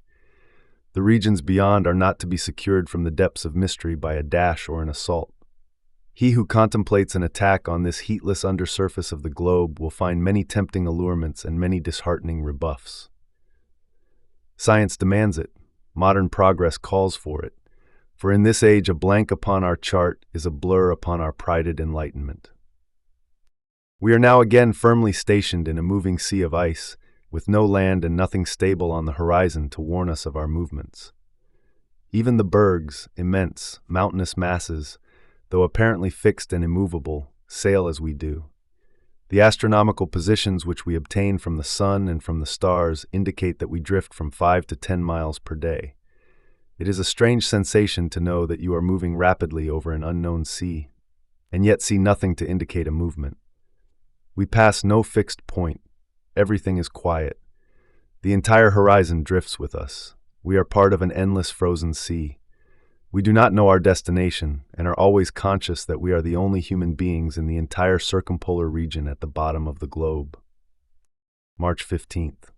The weather is remarkably clear. There is no wind, no noise, and no motion in the ice. During the night, we saw the first aurora australis. I saw it first at 8 o'clock, but it was so faint then that I could not be certain. But at 10 o'clock we all saw it in a manner which was unmistakable. It was a trembling lacework, draped like a curtain on the southern sky. Various parts were now dark and now light, as if a stream of electric sparks illuminated the fabric. The curtain seemed to move in response to these waves of light, as if driven by the wind. That I might better see the new attraction and also experiment with my sleeping bag, I resolved to try a sleep outside upon one of the floes. At midnight I took my bag, and leaving the warmth of the cabin, I struggled out over the icy walls of the ship's embankment. Upon a floe 300 yards east I spread out the bag. The temperature of the outside air was -4 degrees Fahrenheit. After undressing quickly, I slid into the fur bag and rolled over the ice until I found a depression suitable to my comfort. At first my teeth chattered and every muscle of my body quivered, but in a few minutes this passed off and there came a warm glow. I turned from side to side and peeped past the fringe of accumulating frost at the cold glitter of the stars. As I lay there alone, the silence and the solitude were curiously oppressive. At about 3 o'clock in the morning, a little wind came from the east. My blowhole was turned in this direction, and the slow blast of air kept my mustache and every bit of fur near the opening covered with ice. As I rolled over, the hood portion of the bag was as hard as if coated with sheet iron, and my head was firmly encased. My hair, my face, and the undergarments about my neck were frozen to the hood. With every turn I endured an agony of hair pulling. In the morning my head was boxed like that of a deep-sea diver, but aside from this little discomfort, I was perfectly at ease. The aurora, as the blue twilight announced the dawn, had settled into an arc of steady brilliancy which hung low on the southern sky. Overhead was the Southern Cross, and all around the blue dome there were sparkling spots like huge gems. Along the horizon there was the glow of the sun, probably reflected from the unknown southern lands. At 4 o'clock the aurora was still visible but faint. The heavens were violet, and the stars were now fading. A zone of yellow extended from west around south to east, while the other half of the circle was a vivid purple. The ice was a dark blue. An hour later, the highest icebergs began to glitter as if tipped with gold. Finally, as the sun rose, the whole frigid sea was colored as if flooded with liquid gold. I turned over and had dropped into another slumber when I felt a peculiar tapping on my face. I remained quiet, and presently I heard a loud chatter. It was uttered by a group of penguins who had come to interview their new companion. I hastened to respond, and after pounding my head and pulling out some bunches of hair, I jumped into my furs, bid the surprised penguins good morning, and went aboard. Here I learned that Lequaint, our captain, not knowing of my presence, had taken me for a seal and was only waiting for better light to try his luck with the rifle. April 16th. It is blow, blow from all points of the compass. It is because of this importance of the wind that our first question in the morning is, how is the wind? Today it is east and has increased to a gale, in which it is absolutely impossible to take even a short walk. For recreation we have taken to mending. Rakovica is patching his pantaloons for the 10th time. Amundsen is patching boots. Lequainte is mending instruments. Danko and I are trying to repair watches. Nearly all of our good timepieces are out of commission. The easterly storm, which has raged for a week, shows some signs this morning of ceasing. Tonight, at 10 o'clock, it is actually calm, and snow is falling lightly in huge, feathery flakes. This sudden calmness and dark, unbroken silence, after the many days of boisterous gales, instill within us a curious sensation.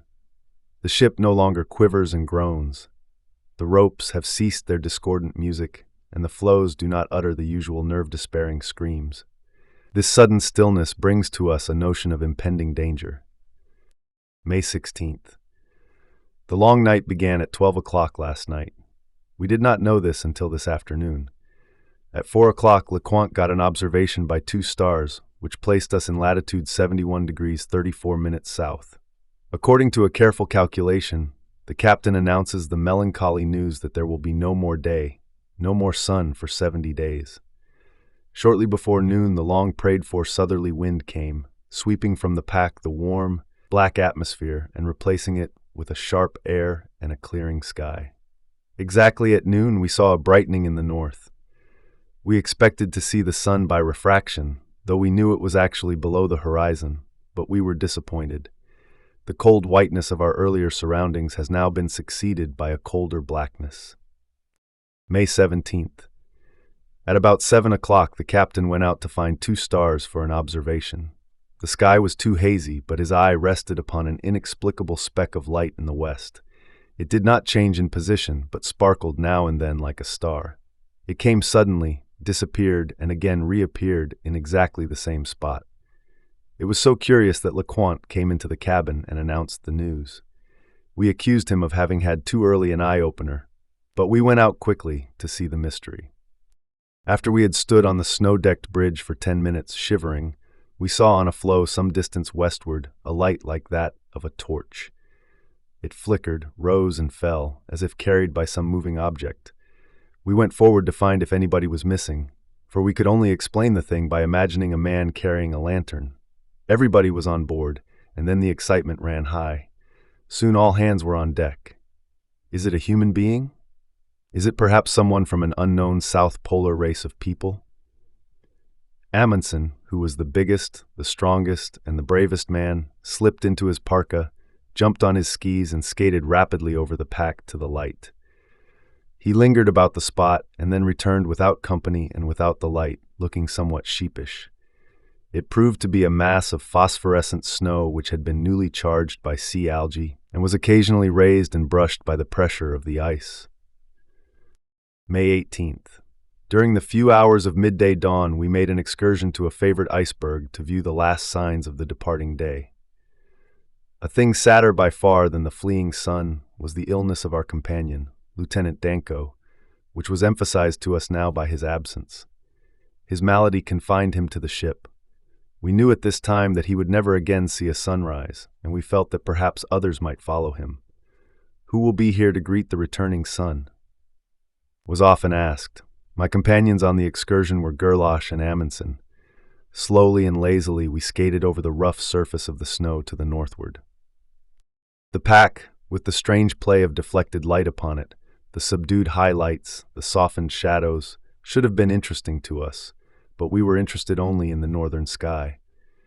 A few moments before 12, the cream-colored zone brightened to an orange hue, and precisely at noon half of the form of the sun ascended above the ice. It was a misshapen, dull semicircle of gold, heatless, rayless, and sad. It sank again in a few moments, leaving almost no color and nothing cheerful to remember through the 70 long days of darkness which followed. We returned to the ship and laid out the plans for our midwinter occupation. May 20th. It is the 5th day of the long night, and it certainly seems long since we have felt the heat of the sun. Since entering the pack, our spirits have not improved. The quantity of food which we have consumed has steadily decreased. We are tired of everything. We despise all articles which come out of tin.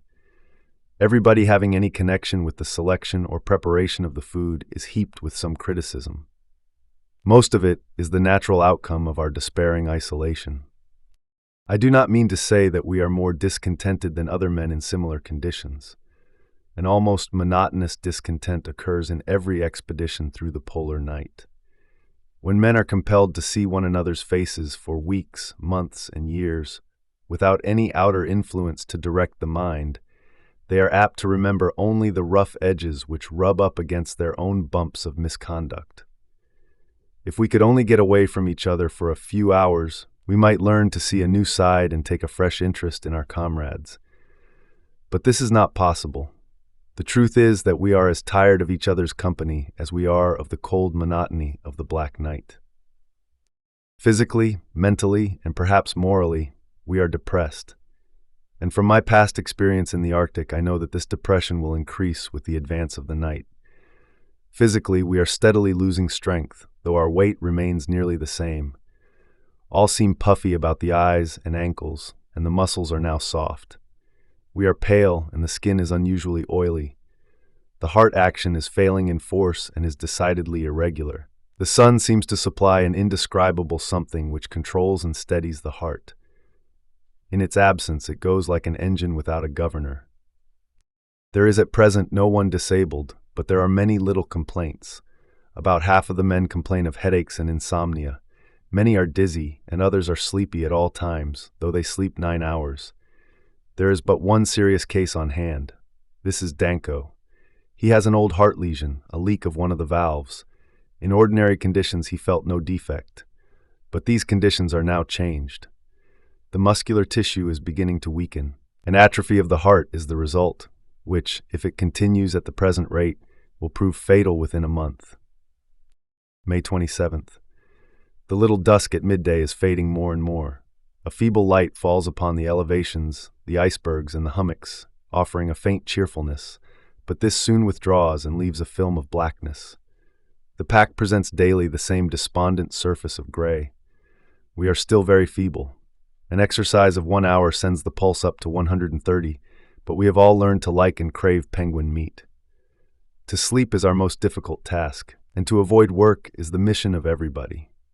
Arctowski says, "We are in a madhouse," and our humor points that way. May 31st. The regular routine of our work is tiresome in the extreme.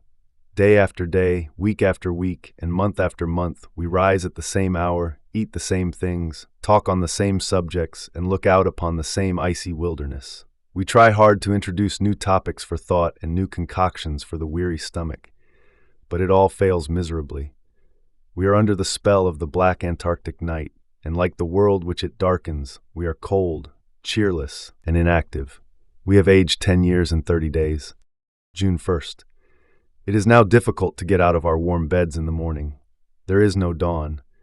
During the early part of the night, it is next to impossible to go to sleep, and if we drink coffee, we do not sleep at all. When we do sink into a slumber, it is so deep that we are not easily awakened. Our appetites are growing smaller and smaller. Oh, for that heavenly ball of fire, not for the heat, but for the light, the hope of life. June 4th. The ice is again breaking and the pressure of the floes makes a noise, converting the otherwise dark quietude into a howling scene of groans. June 5th. Today we have to record the darkest page in our log, the death of our beloved comrade, Danko. It has not been unexpected, for we have known that he could not recover, but the awful blank left by his demise is keenly felt. Poor fellow. In the past 48 hours he had been steadily improving, but it was the calm before the storm.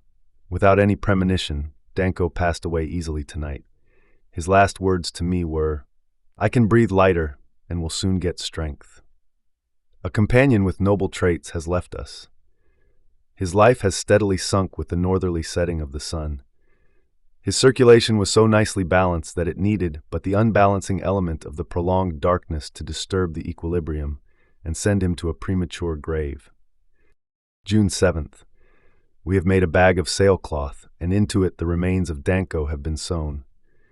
This morning we cut an aperture through the young ice in a recent lead about 100 yards from the ship. At a few minutes before noon today, the commandant, followed by the officers and scientific staff, came to a sledge where the body lay. The crew, dressed in an outer suit of duck, then marched out, and taking the drag rope, they proceeded over the rough drifts southerly to the lead. The day was bitterly cold, with a wind coming out of the southwest. The moon, fiery, with a ragged edge, hung low on the southern sky. There was light enough to read ordinary print, but it was a weird light. Danko was a favorite among the sailors, and his departure was keenly felt. The men marched over the rough surface of the ice with an air of inexpressible sadness. The sledge was brought to the freezing water. Here the commandant made a few fitting remarks, and then 2 heavy weights were attached to the feet, and the body was entrusted to the frosted bosom of the Antarctic Ocean. June 8th.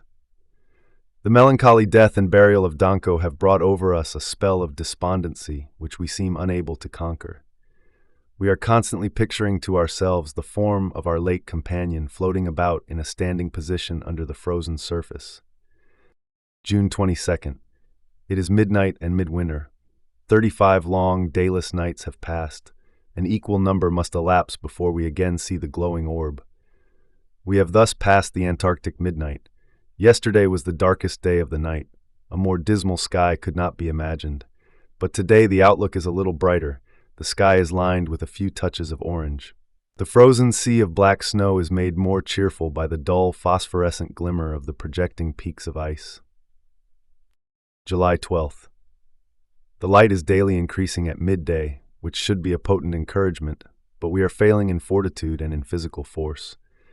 From day to day we all complain of a general enfeeblement of strength, of insufficient heart action, of a mental lethargy, and of a universal feeling of discomfort. There has, however, been one exception, one among us who has not fallen into the habit of being a chronic complainer. This is Captain Lecointe. But today I have to record the saddening news that Lecointe is suddenly failing. His pulse is intermitting, the first sign of coming debility. He is assuming a deathly pallor, does not eat, and finds it difficult to either sleep or breathe. The symptoms are all similar to those of Danko in his last stages. July 14th. Lecointe has given up all hope of ever recovering and has made out his last instructions. His case seems almost hopeless to me. The unfavorable prognosis has sent another wave of despair over the entire party. Almost everybody is alarmed and coming to me for medical treatment. The complaints differ, but the underlying cause is the same in all. We are developing a form of anemia peculiar to the polar regions. To overcome this trouble, I have devised a plan of action, which the sailors call the baking treatment. As soon as the pulse becomes irregular, the man is stripped and placed close to a fire for 1 hour each day. I prohibit all food except milk, cranberry sauce, and fresh meat, either penguin or seal steaks. But surely one of the most important things was to raise the patient's hopes. When seriously afflicted, the men felt that they would surely die. And to combat this spirit of abject hopelessness was my most difficult task. The first upon whom I tried this system was LeCointe. I had urged part of it upon Danko, but he could not eat the penguin, and when I told him he must, he said he would rather die. When LeCointe came under treatment, I told him that if he would follow the treatment carefully, I thought he would be out of bed in a week. LeCointe replied by saying, "I will sit on the stove for a month and eat penguins for the rest of my polar life, if that will do me good." He did sit beside the stove 2 hours daily for a month, and he ate penguin steaks for the balance of his stay. In a week he was about, and in a fortnight he again made his observations. For the rest of his polar existence he was again one of the strongest men on the Belgica. July 15th. The weather continues cold but clear and calm, the only three qualities which make the Antarctic climate endurable during the night. There is now much light. One can read ordinary print at 9 a.m., and at noon the north is flushed with a glory of green and orange and yellow. We are still very feeble. July 21st. The night is clear and sharp, with a brightness in the sky and a blueness on the ice, which we have not seen since the first few days after sunset. An aurora of unusual brightness is arched across the southern sky. We are all out looking at it. LeCointe has been out on the pack in his observatory, which he calls the hotel, and is particularly elated because he has succeeded in getting an observation. "Now," says he, "we will know when this bloody sun will rise." If we continue to drift northerly a little, if the temperature remains low enough to give a great refraction, and if the weather remains clear, the captain promises us a peep of the sun for a few moments tomorrow. This is the happiest bit of news which has come to us, and it sends a thrill of joy from the cabin to the forecastle. July 22nd. Every man on board has long since chosen a favorite elevation from which to watch the coming sight. Some are in the crow's nest, others on the ropes of the rigging. The adventurous fellows are scattered over the pack upon icebergs and high hummocks. The northern sky was nearly clear and clothed with the usual haze. A bright lemon glow was just changing into an even glimmer of rose. At about 11:30, a few clouds spread over the rose, and under these there was a play in colors, too complex for my powers of description. There were spaces of gold, orange, blue, green, and 100 harmonious blends. Precisely at 12 o'clock, a fiery cloud separated, disclosing a bit of the upper rim of the sun. All this time I had been absorbed by the display, but now I turned about to see my companions, and the glory of the new sea of ice under the first light of the new day. Looking towards the sun, the fields of snow had a velvety aspect in pink. In the opposite direction, the pack was flushed with a soft lavender light. For several minutes my companions did not speak. We could not have found words with which to express the buoyant feeling of relief and the emotion of the new life, which was sent coursing through our arteries by the hammer-like beats of our enfeebled hearts. LeCointe and Amundsen were standing on an iceberg close to me. They faced the light and watched the fragment of the sun with a worshipful air. Their eyes beamed with delight, but under this delight there was noticeable the accumulated suffering of 70 dayless nights. Their faces were drawn and thin. The skin had a sickly, jaundiced color, green and yellow and muddy. Altogether, we accused each other of appearing as if we had not been washed for months. Let's continue now with Chapter 2. Chapter 2, Landfall, from To the South Polar Regions by Louis Bernacchi. Bernacchi, an Australian geologist on the Southern Cross expedition, was not describing an unknown landscape in this account of the party's landfall at Cape Adare. James Clark Ross's ships had discovered and named this rocky angle of Antarctica back in the 1840s. But Bernacchi and his companions were seeing it with a difference. Now humanity had come to stay. They had arrived to find out where the astonishing vistas led, to learn what lay beyond the mountains. Bernacchi gazes south, and the curtain rises on a continent. We were now in the open sea to the south, for not a particle of ice was visible in any direction. Large flocks of petrels were seen, and numbers of whales. A sharp lookout was kept for land, and at 7 p.m. on the 15th of February it was sighted. But it was only a glimpse we caught of it through the dense canopy of clouds. Since noon, the wind had increased steadily, until towards evening it was blowing a furious gale from the southeast, accompanied by clouds of drifting snow. All that night and the following day the storm raged with full fury, and the ship labored heavily. The storm gradually abated towards the afternoon of the 17th, and we were able to stand in once more for the coast. At 2 o'clock in the afternoon, land was again sighted, some 25 miles distant. We headed for a dark and high mass of rock which was evidently Cape Adair. It was a cape of a very dark basaltic appearance, with scarcely any snow laying upon it, forming a strong contrast to the rest of the snow-covered coast. As we approached, the coast changed continually in aspect. Sometimes dense clouds of mist would envelop it. At other times the clouds would roll up like a great curtain, disclosing a long chain of snow-clad mountains, the peaks of which tapered up one above the other like the tiers of an amphitheater. Although we were 20 miles distant from the land, the intervening space seemed infinitely less. In those high latitudes, the eye is constantly liable to be deceived in the estimate it forms of distances.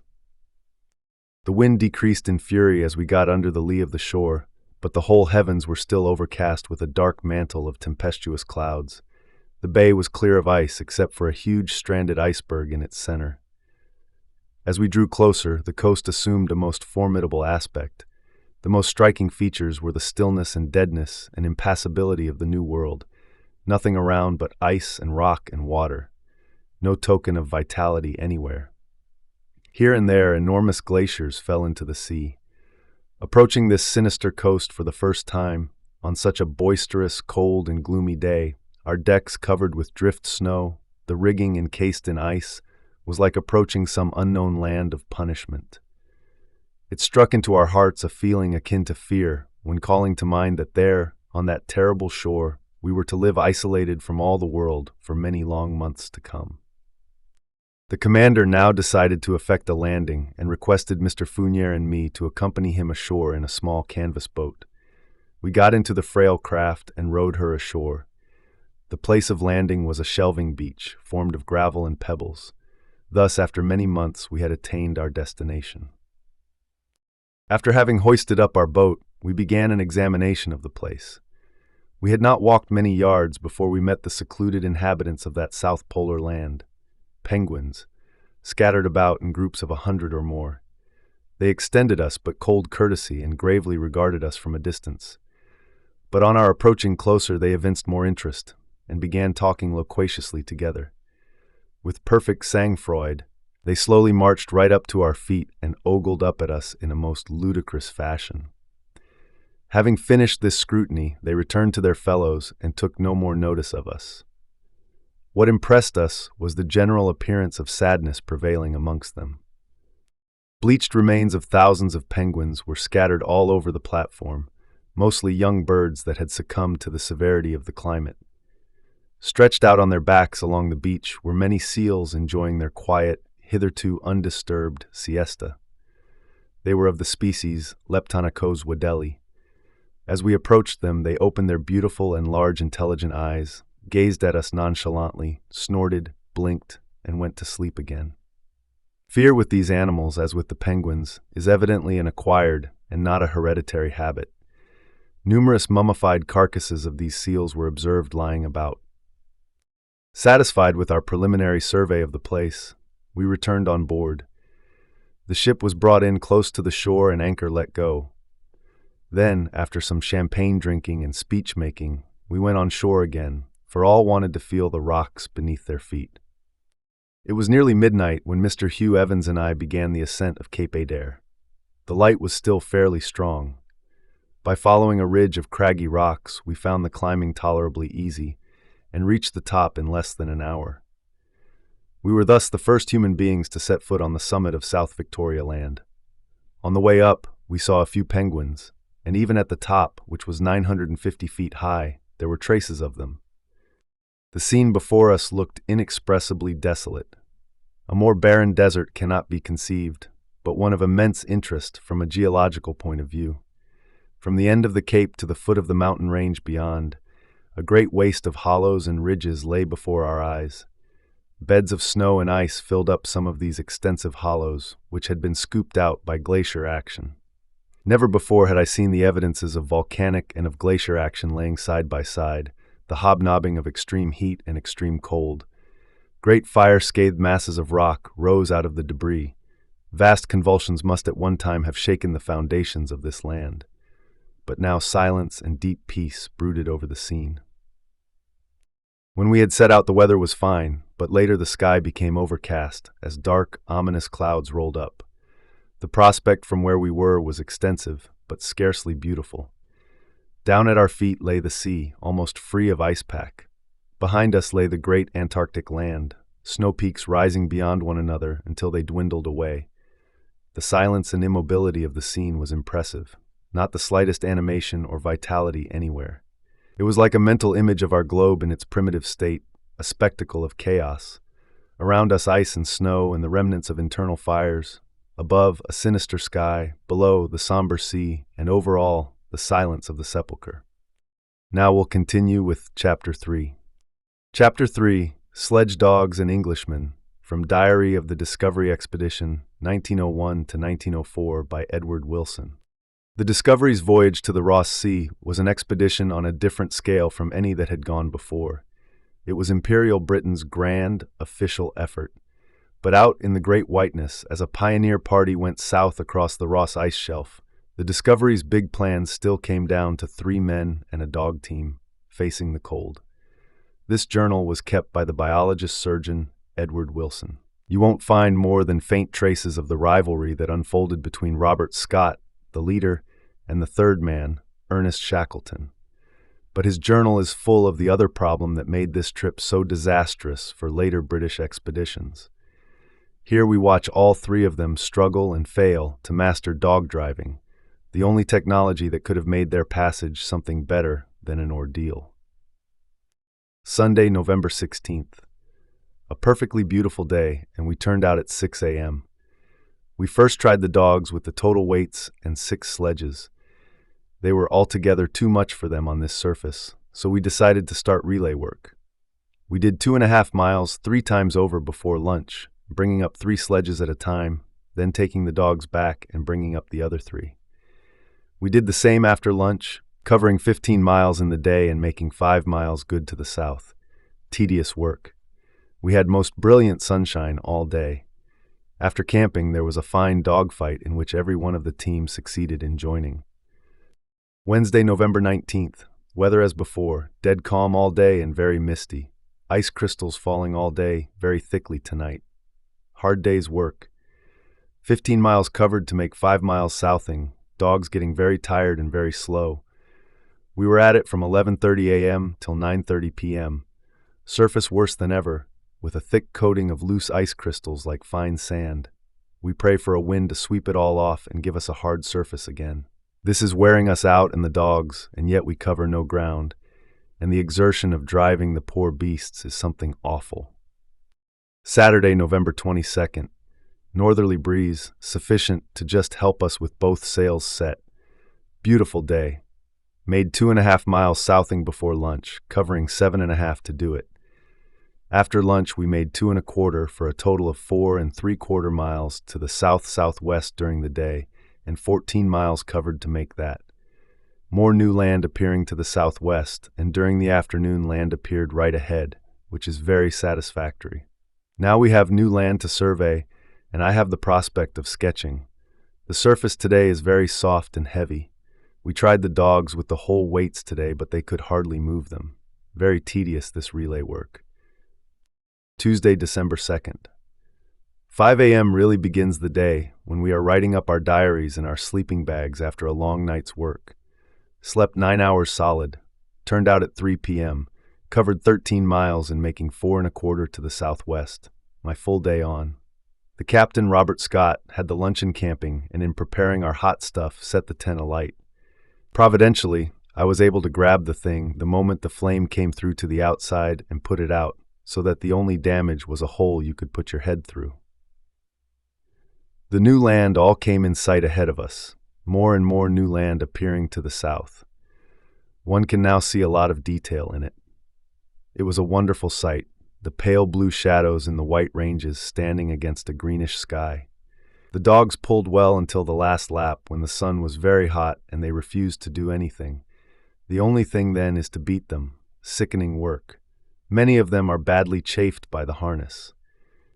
Friday, December 5th. Just turned in, 4 a.m., turned out again at 4 p.m. Nearly every night now we dream of eating and food. Very hungry always, our allowance being a very bare one. Dreams as a rule of splendid food, ball suppers, sirloins of beef, cauldrons full of steaming vegetables.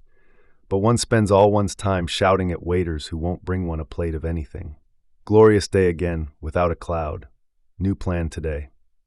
We did 4 miles straight off with the first half load, then had our cold lunch as we went back for the second half.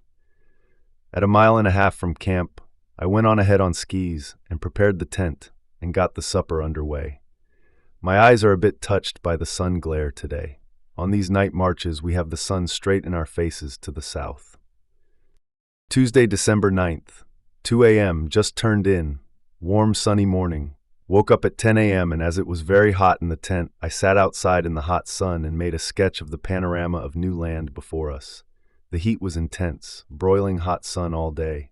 The dogs managed 2.5 miles with half loads, but Snatcher died in the night, and on opening him I found he had died of an acute peritonitis. The snow today was soft, ankle deep, and the work very hot and heavy. No breeze, the sun scorching down on us the whole march. Thursday, December 11th.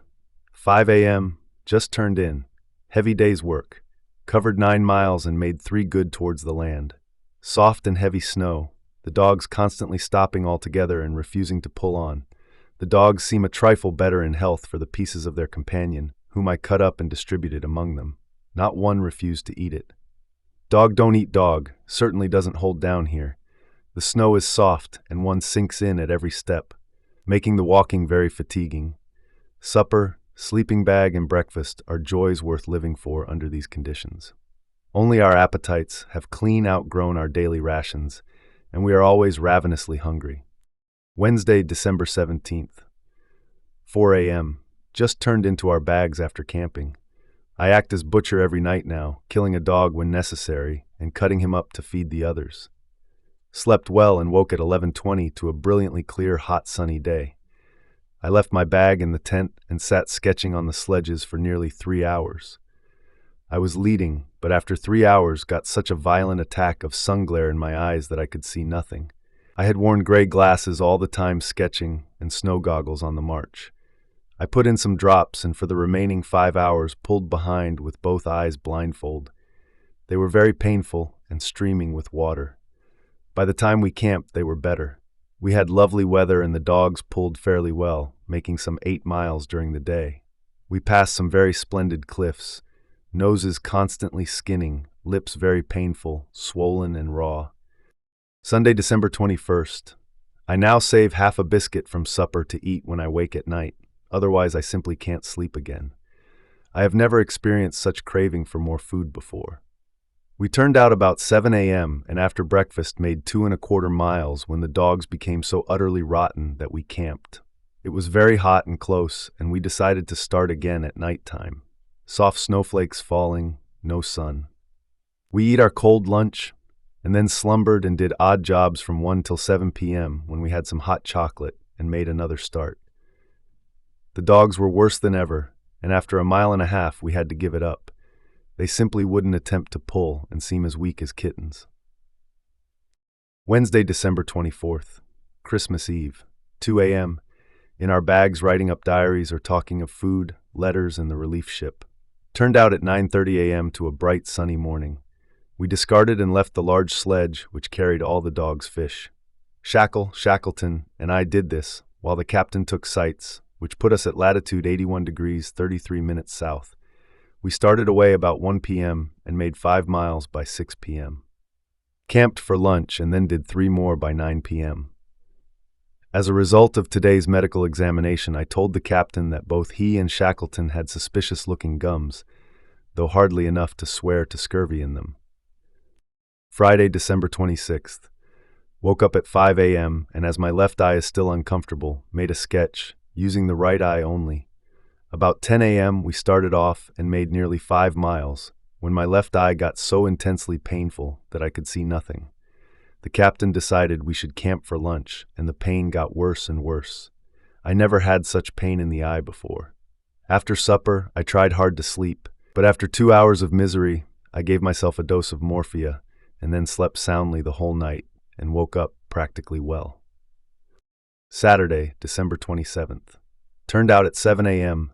Again, a bright sunny day and no wind.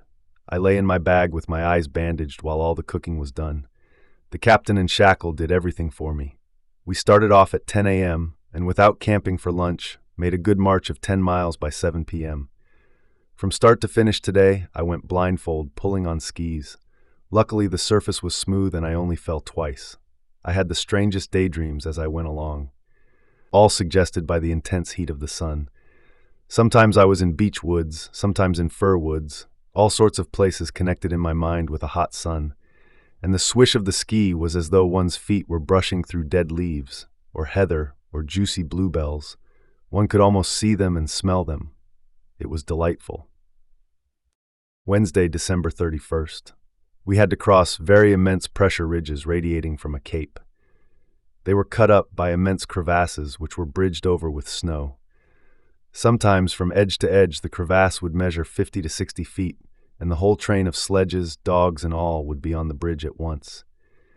At 2 p.m. we camped, and after lunch, we started off on skis to try and reach Bear Rock and bring back some specimens. We also wanted to know whether there was a tide crack on shore, as this would decide whether the barrier was afloat or aground. We ran in some 4 miles over smooth pressure ridges, and then were brought up by a perfect chaos of pressure and crevasses. We roped ourselves together and tried to cross what appeared to be a gigantic tide crack, extending 1.5 miles across. Once across this, we could get our rock specimens, but we had more than we could manage. We started by going down steps cut in an ice slope, then by continual winding from side to side we made our way across. After a while we were faced by more and more precarious bridges, and they got narrower and fewer, and were constantly giving way as we crossed them one by one on the rope. We never unroped the whole time, as there were crevasses everywhere. We tried hard to cross all this, but after covering 1 mile or more, we came to impassable crevasses. The sun's heat was intense and not a breath of wind stirring. The colors, all shades of blue and pale green and shimmering lights, were to be seen among these crevasses. Our supper got upset in the tent, and we are so short of food that we scraped it all up off the floor cloth and cooked it up again. Another dog died today from sheer weakness. Thursday, January 1st, New Year's Day. We turned out at 8 a.m., got away by 11 a.m., and made 8.5 miles in the day, homewards now. We had the sail set all the afternoon with a fair breeze. The dogs are terribly weak and of very little use. Another dog dropped on the march today, too weak even to walk. We put him on the sledge till evening, and when we had fed them, he was killed by his neighbor in the trace for his food. Our tent floor cloth, a large square of canvas, we use as a sail, and it makes an excellent one. Monday, January 5th. Turned out at 6:30 a.m., made 4.25 miles in the morning, lunching at 1. I sketched outside on my bag as the sun was warm. Our lunch is a meager meal, a biscuit and a half, 8 lumps of sugar, and a piece of seal meat. It serves to carry us on for 3 hours hauling in the afternoon. During this, we covered 3.75 miles today in very deep, soft ice crystals. We can now pull the sledges ourselves, so we have given up driving the dogs. They are doing no work at all. One sweats very freely all day long. We have got into a routine now which balances our work and our food supply, keeping us always hungry. Wednesday, January 7th. Turned out at 6 a.m., cast all the remaining dogs adrift and pulled the sledges ourselves on foot. Good surface. Made 5.5 miles by 12:30. After lunch, made up to 10 miles and camped at 5 p.m. Very hot sun. Washed our feet and hands in the snow on camping. Another dog dropped today. It was a great relief to us today to plod along with no worry from the dogs. They all followed at their own pace. We had spells of conversation and long spells of silence, during which my thoughts wandered on ahead of me to the days that are yet to come. Now we continue with Chapter 4. Chapter 4, Farthest South, from the Heart of the Antarctic, by Ernest Shackleton. Shackleton came back to Antarctica in 1907 as the leader of his own expedition. This outraged Scott, who believed Shackleton had promised to leave alone the whole Ross Sea route to the pole. What really petrified Scott was the astonishingly close failure to reach the pole you're about to hear about. With a man-hauling technique as painful as his rivals, Shackleton had nonetheless traversed the ice shelf, discovered a glacier leading up through the mountains, and burst out into the globe's very last terrain, the high ice plateau where the South Pole lay. Frantically calculating his supplies, Shackleton discovered that even starvation rations would not let him take the last steps, and turned for home 97 miles from glory. This was a decision with a humane magnificence about it that still endures, even if luck played a part in bringing him back alive. December 21st, midsummer day with 28 degrees of frost. We have frostbitten fingers and ears, and a strong blizzard wind has been blowing from the south all day, all due to the fact that we have climbed to an altitude of over 8,000 feet. From early morning we have been striving to the south, but 6 miles is the total distance gained. We have been hauling the sledges up, one after the other, by standing poles across crevasses and over great pressure ridges. When we had advanced one sledge some distance, we put up a flag to mark its position, and then roped up and returned for the other. It is a wonderful sight to look down over the glacier from the great altitude we are at, and to see the mountains stretching away east and west, some of them over 15,000 feet in height. We are very hungry now, and it seems as cold almost as the spring sledging. Our beards are masses of ice all day long. December 22nd. All day long, we have been relaying the sledges over the pressure mounds and across crevasses. Our total distance for the whole day was only 4 miles southward, but this evening our prospects look brighter, for we must now have come to the end of the great glacier. It is flattening out. One sledge today, when coming down a pressure ridge, turned a complete somersault, but nothing was damaged. We are now dragging 400 pounds at a time up the steep slopes, working with the alpine rope all day, and roping ourselves together when we go back for the second sledge. For the ground is so treacherous that many times during the day we are saved only by the rope from falling into fathomless pits. December 23rd. 8,820 feet up, and still steering upwards amid great waves of pressure and ice falls. Today's crevasses have been far more dangerous than any others we have crossed, as the soft snow hides all trace of them until we fall through. Constantly today, one or another of the party has had to be hauled out from a chasm by means of his harness, which had alone saved him from death. We have done 13 miles today to the south, and we are now in latitude 85 degrees 41 minutes south.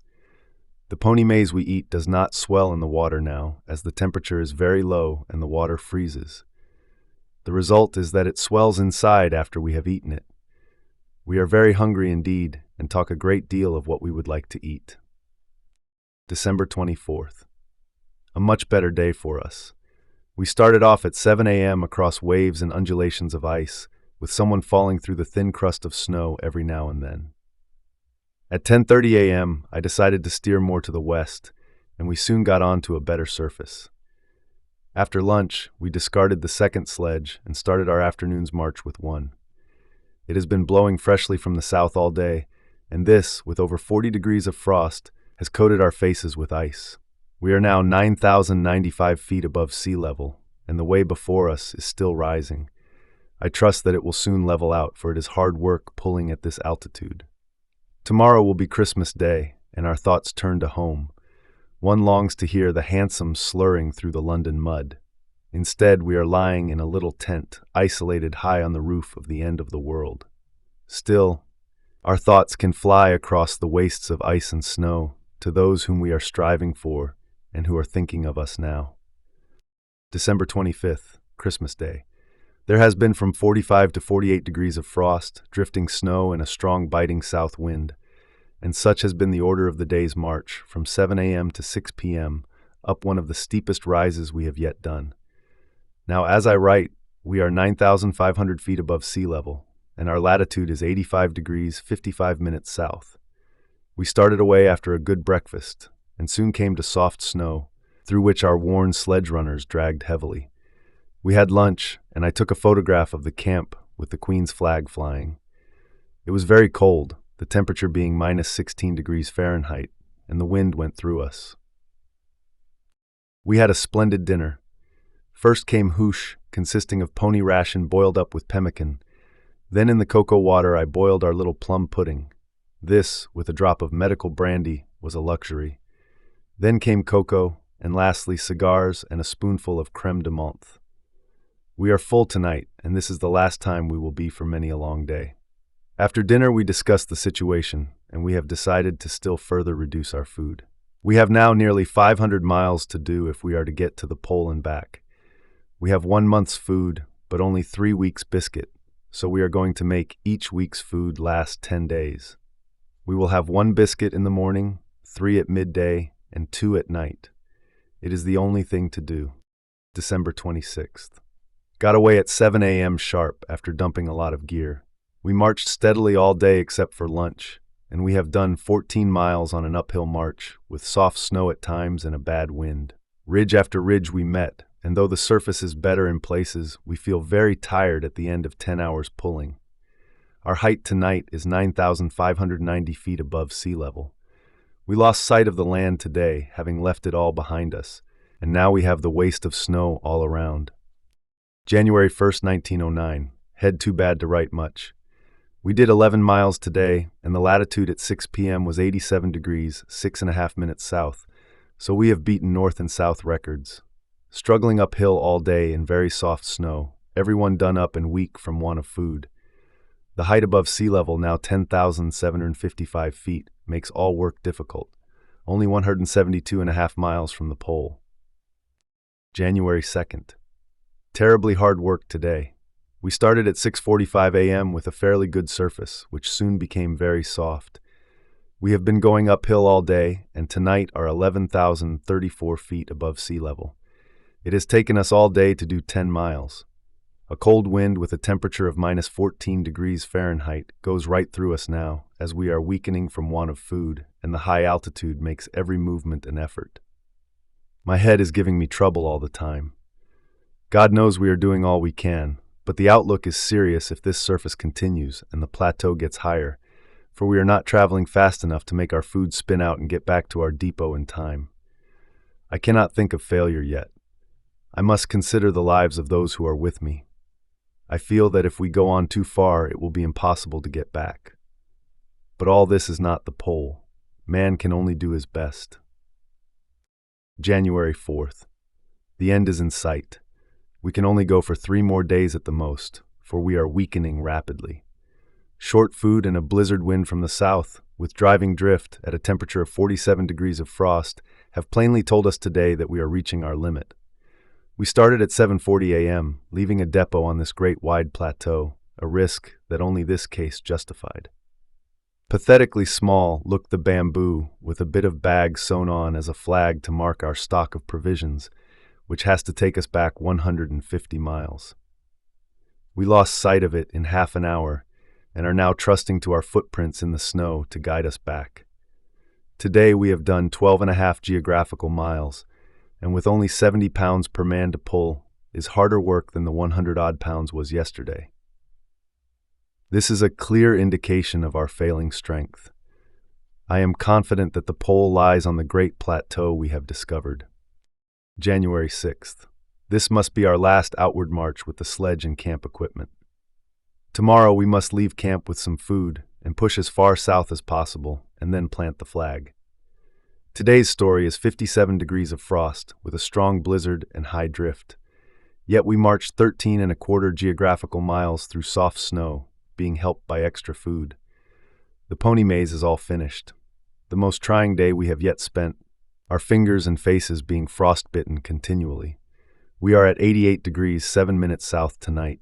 It is our last outward march, blowing hard tonight. I would fail to explain my feelings if I tried to write them down, now that the end has come. There is only one thing that lightens the disappointment, and that is the feeling that we have done all we could. January 7th. A blinding, shrieking blizzard all day, with the temperature ranging from 60 to 70 degrees of frost. It has been impossible to leave the tent. We have been lying in our bags all day, only warm at food time, with fine snow making through the walls of the worn tent and covering our bags. We are eating our valuable food without marching. The wind has been blowing 80 to 90 miles an hour. We can hardly sleep. Directly the wind drops, we march as far south as possible, then plant the flag and turn homeward. Our chief anxiety is lest our tracks may drift up, for to them we must trust to find our depot. It is a serious risk, but we had to play the game to the utmost. January 8th. Again all day in our bags, suffering considerably from cold hands and feet, and from hunger, but more mentally, for we cannot get on south, and we simply lie here shivering. Every now and then one of our party's feet go, and the unfortunate person has to take his leg out of the sleeping bag and have his frozen foot nursed into life again by placing it inside the shirt, against the skin of his almost equally unfortunate neighbor. We must do something more to the south, even though the food is going. With 72 degrees of frost, the wind cuts through our thin tent. January 9th.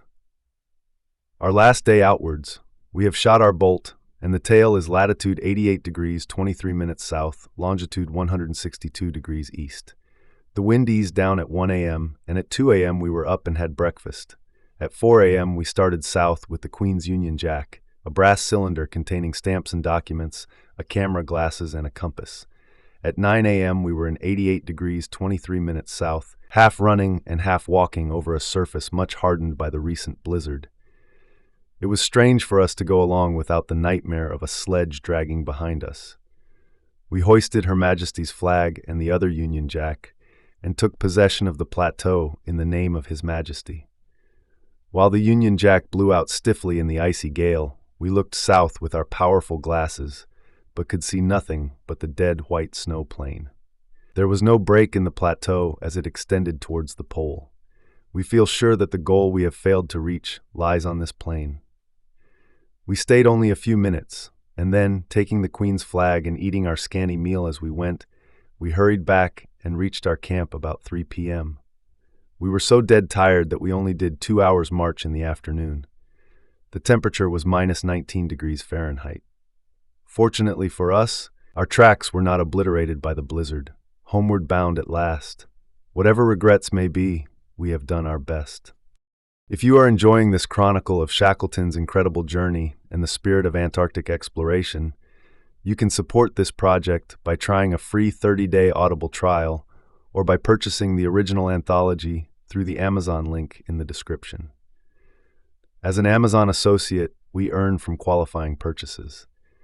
Your support helps us to continue bringing these remarkable stories of human endurance and the wonders of our planet to you. Now, let's return to our Antarctic journey. Now we continue with Chapter 5. Chapter 5. Lieutenant Shirase's Calling Card, from Nankyo Kuki, by Nobu Shirase. In January 1912, the race to the pole between Scott's British expedition and Amundsen's Norwegian team was already working itself out deep in the interior of the continent. But these two were not the only ones in Antarctica. Almost unnoticed, Nobu Shirase's Japanese Dash Patrol had moored near Amundsen's ship in the Bay of Whales and were unloading supplies for their own polar adventure. Very enthusiastic and patriotic, but novices in the polar environment, Shirase's group depended on the dog-sledding skills of 2 Ainu men he had brought along. With their guidance, the Dash Patrol in fact managed to set a sledging speed record during their brief foray south. The interest of Shirase's story lies not so much in what was achieved as in how it filters the common themes of the heroic age through a strikingly different sensibility. At 2 a.m. we made out a faint, pale gray line on the horizon, which we thought must be either a mountain or a cloud.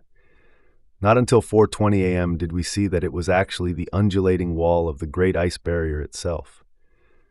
As we drew nearer, we could see it more clearly. At first sight, the barrier appeared as a sweeping crescent of ice about 150 feet high. It was like a series of pure white folding screens, or perhaps a gigantic white snake at rest.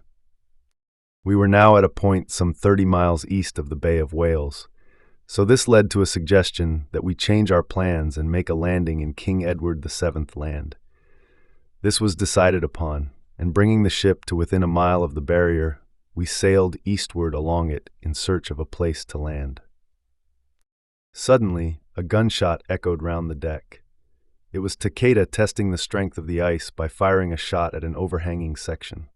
The results only led us to conclude that we were looking at an extremely tough form of ice. Takeda leant on his rifle and sighed. "If only we had a 120mm cannon. Just one shot with that would knock such a hole in this ice that we could land wherever we wanted," he said. At 7:30 a.m. we rounded a promontory and came upon a small bay.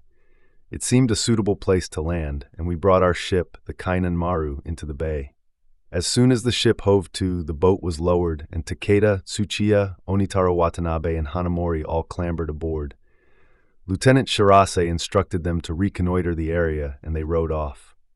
With perfect timing, the sun came out from behind the clouds, and the silver of the barrier shone brilliantly on the blue-green waves.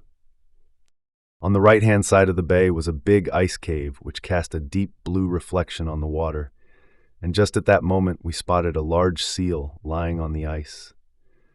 We called out to the men on the boat, and they went for the seal, shouting with excitement. Their forepoles came down on the seal again and again, but the enemy bared its fangs and fought back. The four men finally subdued their foe by a concerted attack from all sides. This battle lasted a full 30 minutes, and all the combatants were showered with blood and drenched with sweat. No sooner was the battle over than the four warriors shouted a loud banzai and started climbing the steep slope. They disappeared behind one of the ridges and then reappeared further up. Advancing in single file, they soon reached the top of the barrier, from where they continued to march inland. Back on the ship, we waited impatiently. 40 minutes later, we saw their distant silhouettes. We could hear them in the distance as they shouted banzai 3 times. They had just completed this little ceremony and started back when the seal suddenly revived. Slowly lifting its head, it took a quiet look around and started crawling towards the water's edge. "Look out! The seal's come back to life! It's going to get away!" we all shouted. Muramatsu could stand it no longer, and raising his gun took a pot shot at it. Unfortunately, he missed. Startled by the report, the seal quickened its pace and finally disappeared into the depths of the ocean. The boat returned at around 9:20 a.m., and Takeda gave Lieutenant Shirase a detailed description of what they had found. From the landing place, they had seen what looked like a whole range of icy peaks. When they had gone a little further, these turned out to be the end of a vast glacier. Such terrain would make the Dash Patrol's journey almost impossible. There were crevasses running in all directions. Many of these were covered with a thin crust of ice. Hanamori, who was in the lead, put his foot right through this icy crust and fell into a crevasse. Luckily, Tsuchiya was right beside him and managed to haul him out. Otherwise, he would certainly have perished. After that incident, they thought it best to give up all idea of landing there. They had lowered Lieutenant Shirase's visiting card into a deep crack in the ice and come straight back. We were all very disappointed. Lieutenant Shirase named the huge glacier they had surveyed Yonin Hyoga and decided to call this bay Kainan Bay. When the naming ceremony was over, the Kainan Maru put back out to sea. After a general discussion, it was agreed that only the main landing party would go ashore at the Bay of Whales, and that the Kainan Maru would then take a coastal party back to explore King Edward VII Land. We altered course at 10 a.m. and started to steam westwards. During the afternoon, the sky gradually clouded over. Then suddenly we realized that the dark shape we could just make out about 20 miles ahead was a ship. "Look, pirates!" said one of the sailors to Yoshino, who happened to be on deck. Total panic ensued. Yoshino went round telling the whole ship, and everyone crowded on deck in disbelief. As we drew nearer, we could see that it was a lone sailing ship. Eventually, when only about 5 miles remained between the two ships, we managed to identify their flag. It was a blue cross on a red ground, and we were now in no doubt that she was the Fram, the ship of the Norwegian polar expedition. Soon after this, we sailed into the Bay of Whales as planned. The sea here was quite frozen over, and we were unable to take the Kainemaru very far in. We rammed the Kainemaru's bow into the ice edge to the east of the Fram and moored her to the ice. No sooner had we made fast than Lieutenant Shirase gave orders for all expedition members to get ready to go ashore and explore. At this, everyone's spirits rose. It was 11 p.m. when we left the ship and set off. As the crow flies, it was about 2 miles from the ship to the barrier, and our way lay over a sheet of ice. However, it seemed that the season was approaching when this sheet of ice would float out to sea, and there were several cracks running in various directions. We had to exercise the greatest caution as we advanced. Our group advanced in a straight line towards the barrier ahead, our feet making strange and ghostly squeaks as we trod on the half-frozen snow. Eventually, after marching across the sea ice for about an hour, we reached the foot of the barrier. A great wall of ice towered steeply more than 200 feet above us, with blue and purple lights rising like flames overhead. As we gazed up in horror, our skin turned to goose flesh at the sight that met our eyes. We could see that anything much stronger than a breeze would bring some of the steepest parts crashing straight down. The climb up the barrier looked like being an extremely difficult one. However, our position as we attempted to walk along beneath the cliffs was no less dangerous. We therefore decided to press on. Muramatsu, Yoshino, and Hanamori took the lead. They struck out with caution, their poles in their hands, picking their way across the rotten sea ice, scrambling on their bellies to climb atop a huge block of fallen ice, then leaping a yawning chasm. The method was for one man to forge ahead and dig a pathway through the snow and ice, while the others waited behind him holding the rope attached to his waist as a safety precaution in case he fell. However, their patient labors brought them step by step towards the top. On reaching a smooth plateau of ice, they looked down and saw the narrow path which they had cut snaking endlessly through the snow. Then, turning around, they suddenly realized that they had at last arrived on the barrier itself. Without a moment's pause to catch their breath, they shouted loud banzais, raising both hands high in triumphal salute. Their fellow explorers emerged to join them at the top. Glancing at their watches, they saw it was precisely midnight. A minute later, it was the morning of the following day, the 17th. As we all looked back at the way we had come, we saw the blue sea lying in an almost flat calm, the white ice floes scattered on its surface, and the two ships, the Kainan Maru and the Fram, floating in lonely isolation. Turning to look in the other direction, we saw a boundless plain of white ice stretching undisturbed into infinity. Though we could sense the many secrets hidden in its depths, there was not a shadow to be seen. The sun was reflected off the white snow with dazzling brightness, and we were all struck to the very heart by a feeling of awe. Now we continue with Chapter 6. Chapter 6, The Winter Journey, From the Worst Journey in the World by Apsley Cherry Garrard. Probably the greatest piece of writing in all exploration literature, Cherry Garrard's Worst Journey is an account of Scott's catastrophic Terra Nova expedition, as witnessed by a shy, short-sighted volunteer whose experiences left him grief-struck almost to the point of madness. But the core of the book is the worst journey itself. This unforgettable description of a side trip made in the sub-zero stillness of the winter before Scott started for the pole. Cherry Garrard and his companions, Edward Wilson, known as Bill, and Herbert Bowers, known as Birdie, set off to collect the eggs of the emperor penguin, which only nests at the darkest point of the polar year. Wilson and Bowers would both die with Scott on the polar journey. But here, Cherry Garrard remembers his friends at a time of paradoxical triumph, rising to the occasion with a devoted, graceful stoicism. No one in this very British trio ever curses, snaps, or grumbles. Understatement does all their screaming for them. The horror of the 19 days it took us to travel from Cape Evans to Cape Crozier would have to be re-experienced to be appreciated. And anyone would be a fool who went again.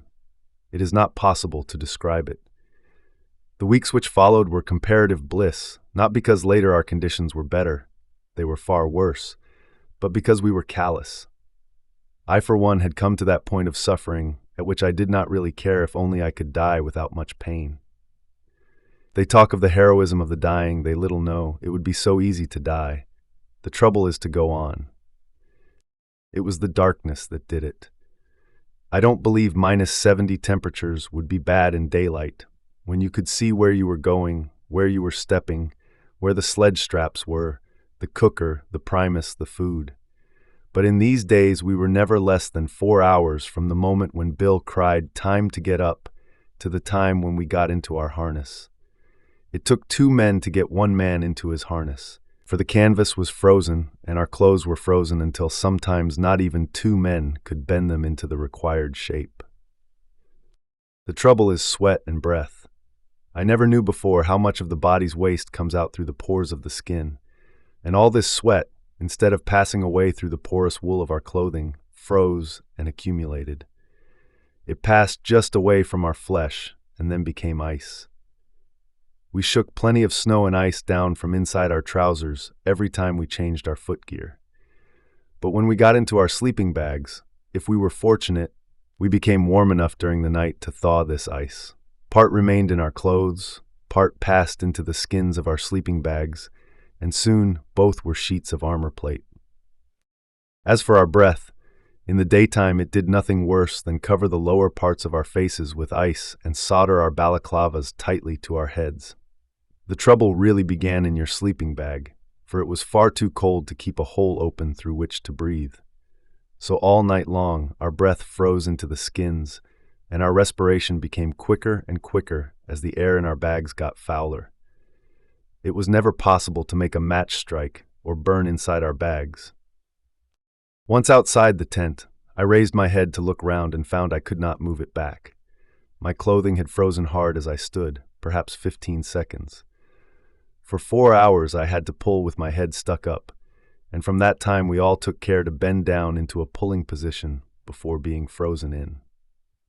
By now we had realized that we must reverse the usual sledging routine and do everything slowly, wearing when possible the fur mitts which fitted over our woolen mitts, and always stopping whatever we were doing, directly we felt that any part of us was getting frozen, until the circulation was restored. Henceforward it was common for one or other of us to leave the other 2 to continue the camp work while he stamped about in the snow. But we could not restore the circulation of our feet like this. The only way was to camp and get some hot water into ourselves before we took our footgear off. A wrong decision meant disaster, for if one of us had been crippled, the whole party would have been placed in great difficulties. Probably we should all have died. And so when we tried to start on June 30th, we found we could not move both sledges together. There was nothing for it but to take one on at a time and come back for the other. This has often been done in daylight when the only risks are blizzards which may obliterate tracks. Now in darkness it was more complicated. From 11 a.m. to 3 p.m., there was enough light to see the big holes made by our feet, and we took on one sledge, trudged back in our tracks, and brought on the second. When we lunched, the temperature was -61 degrees.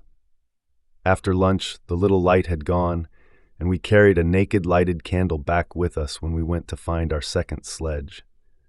It was the weirdest kind of procession, 3 frozen men and a little pool of light. Generally we steered by Jupiter, and I never see him now without recalling his friendship in those days. We were very silent. It was not very easy to talk. I remember a long discussion which began just now about cold snaps. What constituted a cold snap? The discussion lasted about a week. Do things slowly, always slowly. That was the burden of Wilson's leadership. And every now and then the question, shall we go on? And the answer, yes. I think we are all right as long as our appetites are good, said Bill. Always patient, self-possessed, unruffled, he was the only man on earth, as I believe, who could have led this journey.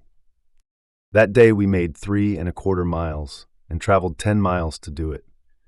The temperature was -66 degrees when we camped. That was the last night I lay in my big reindeer bag without the lining of eiderdown. For me it was a very bad night, a succession of shivering fits which I was quite unable to stop, and which took possession of my body until I thought my back would break. They talk of chattering teeth, but when your body chatters you may call yourself cold. During these days, the blisters on my fingers were very painful. Long before my hands were frostbitten, the matter inside these big blisters was frozen into ice. To handle the cooking gear or the food bags was agony. When one day I was able to prick 6 or 7 of the blisters after supper and let the liquid matter out, the relief was very great. Sometimes it was difficult not to howl. I did want to howl many times every hour, but I invented a formula instead, which I repeated to myself continually. Especially at the end of the march with my feet frostbitten, my vitality at its lowest ebb, my body solid with cold, I used to seize the shovel and go on digging snow while the cook inside was trying to light the primus. "You've got it in the neck. Stick it, stick it. You've got it in the neck," was the refrain. Then I would find myself repeating, "Stick it, stick it, stick it, stick it." But now that was all impossible. Our conditions forced themselves upon us without pause. I found it best to refuse to let myself think of the past or the future, to live only for the job of the moment, and to compel myself to think only how to do it most efficiently. We began to look upon -50s as a luxury which we did not often get. That evening, for the first time, we discarded our naked candle in favor of the rising moon. We had started before the moon on purpose, but as we shall see, she gave us little light. However, we owed our escape from a very sticky death to her on one occasion. It was a little later when we were among crevasses, with Mount Terror above us, but invisible. We were quite lost in the darkness, and only knew that we were running downhill, the sledge almost catching our heels. And quite suddenly a little patch of clear sky drifted over the moon, and she showed us 3 paces ahead a great crevasse with just a shining icy lid not much thicker than glass. We should all have walked into it, and the sledge would certainly have followed us down. After that, I felt we had a chance of pulling through. God could not be so cruel as to have saved us just to prolong our agony. Through all these days, and those which were to follow, the worst I suppose that men have ever come through alive, no single hasty or angry word passed their lips. When later we were sure that we must die, they were cheerful, and so far as I can judge, their songs and cheery words were quite unforced. Nor were they ever flurried, though always as quick as the conditions would allow. It is hard that often such men must go first when others far less worthy remain. I am not going to pretend that this was anything but a ghastly journey, made bearable and even pleasant to look back upon by the qualities of my 2 companions who have gone. At the same time, I have no wish to make it appear more horrible than it actually was. Luckily, we were spared wind.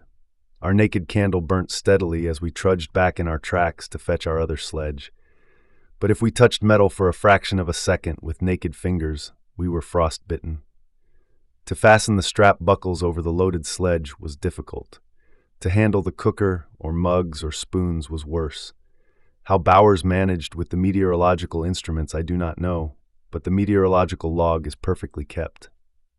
The temperature that night was -75.8 degrees, and I will not pretend that it did not convince me that Dante was right when he placed the circles of ice below the circles of fire. Still we slept sometimes, and always we lay for 7 hours. Again and again Bill asked us how about going back, and always we said no. Yet there was nothing I should have liked better. I was quite sure that to dream of Cape Crozier was the wildest lunacy. That day we had advanced 1.5 miles by the utmost labor. This was quite a good march, and Cape Crozier is 67 miles from Cape Evans. More than once in my short life, I have been struck by the value of the man who is blind to what appears to be a common-sense certainty. He achieves the impossible. We never spoke our thoughts. We discussed the age of stone which was to come when we built our cozy, warm rock hut on the slopes of Mount Terror and ran our stove with penguin blubber. We were quite intelligent people, and we must all have known that we were not going to see the penguins and that it was folly to go forward.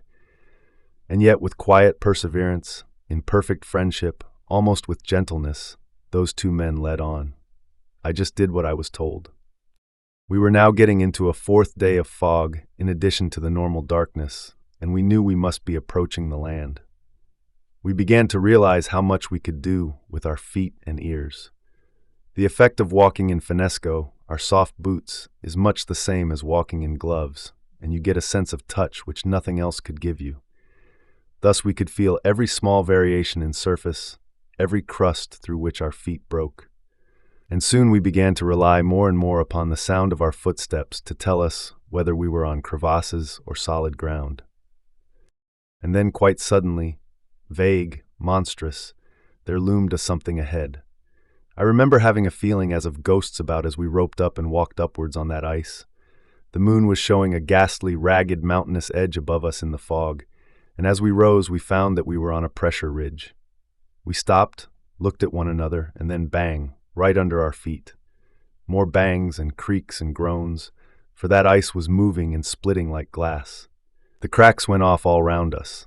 Afterwards we got used to it, but at first the effect was very jumpy. We went back, got our sledges again, and pulled in what we thought was the right direction, always with that feeling that the earth may open underneath your feet. We were clearly lost. It was near midnight, and I wrote, "It may be the pressure ridges, or it may be terror. It is impossible to say, and I should think it is impossible to move till it clears." We were somewhere off Terror Point. The unearthly banging underneath us may have had something to do with it. But we were quite lost in the pressure, and it might be difficult to get out in the dark. The wind eddied and swirled, and the tent got badly snowed up.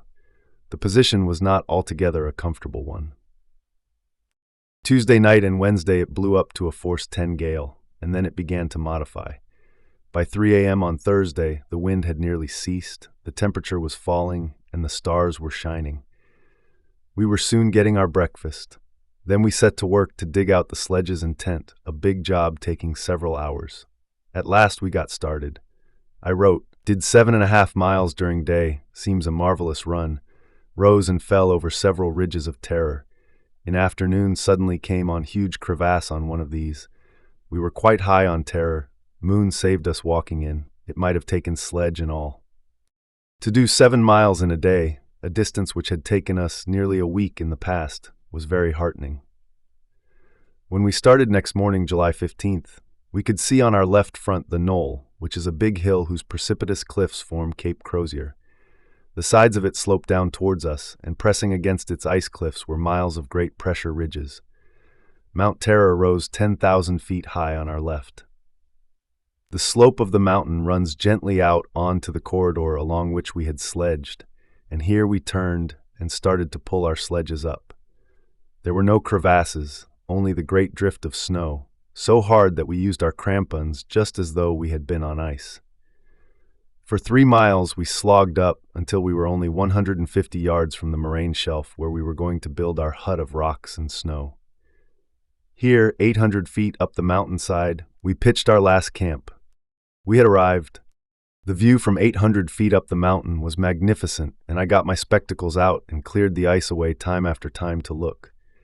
To the east, a great field of pressure ridges below, looking in the moonlight as if giants had been plowing with plows, which made furrows 50 or 60 feet deep. Beyond was the frozen Ross Sea, lying flat, white, and peaceful. To the north and northeast, the knoll.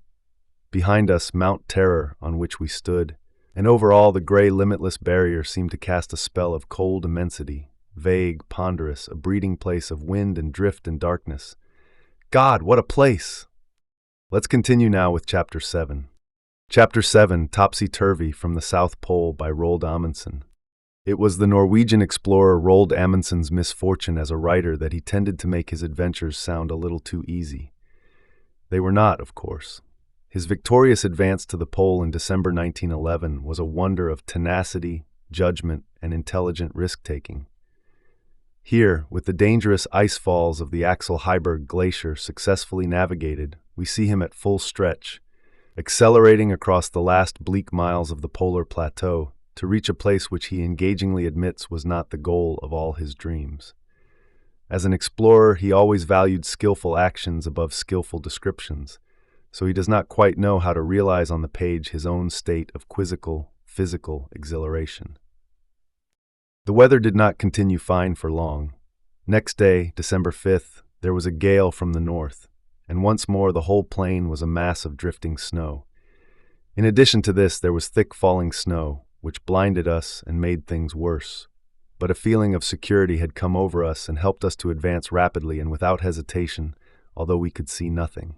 That day we encountered big, hard snow waves, or sastrugi.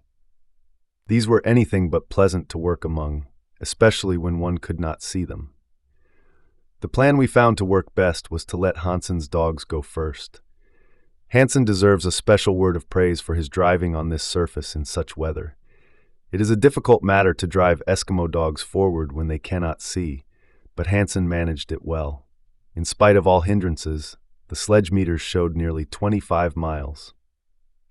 December 6th brought the same weather. Thick snow, sky, and plain all one, nothing to be seen. Nevertheless, we made splendid progress.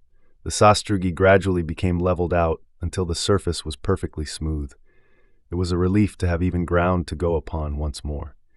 That day we passed 88 degrees south and camped in 88 degrees 9 minutes south. A great surprise awaited us in the tent that evening. I expected to find that the boiling point of water had fallen somewhat, showing a continued rise of the ground, but to our astonishment, this was not so. The water boiled at exactly the same temperature as on the preceding day. I tried it several times to convince myself that there was nothing wrong, each time with the same result. There was great rejoicing among us all when I was able to announce that we had arrived on the top of the plateau. December 7th began like the 6th, with absolutely thick weather. With a light wind from the northeast, we now went southward at a good speed over the perfectly level plain. The uphill work had taken it out of our dogs. They had turned greedy, and the half-kilo of pemmican they got each day was not enough. Early and late they were looking for something to devour. To begin with, they contented themselves with loose objects like ski bindings, whips, and boots. But as we came to know their habits, we took such care of everything that they found no extra meals lying about. During the forenoon, the thick, gray curtain of cloud began to grow thinner, and for the first time for 3 days we could see a few miles about us. The upper layer of air seemed to be doing its best to prevent the sun from showing itself. We badly wanted to get a meridian altitude so that we could determine our latitude. Since 86 degrees 47 minutes south, we had had no observation, and it was not easy to say when we should get one. We halted at 11 a.m. and made ready to catch the sun if it should be kind enough to look out. I don't know that I have ever stood and absolutely pulled at the sun to get it out as I did that time. Whether my pulling helped or not, it is certain that the sun appeared. It was not very brilliant to begin with, but it was good enough. We put away our instruments and were sitting on the sledges, engaged in the calculations. I can safely say that we were excited. What would the result be after marching blindly for so long? We added and subtracted, and at last there was the result. We looked at each other in sheer incredulity. The result was as astonishing as a conjuring trick. 88 degrees 16 minutes south, precisely the same as our reckoning. We had a great piece of work before us that day, nothing less than carrying our flag farther south than the foot of man had trod. We had our silk flag ready. I had given Hansen orders that as soon as we had covered the distance to 88 degrees 23 minutes south, which was Shackleton's farthest south, the flag was to be hoisted on his sledge. It was my turn as forerunner, and I pushed on. I had long ago fallen into a reverie, far removed from the scene. Then suddenly I was roused from my dreaming by a jubilant shout, followed by ringing cheers. I turned round quickly and stood speechless and overcome. I find it impossible to express the feelings that possessed me at this moment. All the sledges had stopped, and from the foremost of them the Norwegian flag was flying. It shook itself out, waved and flapped so that the silk rustled. It looked wonderfully well in the pure, clear air. 88 degrees 23 minutes was past. We were farther south than any human being had been. No other moment of the whole trip affected me like this. The tears forced their way to my eyes. By no effort of will could I keep them back. It was the flag yonder that conquered me. Luckily, I was some way in advance of the others, so that I had time to pull myself together before reaching my comrades. We all shook hands with mutual congratulations. We had won our way far by holding together, and we would go farther yet, to the end. We did not pass that spot without according our highest tribute of admiration to Sir Ernest Shackleton, who, together with his gallant companions, had planted his country's flag so infinitely nearer to the goal than any of his precursors. Pluck and grit can work wonders. The cameras, of course, had to come out, and we got an excellent photograph of the scene which none of us will ever forget. We went on a couple of miles more to 88 degrees 25 minutes and then camped. After much consideration, we had come to the conclusion that we ought to lay down a depot, the last one at this spot. The advantages of lightening our sledges were so great that we should have to risk it. We had determined to mark it not only from east to west, but by snow beacons at every 2 geographical miles to the south. We stayed here on the following day to arrange this depot. Hansen's dogs were real marvels. Nothing seemed to have any effect on them. It was therefore decided not to lighten Hansen's sledge, but only the 2 others. The reduction in weight was considerable, nearly 110 pounds on each of the 2 sledges. We carried with us provisions for about a month. From 88 degrees, 25 minutes south, the barometer and hypsometer indicated that the plateau was beginning to descend towards the other side. This was a pleasant surprise to us. This would have a very important bearing for obtaining an idea of the construction of the whole plateau. On December 9th, our observation and dead reckoning agreed within a mile. The same result again on the 10th. The weather and going remained about the same as on the preceding days. On the 11th, our latitude was 89 degrees 15 minutes south. On the 12th, we reached 89 degrees 30 minutes. The noon observation on the 13th gave 89 degrees 37 minutes south. We halted in the afternoon and camped in 89 degrees 45 minutes, according to reckoning. It was like the eve of some great festival that night in the tent. One could feel that a great event was at hand. Our flag was taken out again and lashed to the same 2 ski sticks as before. I was awake several times during the night, and had the same feeling that I can remember as a little boy on the night before Christmas Eve. An intense expectation of what was going to happen. On the morning of December 14th, the weather was of the finest, just as if it had been made for arriving at the pole. I believe we dispatched our breakfast rather more quickly than usual. We went in the usual order. By noon we had reached 89 degrees 53 minutes by dead reckoning, and made ready to take the rest in one stage. The going on that day was rather different from what it had been. We advanced in the same mechanical way as before. Not much was said, but eyes were used all the more. Hansen's neck grew twice as long as before in his endeavor to see a few inches farther. At 3 in the afternoon, a simultaneous halt rang out from the drivers. They had carefully examined their sledge meters, and they all showed the full distance, our pole by reckoning. The goal was reached, the journey ended. I cannot say, though I know it would sound much more effective, that the object of my life was attained. That would be romancing rather too barefacedly. I had better be honest and admit straight out that I have never known any man to be placed in such a diametrically opposite position to the goal of his desires as I was at that moment. The regions around the North Pole, well, yes, the North Pole itself, had attracted me from childhood, and here I was at the South Pole. Can anything more topsy-turvy be imagined? We now continue with Chapter 8. Chapter 8, Tragedy All Along the Line, from Scott's Last Expedition by Robert Falcon Scott. Robert Scott perceived the Pole very differently than Amundsen when his party of 5 arrived there a month later. They were already exhausted and hungry, already suffering from weaknesses that would be made worse by the extreme cold they would encounter on the long trek back. What followed was a slow-motion calamity, which generations have been able to enter into by listening to Scott's own chronicle of it in his journal. This is Antarctica's passion story, its famous founding tragedy. Even if you blame Scott himself for what happened, it isn't easy to look away. Wednesday, January 17th, the Pole. Yes, but under very different circumstances from those expected. We have had a horrible day.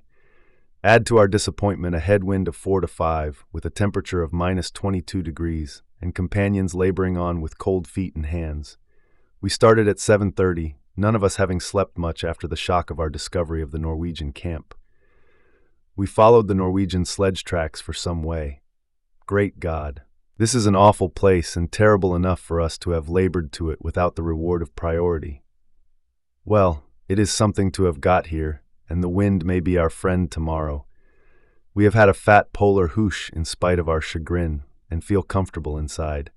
Now for the run home and a desperate struggle. I wonder if we can do it. Wednesday, January 24th. Things beginning to look a little serious. A strong wind at the start has developed into a full blizzard at lunch, and we have had to get into our sleeping bags. It was a bad march, but we covered 7 miles. We are only 7 miles from our depot, but I made sure we should be there tonight. This is the second full gale since we left the pole. I don't like the look of it. Is the weather breaking up? If so, God help us, with the tremendous summit journey and scant food. Wilson and Bowers are my standby. I don't like the easy way in which Oates and Evans get frostbitten. Saturday, January 27th. There has been a nice, helpful southerly breeze all day, a clear sky and comparatively warm temperature. The air is dry again, so that tents and equipment are gradually losing their icy condition. Our sleeping bags are slowly but surely getting wetter, and I'm afraid it will take a lot of this weather to put them right. We are slowly getting more hungry, and it would be an advantage to have a little more food, especially for lunch. If we get to the next depot in a few marches, we ought to be able to open out a little, but we can't look for a real feed till we get to the pony food depot. A long way to go, and by Jove, this is tremendous labor. Tuesday, January 30th. Thank the Lord, another fine march, 19 miles. We have passed the last cairn before the depot. The track is clear ahead. This is the bright side. The reverse of the medal is serious. Wilson has strained a tendon in his leg. It has given pain all day and is swollen tonight. Of course, he is full of pluck over it, but I don't like the idea of such an accident here. To add to the trouble, Evans has dislodged 2 fingernails tonight. His hands are really bad, and to my surprise, he shows signs of losing heart over it. The wind shifted from southeast to south and back again all day, but luckily it keeps strong. We can get along with bad fingers, but it will be a mighty serious thing if Wilson's leg doesn't improve. Tuesday, February 6th. We've had a horrid day and not covered good mileage. On turning out, found sky overcast, a beastly position amidst crevasses. We went straight for Mount Darwin, but in half an hour found ourselves amongst huge open chasms. We had to retrace our steps for a mile or so, then struck to the west and got onto a confused sea of sastrugi, pulling very hard. We camped for lunch in the sastrugi. The only comfort, things looked clearer to the west, and we were obviously going downhill. Food is low and weather uncertain, so that many hours of the day were anxious. Evans is the chief anxiety now. His cuts and wounds suppurate, his nose looks very bad, and altogether he shows considerable signs of being played out. Things may mend for him on the glacier under warmer conditions. Thursday, February 8th. Started from the depot rather late, had a beastly morning, wind very strong and cold. Steered in for Mount Darwin to visit rock. Bowers obtained several specimens, a close-grained granite rock which weathers red. We found ourselves under perpendicular cliffs of beacon sandstone, carrying veritable coal seams. Wilson has picked several plant impressions, the last a piece of coal with beautifully traced leaves in layers. Altogether, we have had a most interesting afternoon, and the relief of being out of the wind and in a warmer temperature is inexpressible. I hope and trust we shall all buck up again now that the conditions are more favorable. We have been in shadow all the afternoon, but the sun has just reached us. A lot could be written on the delight of setting foot on rock after 14 weeks of snow and ice. It is like going ashore after a sea voyage. Wednesday, February 14th. A fine day, and we have done a fairly good march.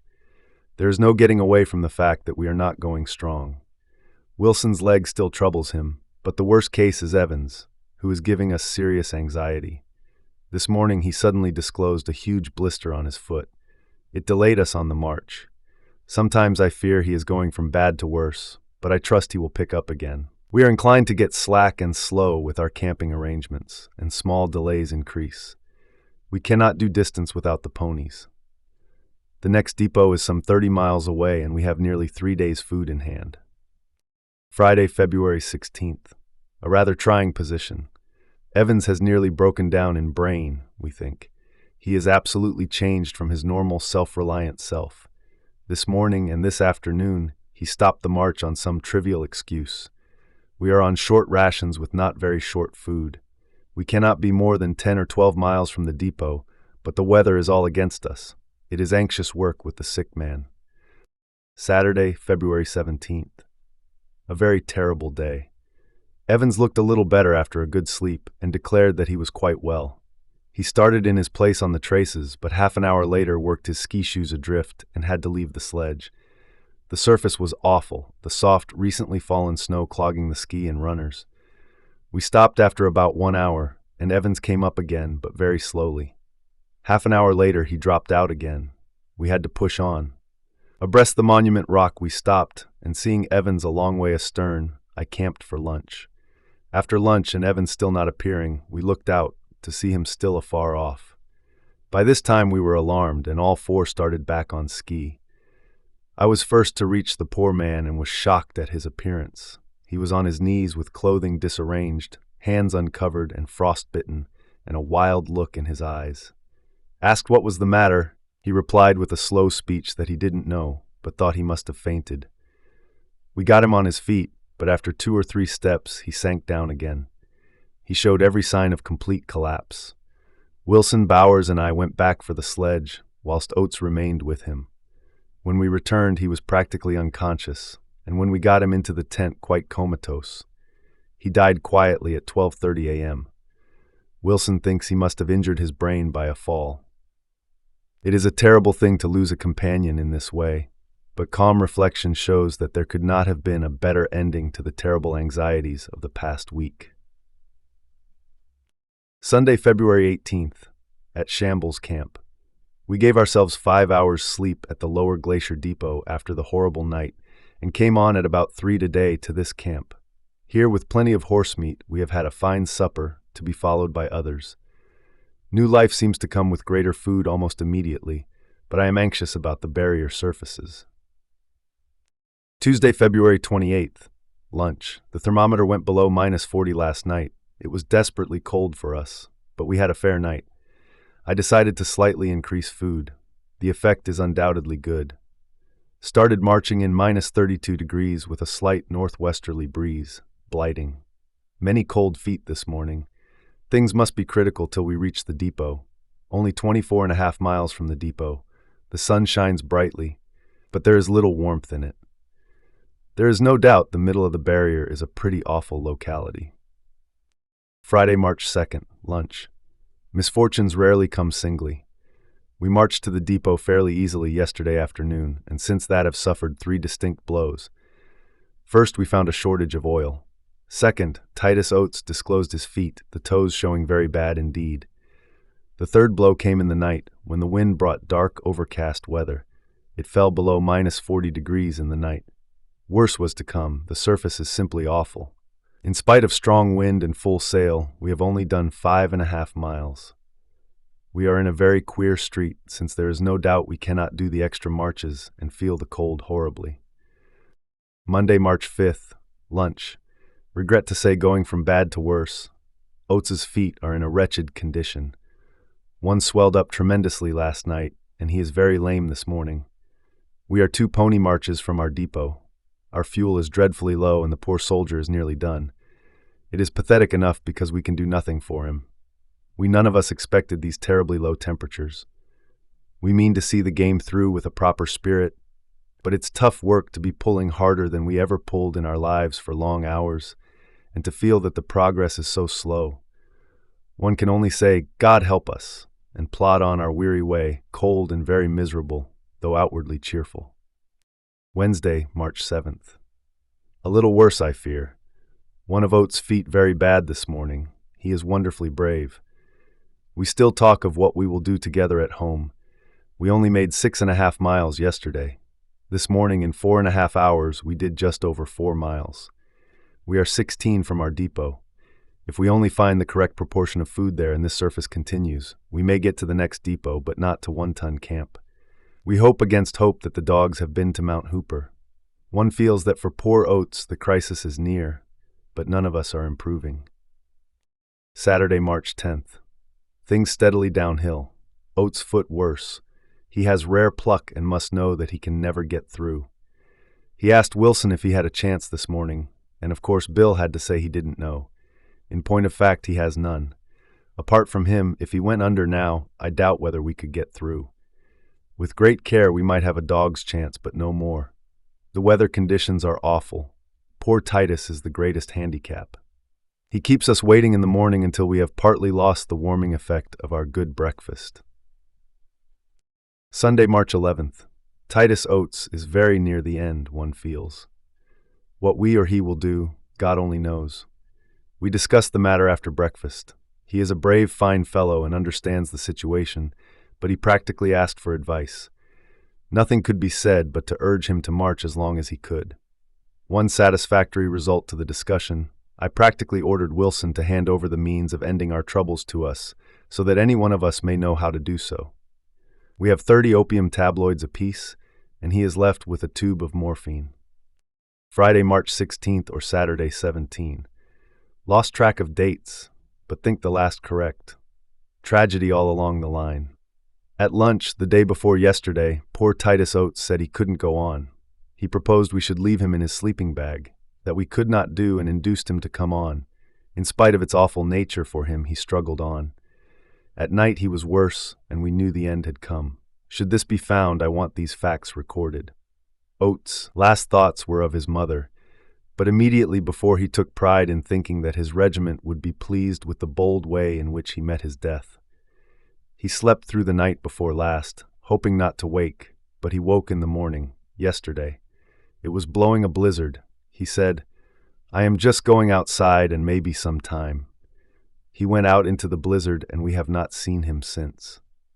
I take this opportunity of saying that we have stuck to our sick companions to the last. We knew that poor Oates was walking to his death, but though we tried to dissuade him, we knew it was the act of a brave man and an English gentleman. We all hope to meet the end with a similar spirit, and assuredly the end is not far.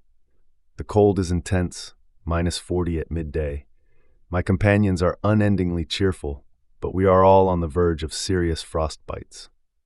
We are cold on the march now, and at all times except meals. Monday, March 19th, lunch. We camped with difficulty last night and were dreadfully cold. Today we started in the usual dragging manner, sledge dreadfully heavy. We are 15.5 miles from the depot and ought to get there in 3 days. What progress! We have 2 days' food but barely a day's fuel. All our feet are getting bad. Wilson's best, my right foot worst. There is no chance to nurse one's feet. Amputation is the least I can hope for now, but will the trouble spread? The weather doesn't give us a chance. The wind from north to northwest and -40-degree temperature today. Wednesday, March 21st. Got within 11 miles of depot Monday night. Had to lay up all yesterday in severe blizzard. Today, forlorn hope. Wilson and Bowers going to depot for fuel. Thursday, March 22nd and 23. Blizzard bad as ever. Wilson and Bowers unable to start. Tomorrow last chance. No fuel and only 1 or 2 of food left. Must be near the end. Have decided it shall be natural. We shall march for the depot with or without our effects and die in our tracks. Thursday, March 29th. Since the 21st, we have had a continuous gale from west-southwest and southwest. We had fuel to make 2 cups of tea apiece and bare food for 2 days on the 20th. Every day we have been ready to start for our depot 11 miles away, but outside the door of the tent it remains a scene of whirling drift. I do not think we can hope for any better things now. We shall stick it out to the end, but we are getting weaker, of course, and the end cannot be far. It seems a pity, but I do not think I can write more. For God's sake, look after our people. Now we continue with Chapter 9. Chapter 9, Scott Dies, from I May Be Sometime by Francis Spufford. Scott was a very literary explorer. Writing almost to the last, he was able to set the scene of his own extinction. But a point must have come when the words ran out for him. This is a recent attempt to imagine the very last hours, the ones Scott couldn't put on paper. It is fiction, not fact. Sometimes you wake from a dream of guilt or horror that has filled your whole sleeping mind, a dream that feels final, as if it held a truth about you that you cannot hope to evade. And the kind day dislodges it bit by bit, showing you exits where you had thought there were none, reminding you of a world where you still move among choices. Day has always done this for you. It seems unfair that it should not today. Scott's eyes open. Green canvas wall of tent, rush of snow outside seen only as a tireless spatter of dark. The canvas rustles. He has not been sleeping. He has been trying to drift, but the habit of self-command calls him back over and over to the realization that it is all true. This irrevocable position is the whole waking truth, and the tent is his life's last scene. He can make no effort that would change anything. If he had taken Oates' advice last autumn and pushed 1 Ton Depot further south, he might not be lying 11 miles short of it now. But these are ironies that have lost their power to torment. Edgar Evans is dead under a shallow mound of snow on the Beardmore. Oates is a white hummock now, somewhere a little to the side of the line of march. And Wilson and Bowers lie one each side of Scott in the tent, their sleeping bags pulled over their faces. How many hours ago he does not know. The breathing first of one and then of the other turned briefly ragged and then stopped. Except for the silence, they might be sleeping. Scott has a terrible desire to reach and shake them, to try and summon again their company. But he must not. He must not touch them at all. He is entirely alone, beyond all hope. For who knows what scoured and whirling distance all about? He is the only living thing. There is nothing left to do but die, but he is still here. It was better when he was writing. 12 days ago, Scott's feet froze at last and crippled him. 11 days ago, the immobilizing blizzard began. 10 days ago, they ran out of fuel. 8 days ago, they ate the last of the food, and soon the thing became absolutely certain. Everyone wrote, though the pencil was hard to hold. Wilson wrote a letter to his wife, Oriana. Bowers apologized to his mother that his letter should be such a short scribble. But Scott wrote and wrote and wrote. He paid his professional debts. He told Mrs. Bowers that her son had been magnificent. He told Mrs. Wilson that her husband had the comfortable blue look of hope in his eyes. He told his mother that the great God has called me. There are 12 letters by him in the tent, besides his diary and a message to the public. His teeth are loose in his gums from scurvy. His face is cracked with snowburn.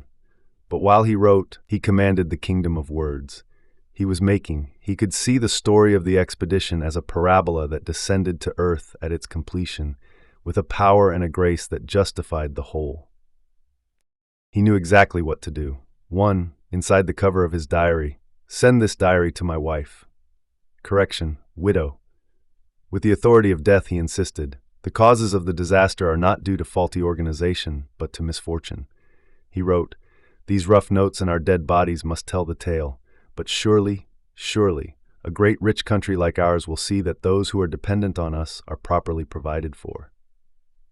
He wrote, we are weak, writing is difficult, but for my own sake I do not regret this journey, which has shown that Englishmen can endure hardships, help one another, and meet death with as great a fortitude as ever in the past. We took risks, we knew we took them, things have come out against us, and therefore we have no cause for complaint, but bow to the will of Providence, determined still to do our best to the last. But he had to stop. It seems a pity, but I do not think I can write more. When the writing stopped, so did all that words can do to give this situation meaning. The tale is told, but he is still here in the silence afterwards, waiting. You cannot die in a story, you have to die in your body.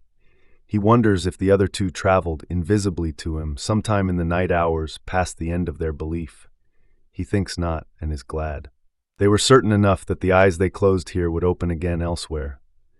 They still looked forward, slept, only to wake.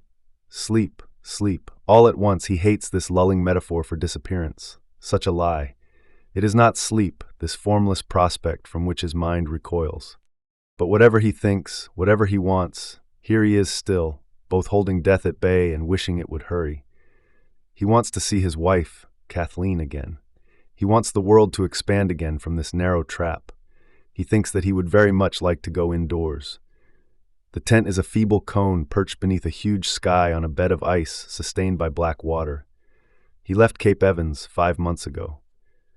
For almost 150 nights he's been in the open, or within this portable fiction of shelter. You never realize until you come out here that the world divides so absolutely into outdoors and indoors. It seems marvelous to him now that people take open space and floor it and wall it and roof it and transform it utterly. He thinks of doors opening and himself passing through.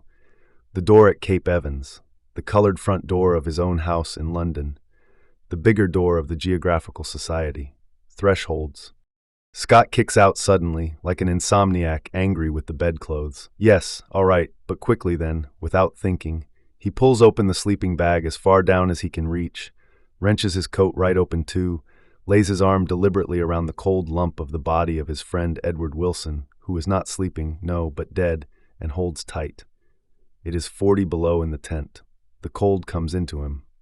Oh, how it hurts. His skin, which was the frontier of him this whole long time past, is breached. He is no longer whole. The ice is inside his chest, a spearing and dreadful presence turning the cavities of him to blue glass. His lips pull back from his teeth in an enormous snarl. But Scott has left the surface of his face and does not know. At its tip, the cold moves inside him like a key searching for a lock. An impersonal tenderness seems to be watching as it finds the latch of a box of memories, and spills them out, the most private images one by one, some that would never have been expected because they were scarcely remembered. One by one, each scene complete and without passion until the last of them is reached and flutters away and is gone. We now continue with Chapter 10. Chapter 10, Mawson Lives, from Home of the Blizzard by Douglas Mawson. At the same time as the race for the pole was dominating the Ross Sea, an Australian expedition was at work far away on the other side of Antarctica, led by Douglas Mawson, a veteran of Shackleton's 1907 crew. The Australians were based on a shore of Wilkes Land, so steadily wind-scoured that, around their hut, they learned to walk tilted to the diagonal.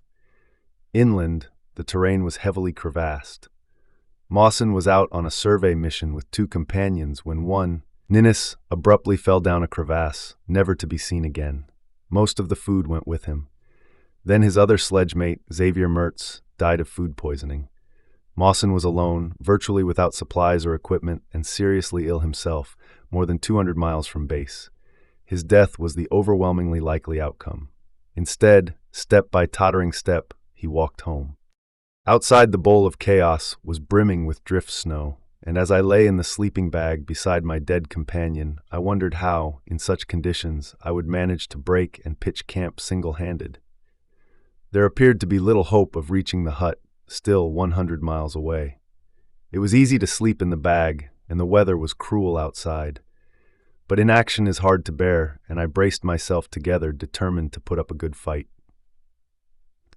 Failing to reach the hut, it would be something done if I managed to get to some prominent point, likely to catch the eye of a search party, where a cairn might be erected and our diaries cached. So I commenced to modify the sledge and camping gear. The sky remained clouded, but the wind fell off to a calm. I took the opportunity to set to work on the sledge, sawing it in halves with a pocket tool and discarding the rear section. A mast was made out of one of the rails no longer required, and a spar was cut from the other. Finally, the load was cut down to a minimum by the elimination of all but the barest necessities. Late that evening, I took the body of Mertz, still in his bag, outside the tent, piled snow blocks around it, and raised a rough cross made of the 2 discarded halves of the sledge runners. On January 9th, the weather was overcast and fairly thick drift was flying in a gale. The start was delayed. Part of the time that day was occupied with cutting up a waterproof clothes bag and Mertz's jacket and sewing them together to form a sail.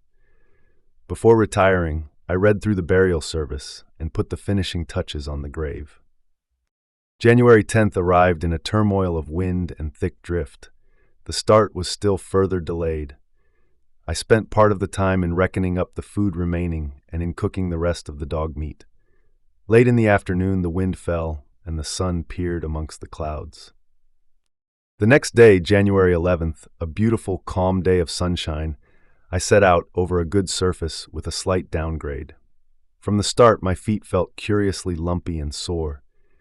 They had become so painful after a mile of walking that I decided to examine them. I had not had my socks off for some days.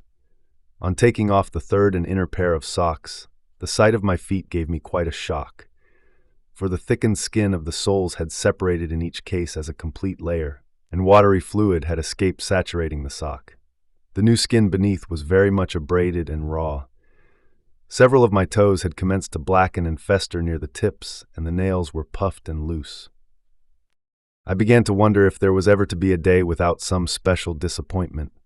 However, there was nothing to be done but make the best of it. I smeared the new skin with lanolin, and then with bandages bound the old skin cast back in place.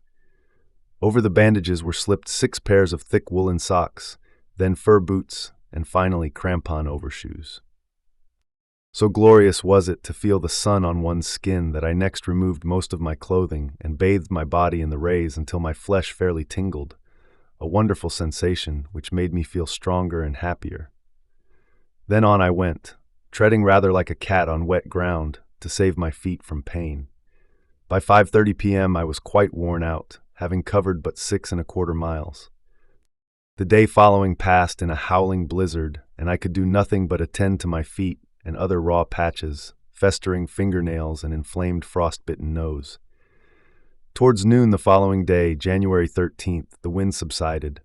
Soon after I had got moving, the slope increased, unfolding a fine view of the Mertz Glacier ahead. My heart leapt with joy, for all was like a map before me, and I knew that over the hazy blue ice ridge in the far distance lay the hut. I decided to make an airline for the hut and chance what lay between. The rough ice jarred my feet terribly, and it was a most painful march. At 8 p.m., after covering a distance of nearly 6 miles, a final halt for the day was made. The next morning, January 16th, a favorable breeze sprang up, and with sails set, I managed to proceed in short stages through the deep, newly fallen blanket of snow. After laboriously toiling up one long slope, I had just taken a few paces over the crest when I realized that the surface fell away unusually steeply. A glance ahead flashed the truth upon me. I was on a snow cornice, rimming the brink of a great blue chasm. Already the sledge was gaining speed as it slid past me towards the gaping hole below. Mechanically, I bedded my feet firmly in the snow, and exerting every effort, was just able to take the weight and hold up the sledge as it reached the very brink. There must have been an interval of quite a minute during which I held my ground. Then it slowly came my way, and the imminent danger was past. January 17th was another day of overcast sky and steady falling snow. Everything from below one's feet to the sky above was one uniform ghostly glare. These were most unsuitable conditions for crossing such a dangerous crevassed valley, but delay meant a reduction of the ration, so nothing remained but to go on. A start was made at 8 a.m. Some 2 miles had been negotiated in safety when an event occurred which, but for a miracle, would have terminated the story. I was hauling the sledge through deep snow up a fairly steep slope when my feet broke through into a crevasse. Fortunately, as I fell, I caught my weight with my arms on the edge and did not plunge in further than the thighs. I decided to try a crossing about 50 yards further along. Alas, it took an unexpected turn, catching me unawares. This time I shot through the center of the bridge in a flash, but the fall was slowed by the friction of the harness ropes, which sawed back into the thick snow. Having seen my comrades perish and having lost hope of ever reaching the hut, I had already many times speculated on what the end would be like. So it happened that as I fell through into the crevasse, the thought, "So this is the end," blazed up in my mind, for it was to be expected that the next moment the sledge would follow through. Crash on my head and all go to the unseen bottom. But the unexpected happened and the sledge held. In the moment that elapsed, a great regret swept through my mind, that after having stinted myself so assiduously to save food, I should pass on now to eternity without the satisfaction of what remained. Realizing that the sledge was holding, I began to look around. The crevasse was over 6 feet wide and sheer-walled, descending into blue depths below. My clothes were stuffed with snow, and very chilly it was. Above was the daylight seen through the hole. In my weak condition, the prospect of climbing out seemed very poor, but in a few moments the struggle was begun. A great effort brought a knot in the rope within my grasp, and after a moment's rest, I was able to draw myself up and reach another, and at length hauled my body on to the overhanging snow lid. Then, when all appeared to be well, a further section of the lid gave way, precipitating me once more to the full length of the rope. There, exhausted, weak and chilled, hanging freely in space, I felt that I had done my utmost and failed, that I had no more strength to try again, and that all was over except the passing. Below was a black chasm. It would be but the work of a moment to slip from the harness, then all the pain and toil would be over. But there was all eternity for the last, and at its longest, the present would be but short. My strength was fast ebbing. In a few minutes it would be too late. It was the occasion for a supreme attempt. Fired by the passion that burns the blood in the act of strife, new power seemed to come as I applied myself to one last tremendous effort. The struggle occupied some time, but I slowly worked upward to the surface. This time, emerging feet first, I pushed myself out, extended at full length on the lid, and then shuffled safely onto the solid ground at the side. Then came the reaction from the great nerve strain, and lying there alongside the sledge, my mind faded into a blank. When consciousness returned, it was a full hour or two later, for I was partly covered with newly fallen snow and numb with the cold. I took at least 3 hours to erect the tent, get things snugly inside, and clear the snow from my clothes. Then, reclining in luxury in the sleeping bag, I ate a little food and thought matters over. Now we'll continue with Chapter 11. Chapter 11, The Blow, from Alone by Richard Byrd. Midway between the Antarctica of the heroic age and the modern continent, the U.S. explorer who pioneered Antarctic aviation here experiences the continent at ground level. In an experiment that would not have been safe without recently invented technologies, Richard Byrd overwintered solo in 1934 in an isolated weather station on the Ross Ice Shelf. It was not so very safe even so. Shortly after this passage, his heater would start pumping carbon monoxide into the air, giving him for 2 grim months a daily choice between heat and life on the one hand, and cold and clarity of mind and death on the other. At this point, though, the inside of his shelter is still a safe haven, if he can just find his way back in. May was a round boulder sinking before a tide. Time sloughed off the last implication of urgency, and the days moved imperceptibly one into the other. My world was insulated against the shocks running through distant economies. On getting up in the morning, it was enough for me to say to myself, "Today is the day to change the barograph sheet." The night was settling down in earnest. By May 17th, 1 month after the sun had sunk below the horizon, the noon twilight was dwindling to a mere chink in the darkness, lit by a cold reddish glow. This was the polar night, the morbid countenance of the Ice Age. Nothing moved, nothing was visible. This was the soul of inertness. One could almost hear a distant creaking as if a great weight were settling. Out of the deepening darkness came the cold. On May 19th, when I took the usual walk, the temperature was 65 degrees below zero. For the first time, the canvas boots failed to protect my feet.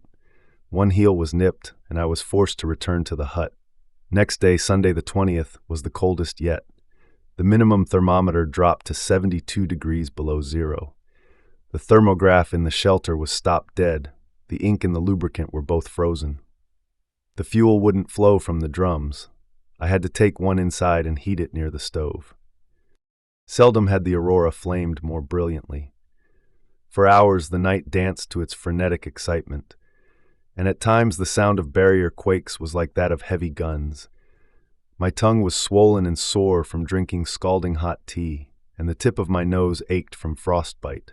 A big wind, I guessed, would come out of this still cold. It behooved me to look at my roof.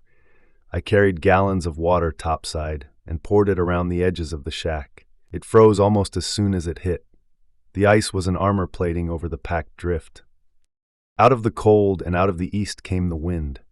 It came on gradually, as if the sheer weight of the cold were almost too much to be moved. On the night of the 21st, the barometer started down. The night was black as a thunderhead when I made my first trip topside. Next morning, glad of an excuse to stay underground, I worked a long time on the escape tunnel. Soon I became aware of an increasing clatter of the anemometer cups. Realizing that the wind was picking up, I went topside to make sure that everything was secured. It is a queer experience to watch a blizzard rise. First there is the wind, rising out of nowhere. Then the barrier surface begins to run like a making sea.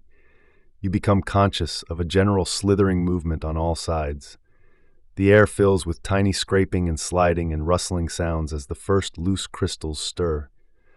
In a little while they are moving as solidly as an incoming tide, which creams over the ankles, then surges to the waist, and finally is at the throat. I hurriedly made the trapdoor fast, as a sailor might batten down a hatch, and knowing that my ship was well secured, I retired to the cabin to ride out the storm. It could not reach me, hidden deep in the barrier crust. Nevertheless, the sounds came down. The gale sobbed in the ventilators, shook the stovepipe, and pounded the roof with sledgehammer blows. Even so, I didn't have any idea how really bad it was until I went aloft for an observation. As I pushed back the trapdoor, the drift met me like a moving wall. It was only a few steps from the ladder to the instrument shelter, but it seemed more like a mile. The air came at me in snowy rushes. I breasted it as I might a heavy surf. No night had ever seemed so dark. The beam from the flashlight was choked in its throat. My windproofs were caked with drift by the time I got below. I had a vague feeling that something had changed while I was gone. Presently, I noticed that the shack was appreciably colder. Raising the stove lid, I was surprised to find that the fire was out, though the tank was half full. The wind, then, must have killed the fire. I got it going again and watched it carefully. The blizzard vaulted to gale force. By 2 o'clock in the morning, I had had enough of sighting the wind direction with a handkerchief on a pole. If I expected to sleep and maintain the records, I had no choice but to clean the electric contact points on the anemometer pole. The wind was blowing hard then. The barrier shook from the concussions overhead. The noise was as if the entire physical world were tearing itself to pieces. I could scarcely heave the trapdoor open. The instant it came clear, I was plunged into a blinding smother. I came out crawling, clinging to the handle of the door until I made sure of my bearings. Then I let the door fall shut, not wanting the tunnel filled with drift. To see was impossible.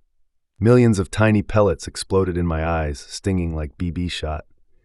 I made my way toward the anemometer pole on hands and knees, scared that I might be bowled off my feet. I found the pole all right, but not until my head collided with a cleat. I managed to climb it too, though 10 million ghosts were tearing at me. But the errand was useless. Drift as thick as this would mess up the contact points as quickly as they were cleared. Coming down the pole, I had a sense of being whirled violently through the air. The trapdoor was completely buried when I found it again, after scraping around for some time with my mittens. I pulled at the handle, first with one hand, then with both. It did not give. I knew the drift had probably wedged the corners.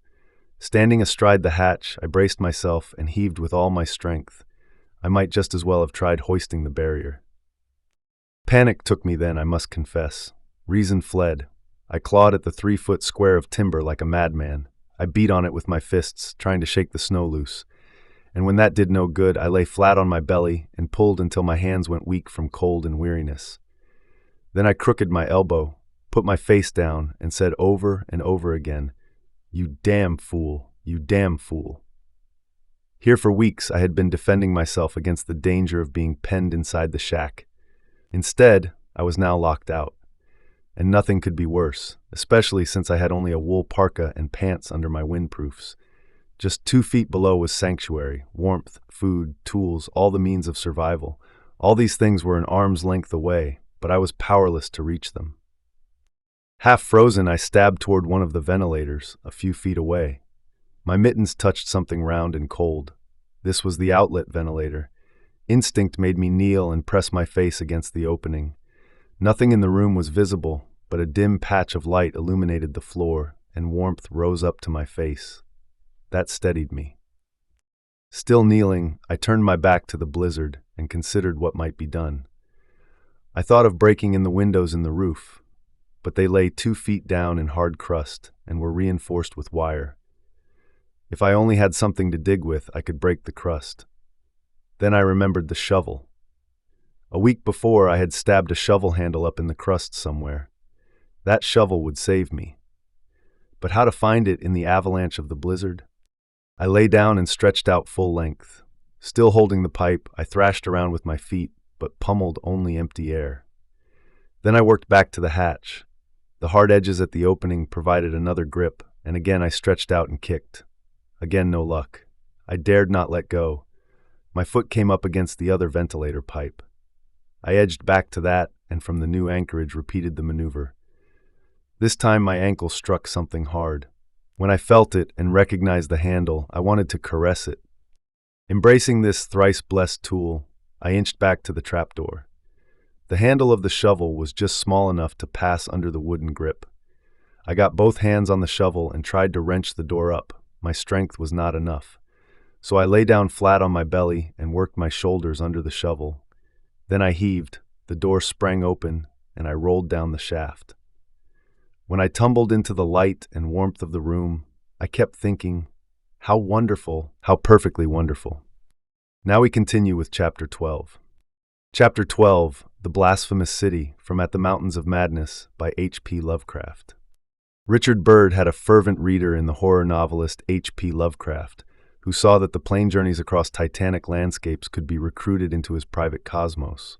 With purple gusto, At the Mountains of Madness expands the transantarctic range into something truly outsized, a fit location for another of the secrets which, as ever in Lovecraft, make the sanity of the beholder snap like overstretched elastic. Here, Lovecraft's use of Antarctica can stand in for the whole vein of paranoid fantasy, in which the continent hides away lost tribes, mysterious temples, and swastika-painted UFOs. In spite of all the prevailing horrors, we were left with enough sheer scientific zeal and adventurousness to wonder about the unknown realm beyond those mysterious mountains. As our guarded messages stated, we rested at midnight after our day of terror, but not without a plan for one or more range-crossing flights in a lightened plane, beginning the following morning. It was decided that Danforth and I try it first. However, heavy winds delayed our start till nearly 9 o'clock. I have already repeated the non-committal story we told the men at camp and relayed outside after our return 16 hours later. It is now my terrible duty to amplify this account by filling in the merciful blanks with hints of what we really saw in the hidden transmontane world, hints of the revelations which have finally driven Danforth to a nervous collapse. If the plain signs of surviving elder horrors in what I disclose be not enough to keep others from meddling with the inner Antarctic, the responsibility for unnameable and perhaps immeasurable evils will not be mine. Danforth and I, studying the notes made by Peabody in his afternoon flight, had calculated that the lowest available pass in the range lay somewhat to the right of us, about 24,000 feet above sea level. For this point, then, we first headed. The camp itself was some 12,000 feet in altitude, hence the actual height increase necessary was not so vast. Nevertheless, we were acutely conscious of the rarefied air and intense cold as we rose. We were dressed, of course, in our heaviest furs. As we drew near the forbidding peaks, dark and sinister above the line of snow and glaciers, we noticed more and more the curiously regular formations clinging to the slopes. It was the mountainside tangle of regular cubes, ramparts, and cave mouths which fascinated and disturbed us most. We could easily see that much of the material was a lightish quartzite, and that their regularity was extreme and uncanny. As our first pilot, Lake, had said, their edges were crumbled and rounded from untold aeons of savage weathering, but their preternatural solidity and tough material had saved them from obliteration. The whole arrangement looked like the ruins of Machu Picchu in the Andes, or the primal foundation walls of Kish. How to account for such things in this place was frankly beyond me. We had risen gradually in flying over the higher foothills and along toward the relatively low pass we had selected. Our sensations of tense expectancy as we prepared to round the crest and peer out over an untrodden world can hardly be described on paper. The touch of evil mystery in these barrier mountains was a highly subtle matter. Even the wind's burden held a peculiar strain of conscious malignity. We were now, after a slow ascent, at a height of 23,570 feet. We had left the region of clinging snow definitely below us. Up here were only dark, bare rock slopes and the start of rough-ribbed glaciers, but with those provocative cubes, ramparts, and echoing cave mouths to add a portent of the unnatural. Beyond the pass was a sky fretted with swirling vapors and lighted by the low polar sun, the sky of that mysterious farther realm upon which we felt no human eye had ever gazed. A few more feet of altitude, and we would behold that realm. And then, having gained those last few feet, we did indeed stare across the momentous divide and over the unsampled secrets of an elder and utterly alien earth. I think that both of us simultaneously cried out in mixed awe, wonder, terror, and disbelief as we finally cleared the pass and saw what lay beyond. We must have had some natural theory in the back of our heads to steady our faculties. Probably we thought of the grotesquely weathered stones of the Garden of the Gods in Colorado, or the fantastically symmetrical rocks of the Arizona desert.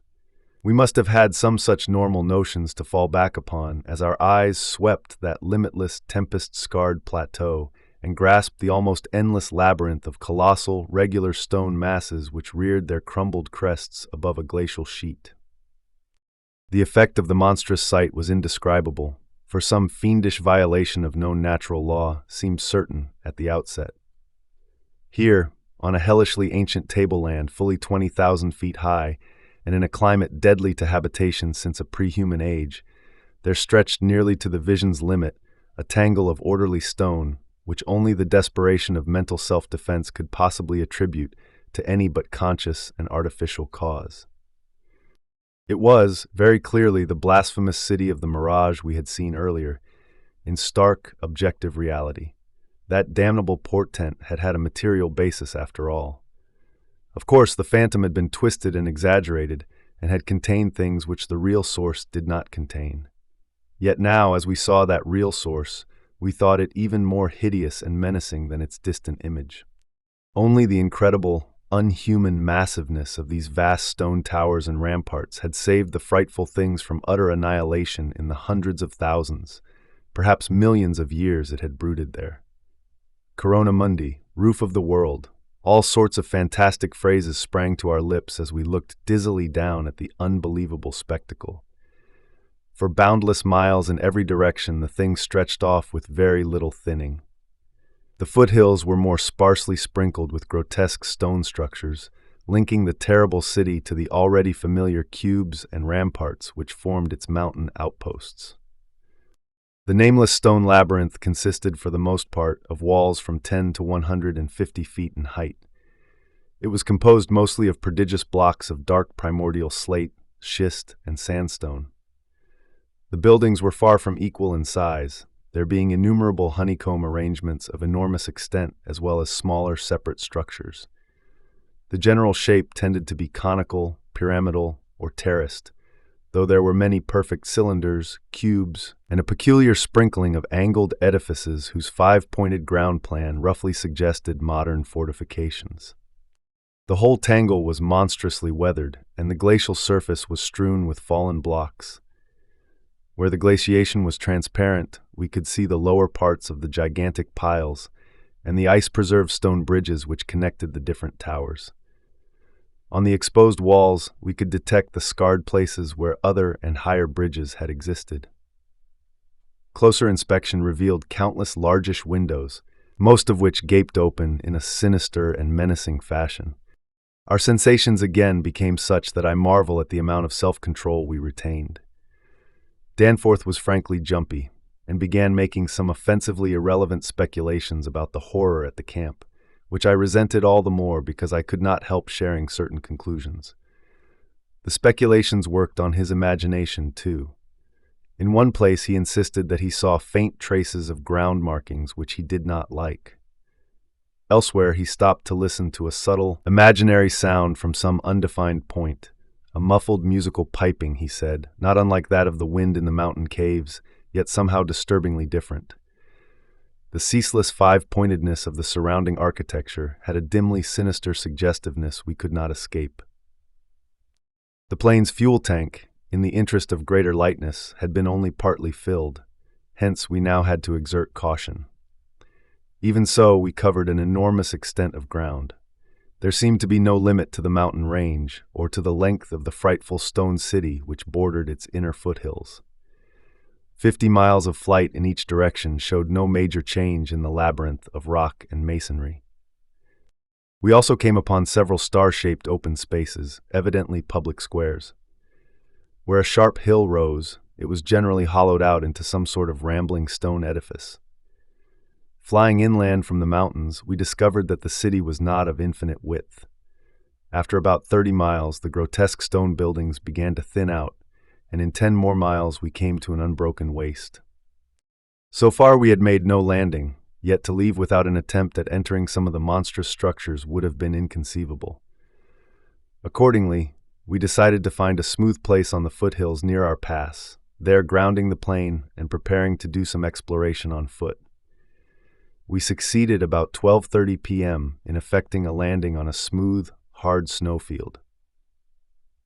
Walking cautiously downhill over the crusted snow toward the stupendous stone labyrinth, we felt almost as keen a sense of imminent marvels as we had felt on approaching the unfathomed mountain pass 4 hours previously. True, we had become visually familiar with the incredible secret concealed by the barrier peaks. Yet the prospect of actually entering primordial walls reared by conscious beings perhaps millions of years ago was nonetheless awesome and potentially terrible. The half-mile walk downhill to the actual city was something of which the smallest details will always remain engraved on my mind. Only in fantastic nightmares could any human beings but Danforth and me conceive such optical effects. Between us and the churning vapors of the west lay that monstrous tangle of dark stone towers. It was a mirage in solid stone. Were it not for the photographs, I would still doubt that such a thing could be. The extravagant shapes were past all description. The general type of masonry was identical with that of the rampart we had examined, but the extravagant shapes were past all description. There were geometrical forms for which an Euclid would scarcely find a name.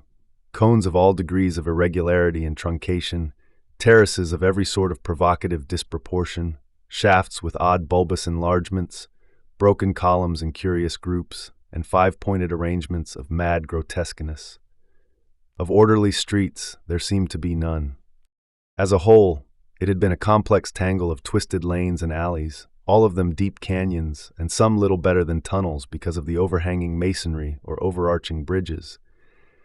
Now, outspread below us, it loomed like a dream fantasy against a westward mist. When, for a moment, the sun encountered a denser obstruction and plunged the scene into temporary shadow, the effect was subtly menacing. Even the faint howling and piping of the unfelt wind in the great mountain passes behind us took on a wilder note of purposeful malignity. When at last we plunged into the town itself, clambering over fallen masonry and shrinking from the oppressive nearness and dwarfing height of omnipresent crumbling and pitted walls, our sensations again became such that I marvel at the amount of self-control we retained. Danforth was frankly jumpy. The five-pointedness of the surrounding architecture and of the few distinguishable mural arabesques gave us a touch of terrible subconscious certainty concerning the primal entities which had reared and dwelt in this unhallowed place.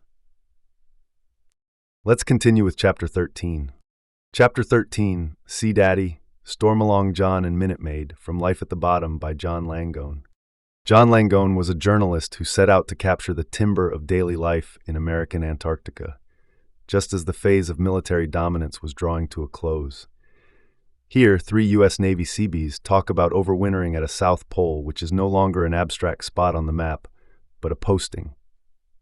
Blue-collar Antarctica would remain, but it would never again be this purely male, or this much a pure extension of military culture. The hard part about it, says Minute Maid, sipping his coffee, is when you come back to the world, to the hustle and bustle. Down here, once you get into the winter, you just get into a routine and it's nice and slow. Coming off the ice can be rougher than going on. You know what one of the first things that just hits you when you get off here? It's the shrill sounds that a woman makes. You get to really notice her voice. and you notice the hardness of the pavements, and the different smells and the traffic noises. Yeah, says Sea Daddy. There's no red lights here, no traffic, and you're on your own. That's why I like it. It's real fine.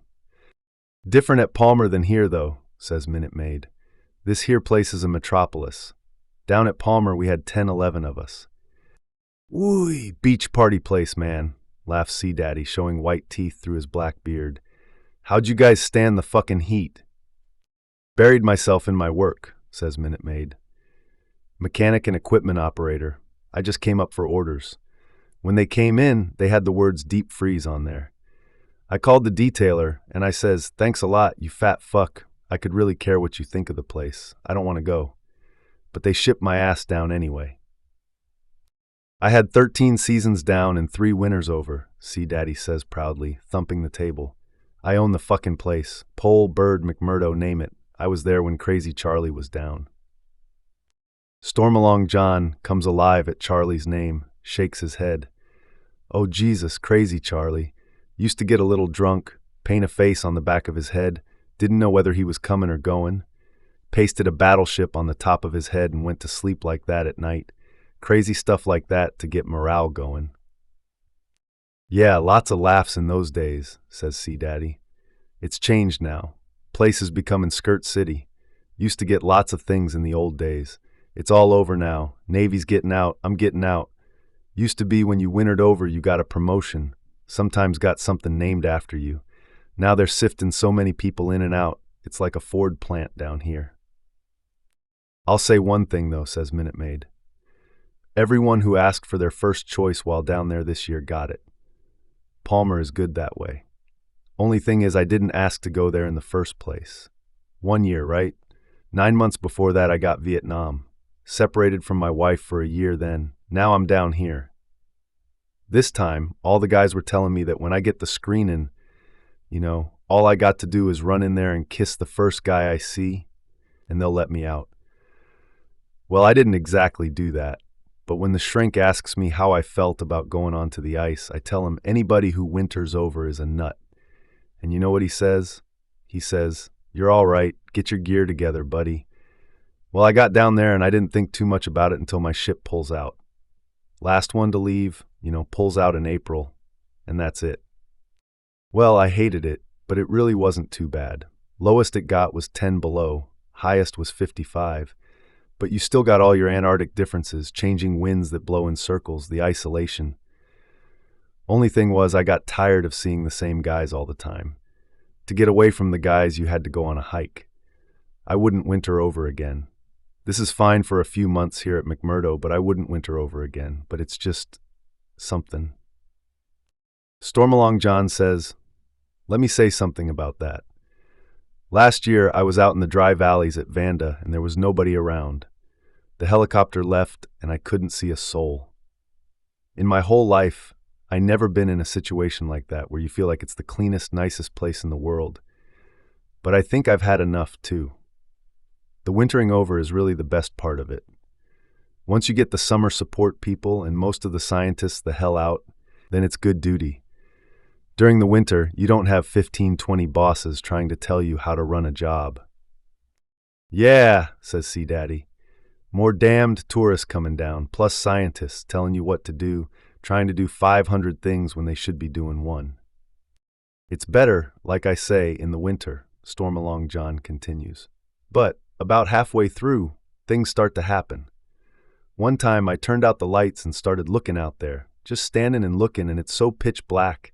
And I thought, why you dumb son of a bitch? What are you doing here anyway? You got to be crazy. Everybody'll sit there and all of a sudden someone will say, hey, what the hell am I doing here? I must be fucking nuts. But all in all, I liked it. It ain't such a bad place. You're more or less your own boss, and if you want to try something new, they'll let you. There's just no place in the service that you have that except on the ice. There's no place to go, but there's freedom. You either like it or you don't. And if you're wintering in and you don't like it, well, man, you're in trouble. I was up at Pole when they locked up the first guy they ever locked up in the Antarctic. We built a brig and shoved his ass in it. He was with the weather people, and he seemed like a real nice fella during the summer. Well, the day the last plane left, he did a 180. He became a problem. Drinking, liar, a thief. Finally, one night he flipped again and he got hold of some booze and some medicine and he just went snaky. He decked the medical officer and he decked me, and he run out and got a fire axe and started heaving that around. Well, we finally got hold of him, and the officer in charge says we're going to build a brig. This guy got the message. He knew it was for him. We finally canned him for 3 days, and we sent a message out. The admiral back in Christchurch gets this message, and he went right up through the overhead. He sent a message to tell us to unlock this dude. We don't confine nobody, much less a civilian. So we let his ass out and put locks on all our doors, and he's out roaming around the corridors. We put up with that 6 weeks, scared shitless. Sea Daddy says, we had some guys like that fella, but after a while they straightened out. You do get a little downhearted when the planes go out, and I missed all the football. But the funny part, Stormalong John says, was when the reliefs come in, and that's something to see. Scared, don't know where they're at, in a state of shock. Well, you're so glad to see these guys, you start a party. The Admiral come out this one time on the first plane and stayed overnight. Our cook, Herbie, has got a beanie on with a propeller on top, and he's really blowed out of his mind on them vodka freezes he used to whip up. Well, Herbie walks over to the Admiral and he says, "Hey Admiral, have a drink." The Admiral says, "No thanks." And you know what that crazy-ass Herbie does? He pours one right over the Admiral's head. Well, the Admiral, he's a good shit, and he says to the OIC, Doctor, I think you ought to secure this here little party." And the OIC says, "Admiral, I ain't never secured one of their parties, and I can't start now." Stormalong John laughs hard, and Minute Maid asks him about the time they built a cage for the benefit of the relief party and put a guy in it. "Oh, Jesus, we used to do that shit all the time for the reliefs. Scared the piss out of them. One time our foreman came dressed as Mickey Mouse, made this plaster of Paris Mickey Mouse suit. When the first plane drops down, there's old Myron standing out there with this suit on, waving the plane to the fuel pit. Another year we ran up weather balloons, strung a big sign between them. Watch your ass. The best thing we did, though, was get out there with nothing on, just your bunny boots, and you'd stand there waving bottles of booze, and they'd just about think we'd all gone Asiatic. Stormalong John pulls out a card and waves it. It reads, "This is to certify that Stormalong John Wheeler, being of sufficient courage and questionable sanity, is a member of South Pole 200-degree Club. Temperature, -108 Fahrenheit. Nudus extremis." We started this club, he says, and we built the first steam bath out there in '64. In July, we decided to commission her, and we called the OIC up and said, "Doc, we going to fire up the steam bath." He says, "It won't work." So we told him, "Oh yeah, that's what they told Orville." We set the thermostat at 118, and we're in there in our skivvies about 20 minutes. Somebody says, "Let's go out and roll in the snow." So we open the door and run upstairs, and that night at Pole it was a record cold, 112.5 below. And that ain't including any wind chill factor. That's straight cold. Well, we rolled around out there for a few minutes, and it wasn't too bad. When they took our pictures, you couldn't see nothing, only this blob of steam your body's throwing off. Breaks the monotony. It's entertainment. Now we'll continue with Chapter 14. Chapter 14, White Lanterns, From the Moon by Whale Light by Diane Ackerman. The New Yorker writer Diane Ackerman traveled to the Antarctic Peninsula as a tourist, which had become possible for the first time a few years earlier. This provided a new, shipboard social setting from which to experience the continent. She went to write about penguins, to explore the science of the zone of intense marine life which rings the dead interior of the continent. But she found herself reflecting, too, on the intensity with which a traveler to Antarctica feels alive, when cold air touches warm skin and the summer light glows on 24 hours a day. At first light, on calmer seas, I opened the 2 porthole covers and looked out onto Antarctica for the first time. White upon white was all I expected to see. Instead, colossal icebergs of palest blue and mint green floated across the vista. Beyond them, long chalky cliffs stretched out of view. Throwing on a parka, I raced upstairs to the deck. As far as I could see in any direction, icebergs meandered against a backdrop of tall, crumbly Antarctic glaciers, which were still pure and unexplored. Human feet had not touched the glaciers I saw, nor had many pairs of eyes beheld them. In many ways, the Antarctic is a world of suspended animation, suspended between outer space and the fertile continents, suspended in time, without a local civilization to make history. When things die in the Antarctic, they decay slowly. What has been is still there and will always be, unless we interfere. Soon we dropped anchor at Harmony Cove, Nelson Island. Piling into the Zodiacs, we dashed toward a cobble beach. A small, welcoming party of Gentoo penguins waddled close to look us over. One penguin tilted its head one way, then the other, as it stared at me. This made the bird look like an art dealer, quietly thinking and appraising. Penguins don't have binocular vision as humans do, so they turn one eye to an object, then the other, to see it. According to one saying, there are two kinds of penguins in the Antarctic, the white ones coming toward you and the black ones going away from you. All penguins are essentially black and white on their bodies, a feature known as countershading. Their white bellies blend in with the shimmery light filtering through the water, so they're less likely to be spotted from below when they're in the ocean. That makes hunting fish easier, as well as escaping leopard seals. Their black backs also make them less visible from above as they fly through the murky waters. Human beings tend to be obsessed with black and white animals, like killer whales, giant pandas, and penguins. We live in a world of grays, could-bes, ambiguities, the penguin expert Frank Todd once observed. Maybe it's just nice to see something that's cut and dried. It's black and white, it's there, and that's the way it is. Gentoos feed their chicks every 18 to 24 hours, and the adults that had just arrived were fat-bellied, crammed with fish and krill. They are shy penguins whose chicks grow slowly, staying close to a parent's warm body for weeks after hatching. Those poor penguins living in this awful cold, one woman lamented in a southern drawl. In fact, penguins rarely mind the cold. More often, they overheat. Like mammals, penguins are warm-blooded. This allows them to migrate and to live in otherwise inhospitable regions. Penguins have evolved thick layers of blubber, which acts as an excellent insulator. The farther south you go, the bigger the penguins get, since big animals find it easier to stay warm. About 1/3 of the weight of the emperor penguin is blubber. In addition, air makes one of the best insulators. Penguins trap a layer of warm air against the skin with tightly overlapping feathers. But heat is a problem. There are few things as ridiculous as a penguin suffering the equivalent of heat stroke in the middle of the coldest place on Earth. All around the rookery, overheated penguins resort to what look like vaudeville moves.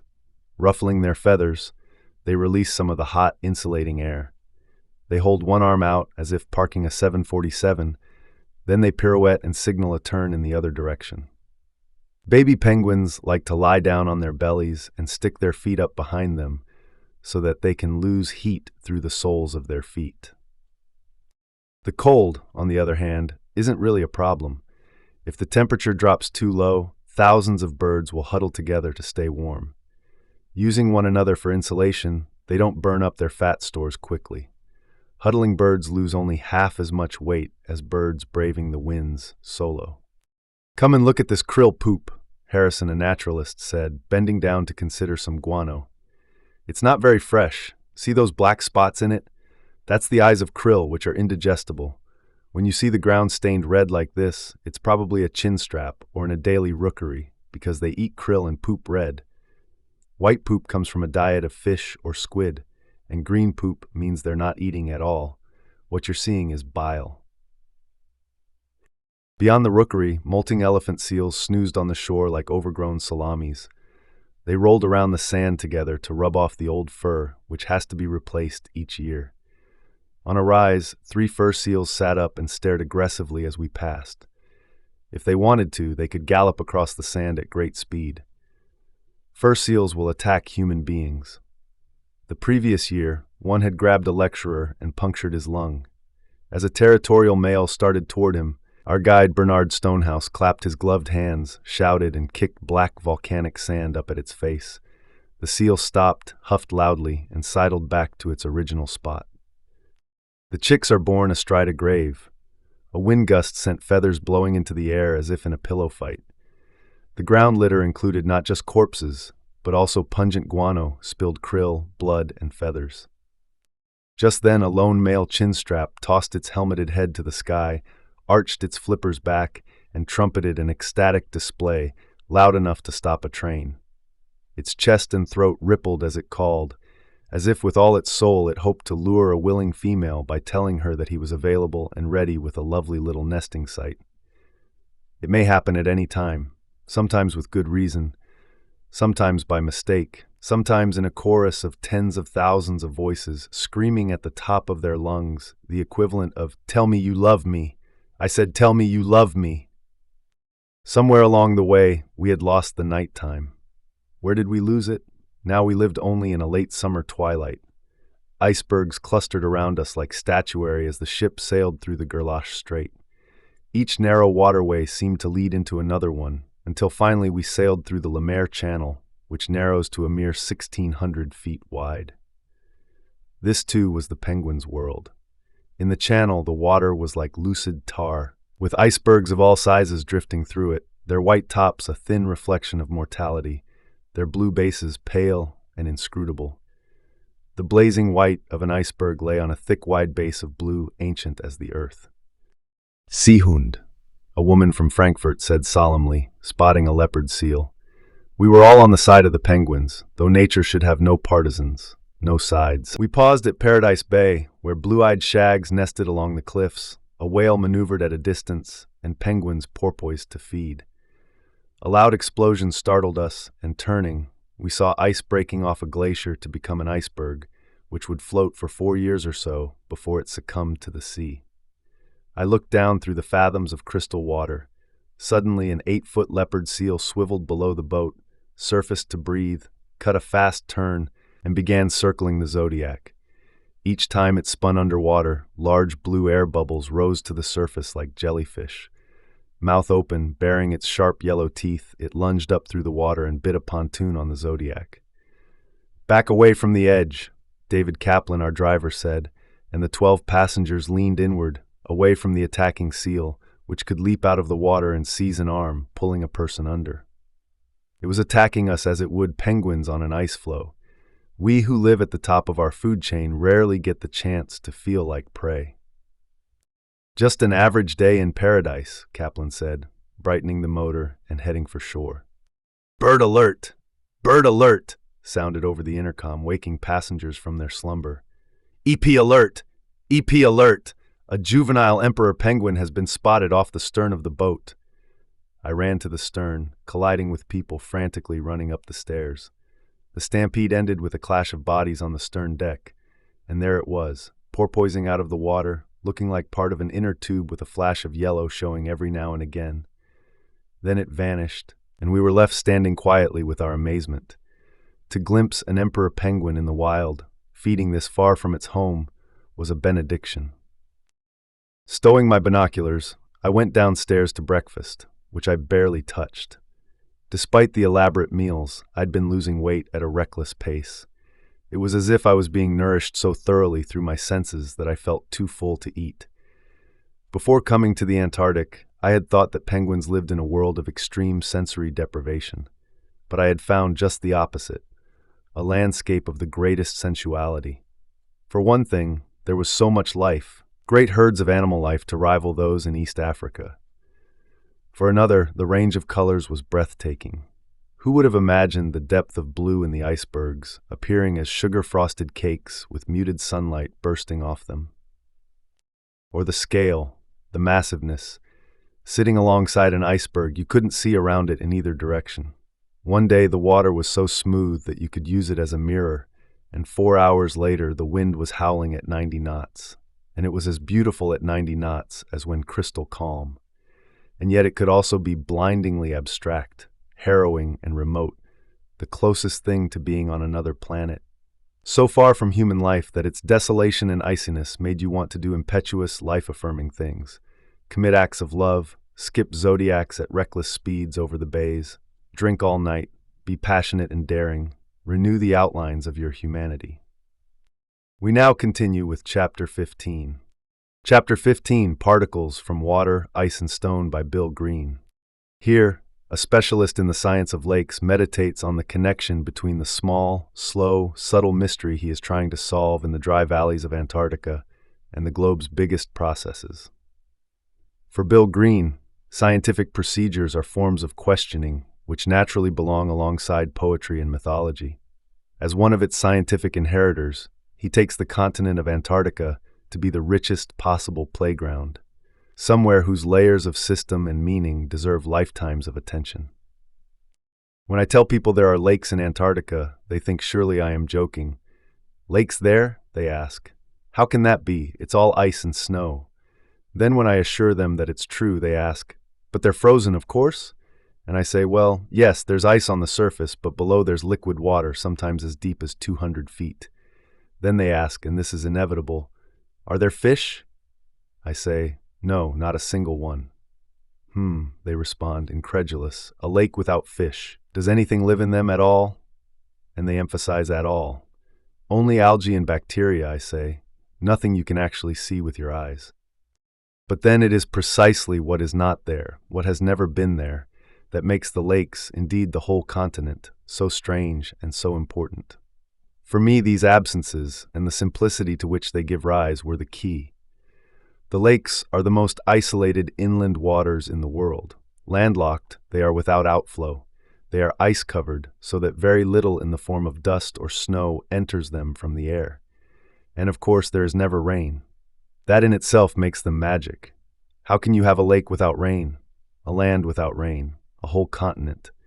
And into this setting, stark and largely inorganic, Martian almost, the elements come, nitrogen, phosphorus, the metals, unheralded but replete with possibilities. It would be no exaggeration to say that I was obsessed with the lakes, and especially with the metals that coursed through them. I knew, for example, that the Onyx River in Wright Valley had brought tons of cobalt and lead and copper into Lake Vanda over its long history, yet there were virtually no metals in the lake. I knew this. But where had they gone? What was removing them? What thin veil of purity had caught them in its mesh? Did the earth, or this tiny piece of it, regenerate itself? Last year I had set particle traps in the lakes, had left them there for a whole year. They were nothing more than clear plastic tubes, capped at one end and suspended below the ice. But in time, if all went well, I would get them back and I would know the answers. We took 2 sleds. Into each we threw a trap catcher and a bunch of plastic caps. Dr. Yu, a visiting scientist, and I headed off toward the deep hole. My students, Mike and Tim, headed east toward the center of the lake. As we approached the site, I began to feel apprehensive. The traps had been suspended for 12 months. In that much time, anything can go wrong. It was 1,200 years ago that an apocal event occurred in the Wright Valley. At that time, Vanda had evaporated to become little more than a salt flat, a glistening whiteness. Then the climate warmed, and the lower Wright Glacier began to discharge water, not the springtime trickle that had gone before, but whole sheets of water.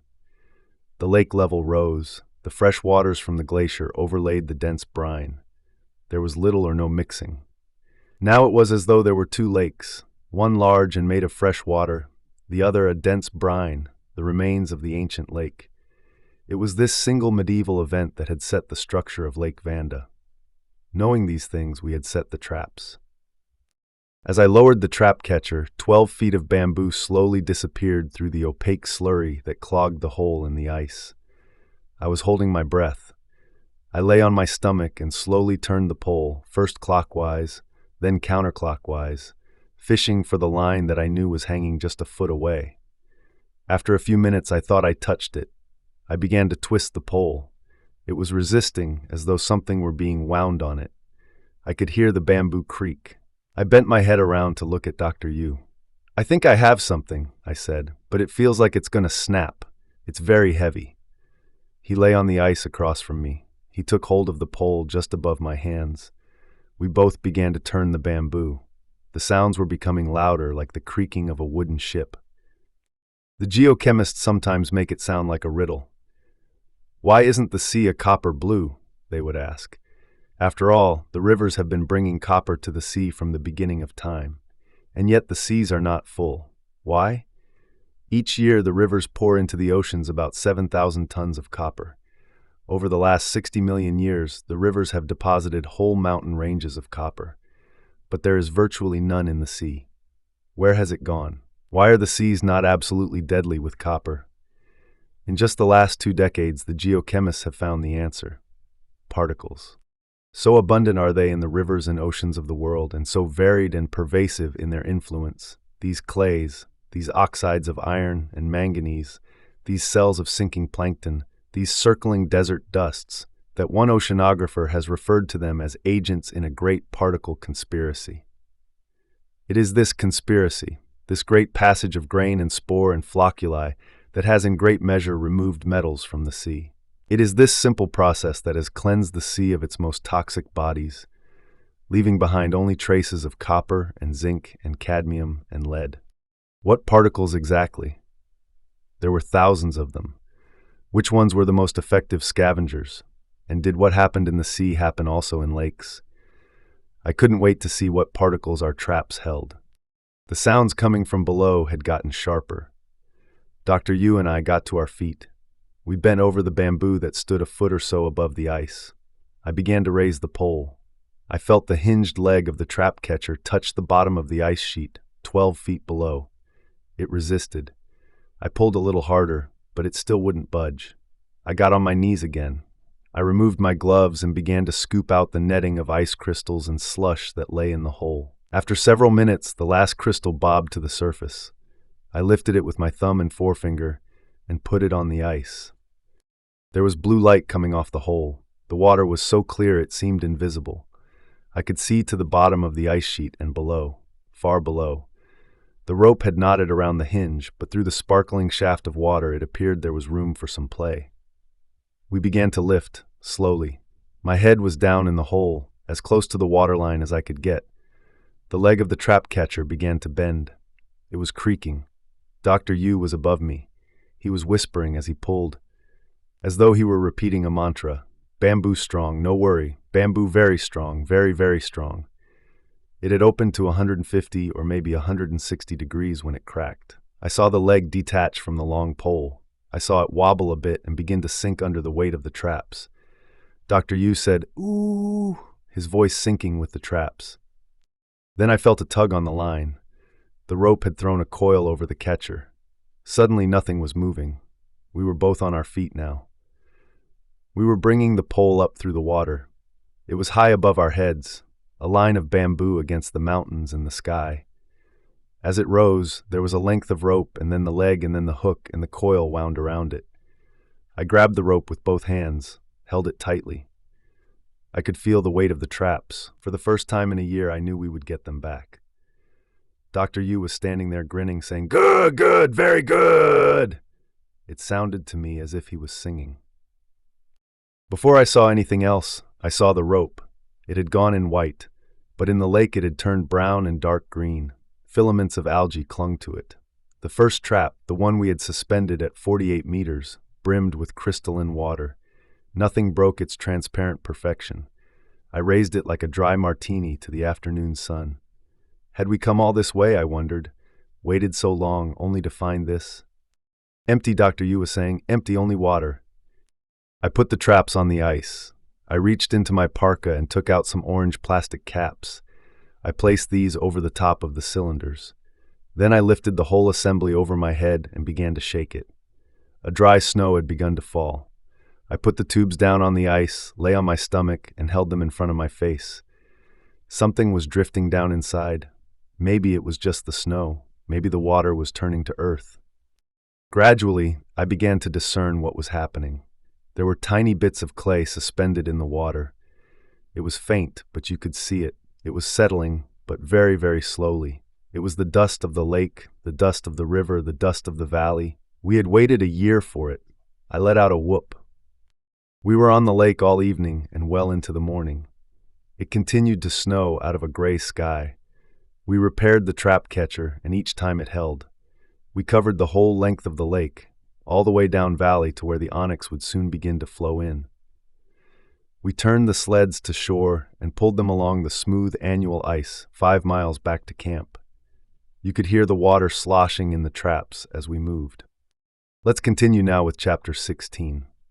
Chapter 16, Cabin 532 From Skating to Antarctica by Jenny Diskey. Not everybody comes to the Antarctic wide-eyed or with their psyche neatly tuned for enthusiasm.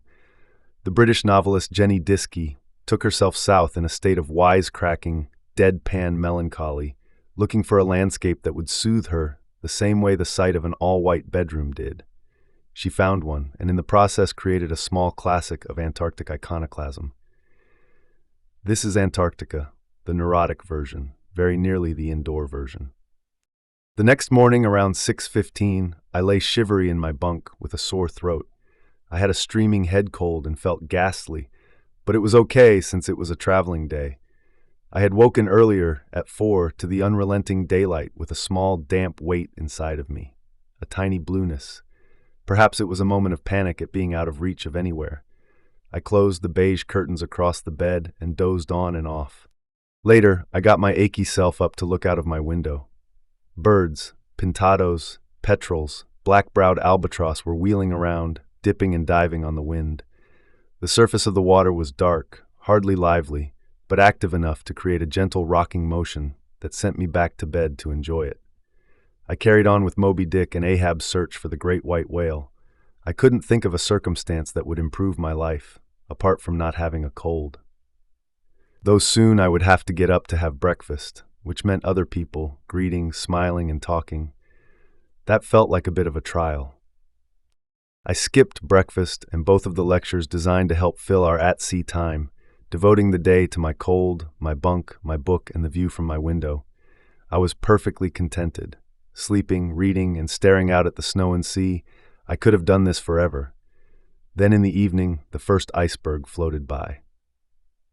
The iceberg emerged before my lazy gaze at the window, like a mirage, a matte white edifice ghostly in the misty gray light and falling snow, a sudden, smoothly gliding event in the great empty sea.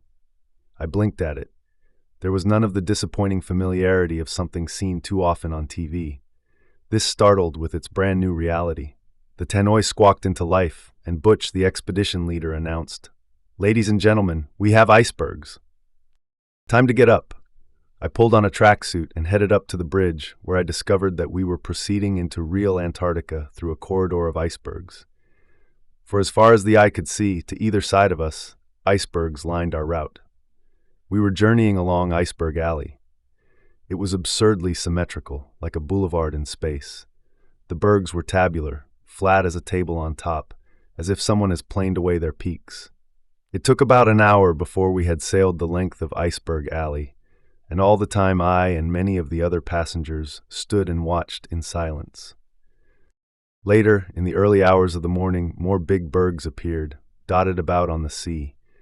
I watched one go past that, we were told the next morning, was 4 miles long, an island of ice that took an age to sail along.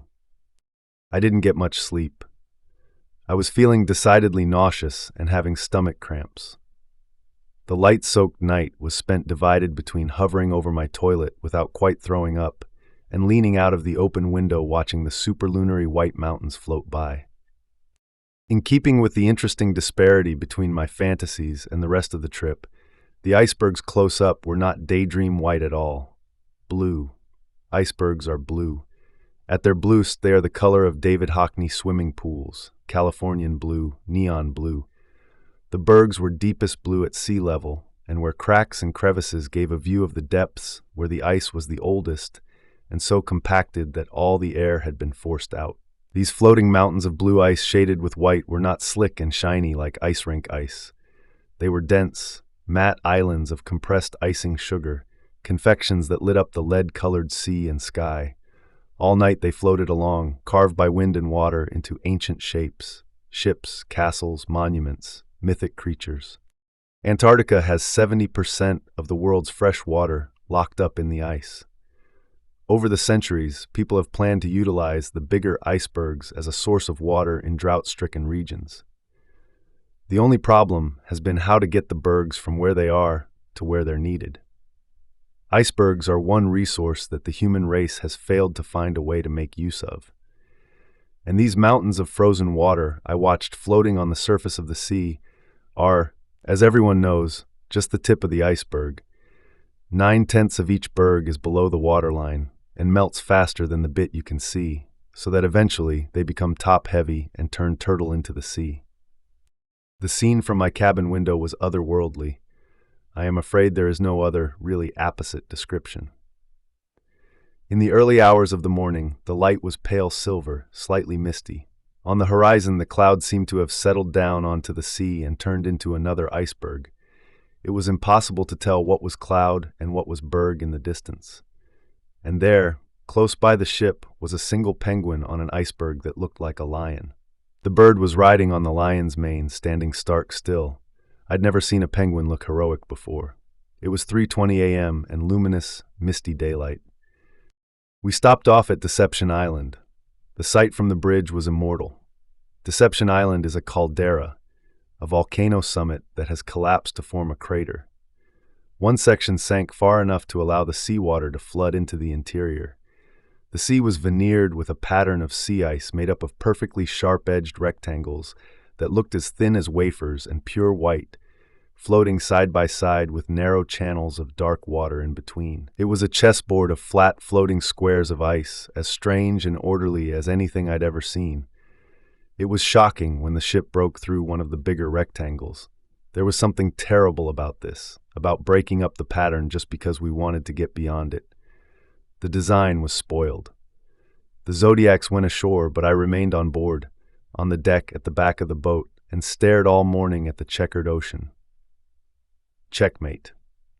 The following morning I woke, still feeling rotten. Everything ached, my head was thick, and I still felt sick and crampy. I couldn't move, not even to take a pill. I'd been up and down all night, at the window, then dozing, until I finally slept until late. It was 11 a.m. and as light as it had been in the early hours. It was always light now. We were so far south. The lack of alternating dark and light made it very easy for me to stay where I was. What was going to happen to my Antarctic adventure if I sank for days into my bunk, I wondered. Unless, of course, this was my Antarctic adventure. I was quite suspicious of my malaise. Through the aches and the nausea, pleasure shone through, at escaping the timetable, the events, the socializing. We were coming into Admiralty Bay, where humpback whales were supposed to hang out. Well, I could look out of the window if there were any sightings, though only if they happened to be on my side of the ship. But I didn't want to see whales with a whole bunch of people. I didn't want to be in a crowd watching whales, even if it meant missing them. I wanted to see my own whale out of my own window, all by myself, or not. The following morning we were due to land at Paulet Island. I wondered if I was going to prevent myself from landing on Antarctica. What an odd thing, to have come all this way and then not land on the peninsula. There was a small but unmistakable internal smile at the thought. I located a tight subterranean knot of unwillingness to set foot on the last continent just because I happened to be there. I could easily go to Agra and fail to clap eyes on the Taj Mahal. What about a trip to Brazil spent entirely in the air-conditioned confines of the Brasilia Sheraton? Or a visit to every airport in Africa without setting foot on the continent itself? This was an aspect of me that I recognized from every period in my life. The fuck it factor. I don't have to, if I don't want to. I'd caught myself in the early stages. Unless, of course, I was just not well. I became gripped by the idea of willingness. As I gazed out of the window, I imagined myself into the future. The trip over, me back in London. Did I or didn't I get to Antarctica? At that delicious moment, I really didn't know what the answer would be. It wouldn't make an iota of difference to the world if I didn't actually stand on the Antarctic landmass. Been there, haven't done that. I like the absurdity of it and the privacy. It's a matter entirely between me and myself. Indeed, I could say back home that I did when I didn't. Or come to think of it, I could say that I didn't when I did. And once I'd had this thought, it didn't matter whether I actually did or I didn't. The quality of my life wouldn't alter one bit. I had no idea whether I would get up and land the next day or not. This, for reasons I don't choose to examine too closely, was a huge comfort. Another day, and the tannoy announced that we were as far south as we were going to get. We had arrived in the early hours at the Antarctic Sound. My landing quandary was resolved for this morning at least. The pack ice was too thick to get through to Paulet Island. Butch had arranged instead a Zodiac cruise around the great field of icebergs surrounding us. The sun was blazing beyond my window and the sea was glacially still. Suddenly, I thought I might be feeling a bit better. Time to get up. I very much wanted to get close up to the icing sugar mountains. The only noise was the buzz of the Zodiac engine. The sun shone and the sea was a deep green with sparkling lights, a crimpling ocean. To be at the base of an iceberg, rocking on the sea, is a remarkable feeling. The cold radiated off the wall of the berg, and I peered into secret crevices that went to the deepest blue heart of the ice. The world was flat and still, except for the bergs ranged above us. The ship at anchor, as white and still as another berg, belonged there. It was uncanny and peaceful, a near oblivion but deceptive. But what, I wondered, was the point of witnessing this sublime empty landscape and then passing on? That question was one reason, I suppose, for the rate at which the cameras clicked away. The photograph was evidence for oneself, not others really, that you'd been there. If you merely looked and left, what, when you returned home, was the point of having been? It was not hard to imagine such a landscape in the comfort of your own home and spend unrestricted time there all alone. In real life, you look, you pass through, you leave, you take a photo to make the activity less absurd. But how do you become, as I wanted to be, part of this landscape, to be of it, not making a quick tour through it? What I was doing was having a taster of something, watching the trailer of a movie I would never see.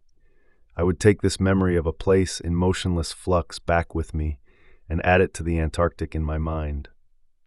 But I had forgotten about Cabin 532. That had been a new experience, something I hadn't already dreamed up, somewhere I couldn't have visited through pictures. Cabin 532 was something really new to carry back to London and play with. Let's continue now with Chapter 17. Chapter 17, Hey Woo, from Terra Incognita by Sarah Wheeler. Sarah Wheeler went to Antarctica to do for it what a good travel writer does for a place, to cast a beady, evocative eye on the manners of the inhabitants, and to knit that sociable human reality together with the sublime ice in the background. In bases run by the British Antarctic Survey, the boyish scientists put spoonfuls of sherry trifle in her snow boots. At McMurdo, the National Science Foundation put her on their Writers and Artists program, and assigned her office W02, hence the nickname Woo that follows her, here, out to a seismology field camp in the continent's big empty center. Resuming the quest for Seismic Man and his group, I wheedled my way onto a fuel flight to central West Antarctica. The previous evening, in the galley at McMurdo, I had run into a mountaineer from a science group which had recently pulled out of CWA. Hey, he had said when I told him I was on my way there. You can sublease the igloo I built just outside camp. It's the coolest igloo on the West Antarctic ice sheet. When we landed at 82 degrees south, the back flap of the plane lifted and light flooded in. Tornadoes of powder snow were careering over the blanched wasteland like spectral spinning tops. There were no topographical features, just an ice sheet, boundless and burnished. The CWA field camp was probably the largest on the continent. 50 people were based here for most of the summer, working on 4 separate geological projects. Often small groups left camp, traveled over the ice sheet on snowmobiles, pitched their tents for a few days, and tried to find out what the Earth looked like under that particular bit of ice. Seeing Seismic Man's parka hanging on a hook, I suspected he was away at one of these satellite camps. I was thinking about this when a familiar figure flew through the door of the Jamesway, the camp's main building, and clattered to a standstill beside me. It was Jose, the diminutive Mexican-American biker with whom I had failed to get to CWA on my first attempt. He had made it here a week before me.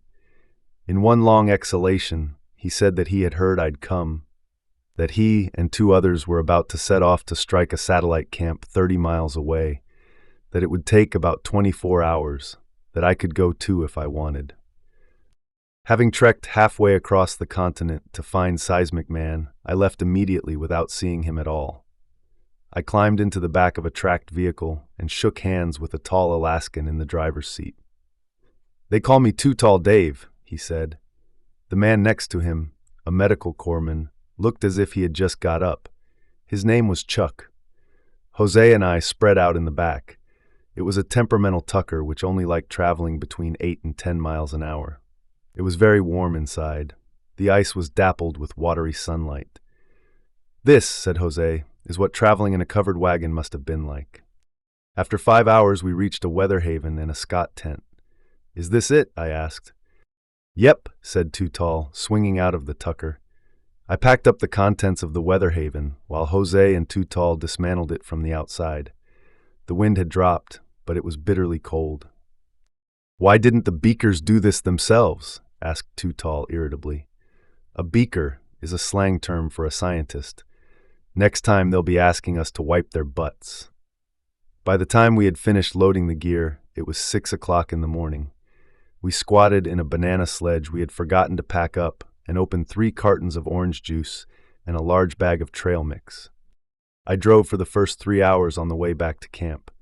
It was a mesmerizing occupation. "Less gas," Too Tall would say, delivering a karate chop on my shoulder from the back.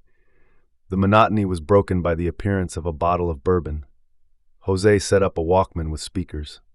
"We need Tortured Blues," said Too Tall. It was the perfect accompaniment to the inescapable monotony of the landscape. I got accused of picking all the cashews out of the trail mix, a crime of which I was indeed guilty. Everyone started talking. "Are you married?" Jose asked me. "No," I said. "Are you?" "No." There was a pause. "Go on, Jose, tell her," said Chuck. Jose cleared his throat. "Actually, I married my Harley Davidson," he said. "Oh, really?" I said in an English kind of way. "Who performed the ceremony?" "Owner of my local bike shop. He does it a lot." This information was almost more than the human spirit could bear. Fortunately, an empty fuel drum fell off our trailer, and after we had dealt with that, the topic was forgotten. A fresh one, however, was looming. "You know that Captain Scott," said Too Tall in my direction as the bourbon went round again. "Was he a bit of a dude, or what?" I had just begun to grapple with a reply when Chuck chipped in with, "Hey, is that the guy they named Scott's Hut after?" "No," I said, quickly grasping the opportunity to divert the conversation. "That was Mr. Hutt." It took us 8 hours to get back, and then I had to put up my tent. It was snowing lightly, and I was too tired to dig out the igloo. I chose a place at the back of camp, facing the horizon. After the tent was up, I collapsed into a deep sleep. When I woke up, a face was hovering a foot above mine. "Hi, woo," it growled. "Didn't want to wake you." "This is a funny way to go about not waking me," I said as the face drew closer. They were using explosives to find out what the ground was like under 6,000 feet of ice. "We're not particularly interested in ice," someone commented. "Seismology involves setting off explosions, bouncing the sound waves down through the ice to the Earth's crust, and recording them on their way back up. Before they could be detonated, the explosives had to be buried, and 12 itinerant drillers had been traveling around the ice sheet, boring a series of 90-foot holes. 5 members of the drill team were women. In a makeshift hot tub one day, I found myself next to Diane, a lead driller. She was tall and willowy. I asked her how long she had been away. 35 days, she said, and my feet were never dry. "What did you do out there?" I asked. "Well, just living took all our time. We worked 12-hour shifts on the drill, and then we'd have to set up the cook tent. We had to plan what we were going to eat carefully, as even a can of peaches had to be hung up in the sleep tent overnight to thaw."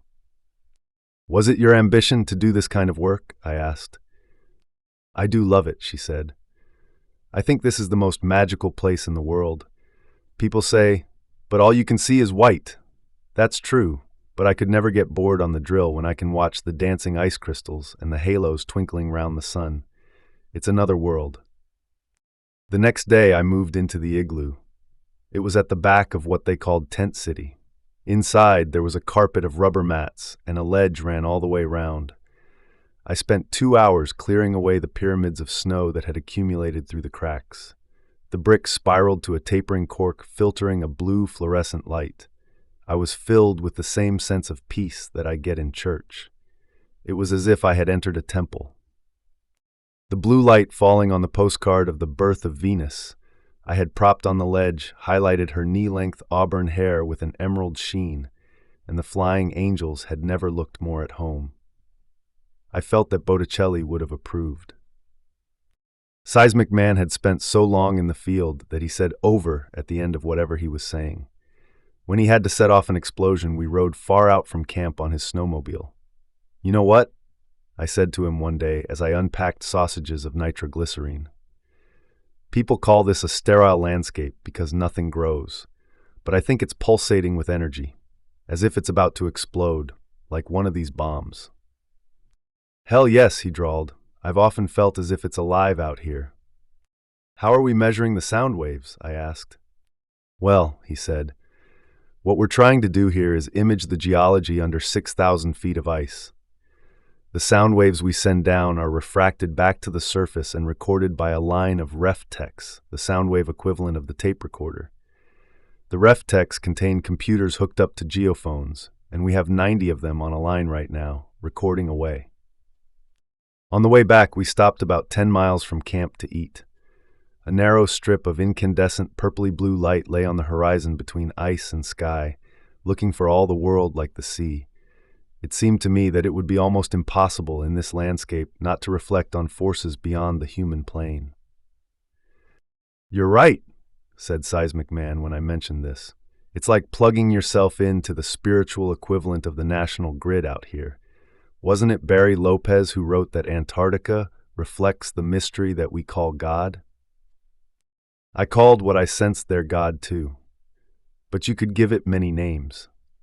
It was more straightforward for me than it had been for some, as I brought faith with me. Despite a good deal of high-mindedness and a sprightly ongoing dialogue with God, in the day-to-day hustle, I constantly failed to do what I knew to be the right thing. I was a hopeless case. But I believed that what mattered to God was the direction I was facing, not how far away I was. In the end, the igloo defeated me. I was so cold in there all the time.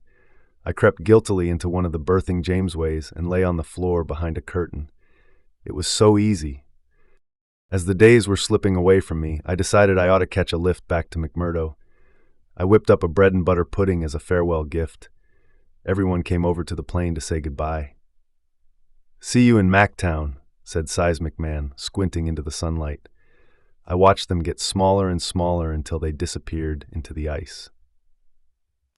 Looking down at the earth from 12,000 feet, I felt then that my life was in perfect perspective.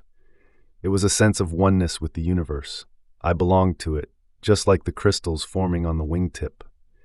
At that moment, I knew that all my anxieties and failures and pain were shadows on the wasteland. Let's continue now with Chapter 18. Chapter 18, Blue Collar, from Big Dead Place by Nicholas Johnson. Far beneath the scientists and the administrators, down at the bottom of the status pyramid, contemporary Antarctica also contains a little world of contract workers, for whom the continent can be less a wilderness than a screw-top jar full of managerial idiocies you just can't escape. Nicholas Johnson's scabrous memoir of working through the winter at McMurdo today is a kind of Dilbert on ice. McMurdo lies in the shadow of Mount Erebus, a smoldering volcano encrusted with thick slabs of ice. To make room for McMurdo, a ripple of frozen hills on the edge of Ross Island have been hacked away and then affixed with green and brown cartridges with doors and windows. Silver fuel tanks sparkle on the hillside like giant watch batteries. A colony of machines scours the dirt roads among the simple buildings, digesting snow and cargo, rattling like cracked armor and beeping loudly in reverse. In the distance, framed by ratty utility poles, the gleaming mountains of the Royal Society Range spill glaciers that glow like molten gold onto the far rim of the frozen white sea. Near Castle Rock, skiing toward Mount Erebus, in the middle of nowhere, you can stop at the bright red emergency shelter that looks like a giant red larva and call your bank to dispute your credit card fees. Most of the population work for the National Science Foundation's prime support contractor, which employs everyone from dishwashers and mechanics to hairdressers and explosives handlers. While the NSF is known as a proud sponsor of public television, Raytheon is known for making weapons systems. In Antarctic parlance, all of the United States divides into Washington, referring to NSF's sphere of influence, and Denver, referring to a vague suburban belt where the support contractor has long been headquartered. Toward Denver is the most immediate over-the-shoulder check for the Antarctic lackey. I'm going to have to okay that with Denver first, they say, or I'm not the one who made the decision. If you have a problem with it, talk to Denver. One Saturday in mid-May, we had an all-hands meeting. The first speaker showed us some video footage of the volcanic activity in Mount Erebus, accompanied by the Pink Floyd song, "One of These Days, I'm Going to Cut You into Little Pieces." Afterwards, he told us that the green laser in the Crary lab had been fixed, and that if we wanted to see it, we could call him and he would turn it on for us. He reminded us not to climb on the roof to look at it from above, because it would permanently blind us. In the winter, the green laser shoots from the top of Crary into the sky. To see this laser while I hauled garbage was the central reason I had decided to winter. In a strange world hardened by routine, the rub between the fantastic and the mundane creates a spellbinding itch. The next speaker was the winter galley manager. He told us that his new oven had been stolen. Parts of it had been sent to him with ransom notes, threatening its destruction unless he sang "I'm a Little Teapot" at the all-hands meeting. He sang one verse and sat down, but everyone cheered for more, so he did it again. Then Franz, the new station manager, stood up. He had replaced the previous manager, who went out on a medevac flight. Though he was a first-timer, Denver liked him for his management experience in a hotel in suburban Denver. Franz read some statistics from a study he had scavenged on the internet concerning the psychological effects of wintering in Antarctica. "Many of you at this time of year will have sleeping problems," he said, "and may become depressed, irritable, or bored. 5% of you," he said, "will suffer effects that will clinically categorize you as in need of psychological treatment." I was excited to see what personal dementias I would face. I wondered if I would collect pictures of animals, or draw eyes on all my belongings, or come to despise asymmetrical shadows. After the meeting, I stopped at the store to buy some Skol. The McMurdo store is miraculously well stocked. It has Pringles and Rolos and jars of hot salsa. There are a half-dozen kinds of beer, most common types of liquor, and a considerable selection of wine. There are hundreds of videos for free checkout. There are windscreen face masks for sale. There are aerial posters of Ross Island and anti-fart medication. For years, there have been hundreds of unsold postcards of a Velvet Elvis painting. Much of the souvenir merchandise is contracted for manufacture in Denver. The t-shirt selection is large, with two basic varieties. The first centers around the penguin. These shirts might say Wild Antarctica or The Last Frontier. The second variety may also include the penguin, but the styles imitate tired surf or snowboard designs. These designs include men in parkas with surfboards, or Antarctica, written in the style of the Ford logo. They say things like eternal sun and chill out. Some of the goods at the store are depressing, like the bumper sticker that says Antarctica, been there, done that, and some are confusing, like a cap embroidered with a colorful bass biting a fish hook and the text, "Bite me, Antarctica." The next day, a foreman named Big Hand flipped a truck. He came down a road too fast and went over the embankment, launching acetylene and oxygen tanks from the back of the pickup. The truck rolled, but landed on its wheels, and Big Hand drove it back to town. He hid the truck, then found his boss at the bar and reported the incident. The heavy shop assessed the truck's extensive damage. Human Resources summoned Big Hand for questions as to why the cab of the truck smelled like beer. He said that the mechanics must have poured beer in the truck to frame him. At dinner the next day, someone said, "Shit, I didn't even hear about it until after lunch." By the time he flipped the truck, Big Hand was already notorious. His drink of choice was a tall glass of Jim Beam, topped with wild turkey and a splash of Sprite. Then several more. Perhaps this was why someone crept into the job shack one night and took a shit in Big Hand's hard hat, wiping their ass with a piece of the project's blueprint. Aside from been there, done that, managers are particularly fond of the phrase, "it's a harsh continent," which has two uses. The first is when a manager speaks of some hassle on himself. In this case, he says, "But hey, it's a harsh continent," expressing a noble resignation. In the other case, the manager, awed by big decisions coming from someone more powerful, says, "Well, it's a harsh continent," which translates as, "tough shit for all of you." Managers also like to joke about putting out fires. Fire is the direst threat at an Antarctic station. In manager parlance, though, fires are problems of any kind. Once a fire is put out, he moves on to the next fire. Each new flame is addressed as a unique problem, unrelated to anything that came before it. He rushes around extinguishing isolated flames, emphatically smothering anything, lest the snoozing overhead detector be aroused and its shrill scream betray his failure to control his sector. By June, our routine was hopelessly solid. Each of us in waste could distinguish the sounds of different loaders, even from afar. Every Saturday, we checked the glass and aluminum bins at the bars to make sure they were empty. Every Monday, we checked the same bins to see if they were full. Passing conversation ever more often involved Christchurch, an Antarctican's heaven, where the year's grinding work would be rewarded with sushi and botanical gardens, Thai food and titty bars. There would be rain on windows and the sound of wet tires on pavement. Fresh off the plane, we would seep into Christchurch like diesel into snow. We would be full of money. In Christchurch, we looked pale, weird, and menacing, but soft as adult-sized newborns. People who were attractive in thick brown Carhartts appear in the Christchurch summer as a mass of elbows, kneecaps, and toes. People wear shorts and sandals, exposing pasty flesh. We are no longer carps or fuelies or plumbers. Our intertwining community vines are pruned. We suddenly have separate destinations. By June, work was sometimes a wearisome prospect. I was sleeping longer on weekends and tired on weekday mornings. When I did laundry, the clean clothes got put away just in time to do laundry again. Shaving was a chore. My room was getting messier. My memory seemed weaker. One day, while I was welding a dumpster, I had problems explaining something to my coworker, Jane. In this case, it'd be better to hold the steel plate than to. I couldn't think of the word. I pointed to the clamp lying on the floor. "What's that called?" I asked her.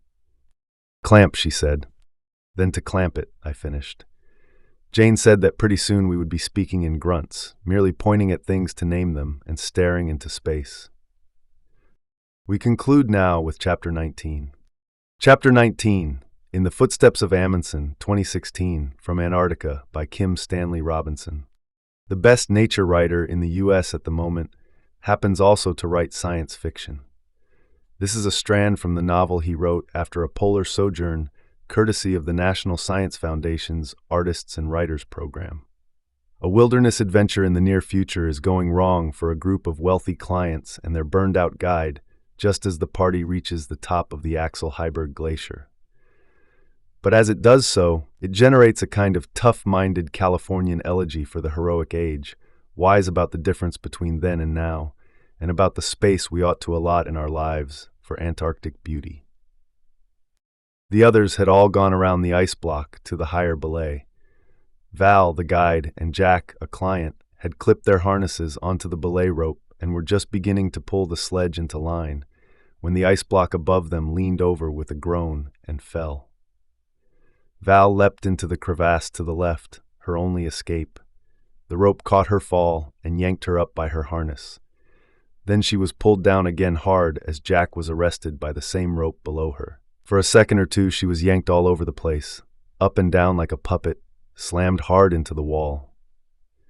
But the belay above held. As soon as she stopped bouncing, she twisted and kicked into the ice wall with both crampons, then grabbed her ice axe and smacked it into the ice above her. A moment's stillness. Nothing hurt too badly. She was well down in the crevasse, the blue wall right in front of her nose. Below her, Jack was hanging freely. No sign of the sledge.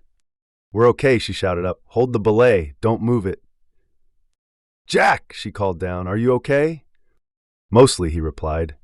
"Can you swing into the wall and get your tools in?" "Trying," he said. More shouts came from the surface. "We're okay," she shouted up. "Just hold the belay. Tie it off as tight as you can." More times than she cared to remember, she had found herself in the hole with the clients up top, and they had often proved more dangerous than the crevasse. It took her a long time to climb up the rope using prusik loops. When she finally pulled up to the point where the others could haul her over, she was steaming and looked grim. "Good," she said when he was sitting safely on the ramp. "Are you all right?" "I will be when I catch my breath. I've cut my hand somehow." He showed them the bloody back of his right glove. "A sledge runner caught me on its way down," he explained. "Where is the sledge, Jorge?" another client asked. "Down there," said Jack, pointing into the crevasse. "It got knocked in and past us, rather than crushed." "Good work," Val said. "I'll go back down and have a look for it." So she took a descending device, attached it to the rope in her harness, and started feeding rope through it as she walked backward toward the crevasse. Getting over the edge was tricky, but she did it almost without thinking. After that, she paid the rope slowly up through the descender, one hand above it and one running the rope behind her back for extra friction. Down into the blue cold. The tunnel she was in turned at an angle and then opened downward into a much larger chamber. Val kept going. This new space was really big and a much deeper blue than what she had come through. The interior was a magnificent shambles. Entire columns of pale blue ice had peeled off the walls and fallen across the chamber like broken pillars in a shattered temple. The walls were fractured in immense translucent planes. Val moved farther into the room, enchanted. A shattered cathedral, made of titanic columns of drift glass, all of it a blue that could not be described and could scarcely be apprehended. Val stared at it, rapt, trying to take it all in, realizing that it was likely to be one of the loveliest sights she would ever see in her life. But no sledge. Back at the entrance to the blue chamber, there was a narrow crack running the other way. Looking down it, Val saw a smear of snow and ice shards, and below that, what appeared to be the sledge, wedged between the ice walls 100 feet or more below. It was hard to judge because the crevasse continued far down into the midnight blue depths. The sledge was corked, as they said, stuck and irretrievable. Crushed between the walls, it looked like, and broken open so that its contents were spilled even farther down. The sledge was gone. At first they walked over pavement like fern, or compacted snow. They spread out in little clumps, Jack and Jim up with Val, Jorge and Elspeth behind them, Tashu back farther still. Val set the pace and did not allow Jack to rush them. "Save it," she said to him once. "Pace yourself for the long haul." As she always did on long hikes, Val stopped the group to rest for about 15 minutes after every 90 of walking. In 90 minutes, their arm flasks had melted the snow and ice chips stuffed into them, and so everybody had 2 big cups of water to drink. They could also eat a few inches of their emergency food supplies, which were sewn into an inner pocket of their suits, wrapped all the way around the waist. After several hours, they came upon swales of softer snow. These drifts were the result of unusually heavy snowfalls on the edges of the polar cap in recent years, an effect of global warming. Val stopped for a meeting. "Follow me and step right in my footsteps, folks, and it will be a lot easier," she instructed. "We should trade the lead," Jack said. No, I'll lead," Val said. "Come on," he argued. "There's no reason to get macho on us." Val looked at him for a while. When her teeth had unclenched, she said, "I've got the crevasse detector." "We could all carry that when it was our turn," he insisted. "I want to be the one using it, thanks. I know all its little quirks. It wouldn't do to have any falls now." "You having the radar didn't keep it from happening last time," Jack retorted. They followed her through the soft snow dunes in single file. She kept the pace easy, resisting the pressure from Jack. It was more like loose sand than any snow back in the world, and gave underfoot, making for hard work. But she had put in her trail time, a lifetime's worth, and it would take many hours to tire her. No, she would be fine. It was the clients she was worried about. She had got them into trouble, as Jack had pointed out, but she couldn't carry them. So she did what she could, but as they walked on, hour after hour, they began to lose speed. Jack no longer trod in her boot prints, nor did he again mention leading the way. He spent the rest periods in silence, a mute figure. He wasn't eating much of his belt either. That worried Val. Her GPS was still out of commission, but occasionally it flickered and gave a reading. The last one had indicated that they were averaging about 3 kilometers an hour, which was normal on the plateau. Then they came to a patch of blue ice. They had to stop and put on crampons, then scritch cautiously across, their ankles getting a hard workout. It was best to step right on the cusps and ridges between the little hollows, but that took a lot of attention. So scritch, scritch, scritch, they stepped along, making perhaps 2 kilometers an hour at best. Georges and Elspeth were clearly tiring now, though they did not complain. Jim, too, was getting tired, and Jack stuck with him, arms crossed over his chest. Jack still wasn't eating very much. "Aren't you hungry?" Val asked him. "I'm fine," he replied. "We're probably burning 300 or 400 calories an hour doing this." "I'm fine, don't bother me," so she shrugged and took off again. At some time when she was not looking, the sun was touched by a thin film of cloud, which had appeared out of nowhere. The immediate effects were that their suits wouldn't be as warm, and worse, their arm flasks would be much less efficient at melting snow and ice, so they were going to get thirsty. The mental effect was also bad. What had been a blazing plain was now shadowed and malign. Val slowed down to hike with each of the others in turn. Except for Tashu and perhaps Jim, they were hurting, nearly on their last legs, with more than 30 kilometers to go. She would shepherd them there, give them her water, give them her mental energy. There was something about taking care of clients that felt so good, being a shepherd or a sheepdog. At the next stop, however, she tried again to give Jack her water and suggested that he eat, and he refused the water and yanked the power bar out of his belt and tore off a piece savagely, muttering, "Lay off, for Christ's sake, we're doing the best we can." Jim and Elspeth and Jorge all nodded. "This is hard for us," Elspeth said to Val wearily. "Of course," Val said. "I know, you're doing great. We're making a very long walk, in excellent time. No problem, let's just keep taking it easy. We'll get there."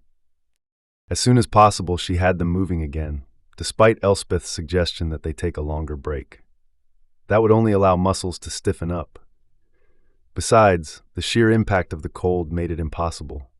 They had to move to stay warm. So she took off, trying to tread the fine line between going too fast and tiring them or going too slow and freezing them. She lost the glow she had felt during the previous march about the ethic of service. Another part of her was taking over, getting angry at these people for getting so tired so fast. She should have kept anything like this from happening. But they had no business coming down here to trek if they were not in shape. Watching computer screens, sitting in cars, watching TV, it was all the same thing. Watching. Big-eyed brains in bottles. These clients of hers were actually among the fittest of the affluent Western world, and even they were falling apart after walking a mere 70 kilometers, and thinking they were doing something really hard. But in their spacesuit gear, the level of raw suffering was not that great. The whole idea of Antarctic travel as terrible suffering which required tremendous courage struck Val as bullshit. It was all wrapped up with this footsteps phenomenon, people going out ill-prepared to repeat the earlier expeditions of people who had gone out ill-prepared and thinking they were doing something difficult and courageous when it was simply stupid. In fact, Val decided as she stamped along, most of the people who came to Antarctica to seek adventure came precisely because it was so much easier than staying at home and facing whatever they had to face there. Compared to life in the world, it took no courage at all to walk across the polar cap. It was simple, it was safe, it was exhilarating. No, what took courage was staying at home and facing things. The world was stuffed with things harder than walking in Antarctica. And compared to those kinds of things, walking for your life's sake across the polar ice cap was nothing. It was fun. It could kill you, and it would still be a fun death. The whole game of adventure travel was essentially an escape from the hard things. Val shuddered at this dark train of thought, stopped in her tracks. She looked back. She had been going too fast, and the people she was caring for had fallen far behind. Come on, goddammit, she said at them. You are so fucking slow. This is fun. This is your adventure. Are we having fun yet? She was almost shouting at them, but they were so far back there was no chance they would hear her. This brings our audio journey through the ends of the earth to a close. We hope you have enjoyed this adaptation. This audiobook is based on the print anthology of the same name, edited by Elizabeth Kolbert and Frances Spufford. If you'd like to explore the original texts further or support the authors and editors who brought these incredible stories together, you can find a link to purchase the book on Amazon in the description. Thank you for listening.